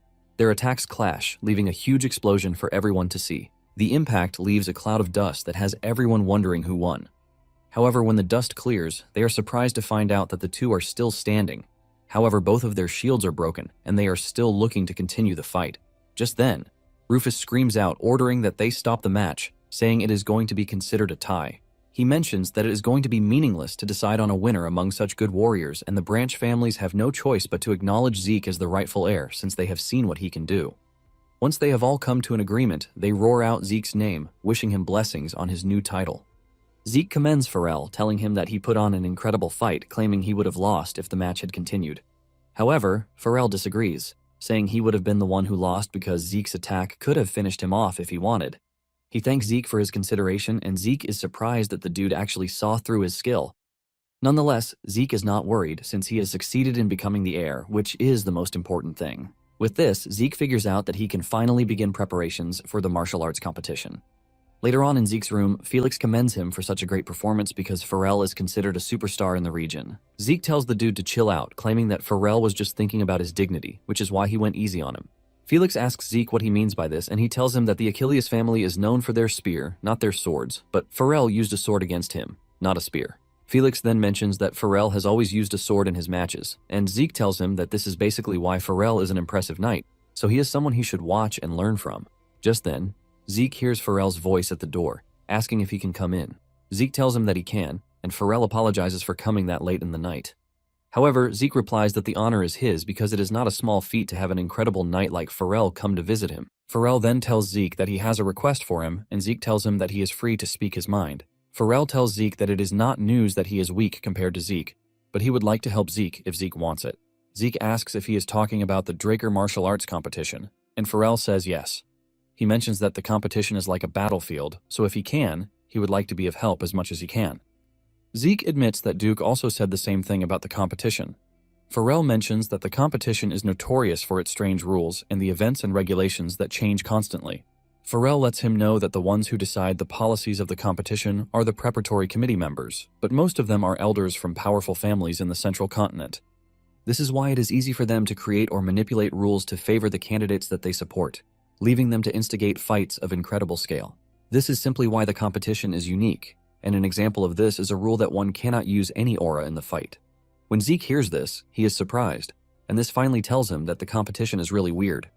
He realizes why Duke told him that it would be difficult to win without a family sponsor. He figures out that even if he is worthy, the rules might work against him, and he would get knocked out in the preliminaries. Pharrell then asks Zeke to give him the opportunity to help him prepare for the competition. Seeing how enthusiastic he is about the whole thing, Zeke is left wondering if he can trust him because a lot of people have backstabbed him this way in the past. After thinking about it for a minute, he decides to trust him, and Zeke tells the dude that he would be honored to accept his help. Pharrell then informs Zeke that there is something he must obtain because there is just 1 month before the exam. Zeke asks him what it is, and he replies that he needs a broker, and talking about a broker, it is going to be a highly influential noble who will be on their side. He mentions that one of them is the Lady of the Graham Duchy, Catherine Graham. He lets Zeke know that he must win Catherine over. Not long after this, they head to the city of Panstas, and looking around, Felix is blown away by the number of species present in the city. There are dwarves, birdmen, and other species, which makes the whole setting different from Atlas. Apparently the Graham Duchy rules over Panstas, and they are one of the 3 biggest cities in the Middle Land. It turns out that they are in charge of the financial and real estate industries of the central continent, so they are going to be perfect as a broker. Another special thing about this city is the fact that it has loads of beautiful women. In addition, the people never indulge in a business that would cost them. After waiting for so long without seeing Catherine, Pharrell apologizes for the delay, telling him that there are loads of debutantes who want to see her, so she is busy. When Zeke hears this, he realizes that it is not going to be easy to meet Catherine, and he decides to walk up to the butler to talk to him. The butler asks him what he needs, and Zeke replies that he would like to meet the Duke. The butler asks Zeke why he would like to meet the Duke, and Zeke confidently tells him that he is interested in investing in mithril mining. The butler is confused by this, and Zeke lets him know that he is aware of the fact that the Graham family has been investigating a vein for 3 years. However, there hasn't been any result yet, so they are almost out of their initial investment fund. The butler is surprised at how much Zeke knows, and he commends him, telling him that he has outstanding information sources. The butler then asks Zeke how much he plans to invest, and before he can talk about how they don't accept low investment funds, Zeke presents him with a check, asking him if the money is enough. It turns out that it is a check of 500,000 gold, and the amount alone almost causes the dude to pass out in shock. In no time, the Duke steps out to meet Zeke, and he apologizes for keeping him waiting. He humbly introduces him as Brian Graham, and Zeke asks him if he has confirmed the check. The dude says yes, thanking Zeke for his intention to invest. He is about to start pitching other investment options to him, but Zeke cuts him off, saying it is fine. Zeke tells the dude that he has to partake in the upcoming Draker martial arts competition, so he doesn't have the time to worry about other investments as it stands. When Brian hears this, he admits that the competition is the dream of young and talented knights. After a brief discussion with Brian, he assures him that he is going to set up a meeting with Catherine. Moments later, Zeke and Catherine meet privately, and Catherine admits that she's heard a lot about him, including the fact that he is the knight most people in the continent have their eyes on. Zeke replies with a smile, trying to be humble while telling the lady that he still has a lot to learn, which is why he wants to partake in the upcoming competition to gain experience. Catherine then asks him if he knows what the first match of the competition is all about, but Zeke says all he's heard are rumors. Catherine is about to dive into this when Zeke cuts her off, telling her that this is not what he came to hear. He tells Catherine that he wants her to help herself. The moment Catherine realizes that Zeke is about to digress, she suggests that he leave, but Zeke shocks her, suggesting that they make a deal. Zeke asks her if he can cure her daughter, Angelina's illness.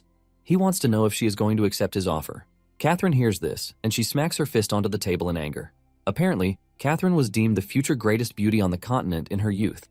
But after passing the age of 16 when she was supposed to have her debut, she didn't appear in high society. Because of this, people assumed that she wasn't as beautiful as they expected, or maybe her face had changed to extremely ugly. Catherine berates Zeke, telling him that he is rude. She mentions that she doesn't know where Zeke heard the rumors, but she lets him know that she is done hearing him out, so he should leave the castle. She is about to walk away when Zeke tells her that if she neglects Angelina's illness, she will pass a point of no return. Catherine turns around, telling Zeke that he is talking as if he knows what illness Angelina has, and Zeke assures her that he knows. Zeke lets her know that Angelina is suffering from a curse, not an illness. Catherine is shocked to hear this, and Zeke tells her that he knows that Angelina got blisters all throughout her body, which caused her skin to rot. Catherine is surprised, and she asks Zeke how he knows this. Zeke tells her that the whole thing might appear like a normal illness, but it is something that can't be treated with ordinary medicine since it is a vicious curse that was cast by forbidden magic. Zeke then asks her if she has ever heard of the Agamemnon family's curse, and Catherine says yes. She mentions that she is aware of the fact that it recently got dispelled, and suddenly it dawns on her that Zeke becoming the heir might be connected. Zeke tells the lady that he was able to resolve the curse. Catherine grabs him when she hears this, asking if it is true that he can dispel Angelina's curse, and Zeke tells her that he can do this according to God's will. However, he tells Catherine that one thing is certain, and this is the fact that the more time that passes, the more danger Angelina poses. Catherine then tells him that she is going to take him to Angelina right at that moment. Catherine leads him to a tower, and as they climb the stairs, she tells Zeke that they heard mana was bad for illnesses, which is why they got rid of any objects that operate with mana. Zeke finally realizes why there are no common mana lights on the stairs. As they reach the top floor, Zeke can hear screams coming from inside the tower room, and Zeke asks Catherine if it is Angelina's voice. Catherine says yes, and Zeke grits his teeth because the situation is even worse than he expected. Zeke then tells Catherine to wait outside, saying he has to enter alone. Upon entering the dark room, Zeke finds Angelina with bandages wrapped all around her body, and she is restrained with a huge chain. Zeke is left in complete shock because the whole situation is even more serious than he thought. He figures out that she was beautiful before, but ended up in this terrible state because of a curse. Zeke subtly calls her name, and the only thing Angelina can ask for is the mercy of death because she is in so much pain. However, Zeke has no intention of killing her because he needs her for his future plans.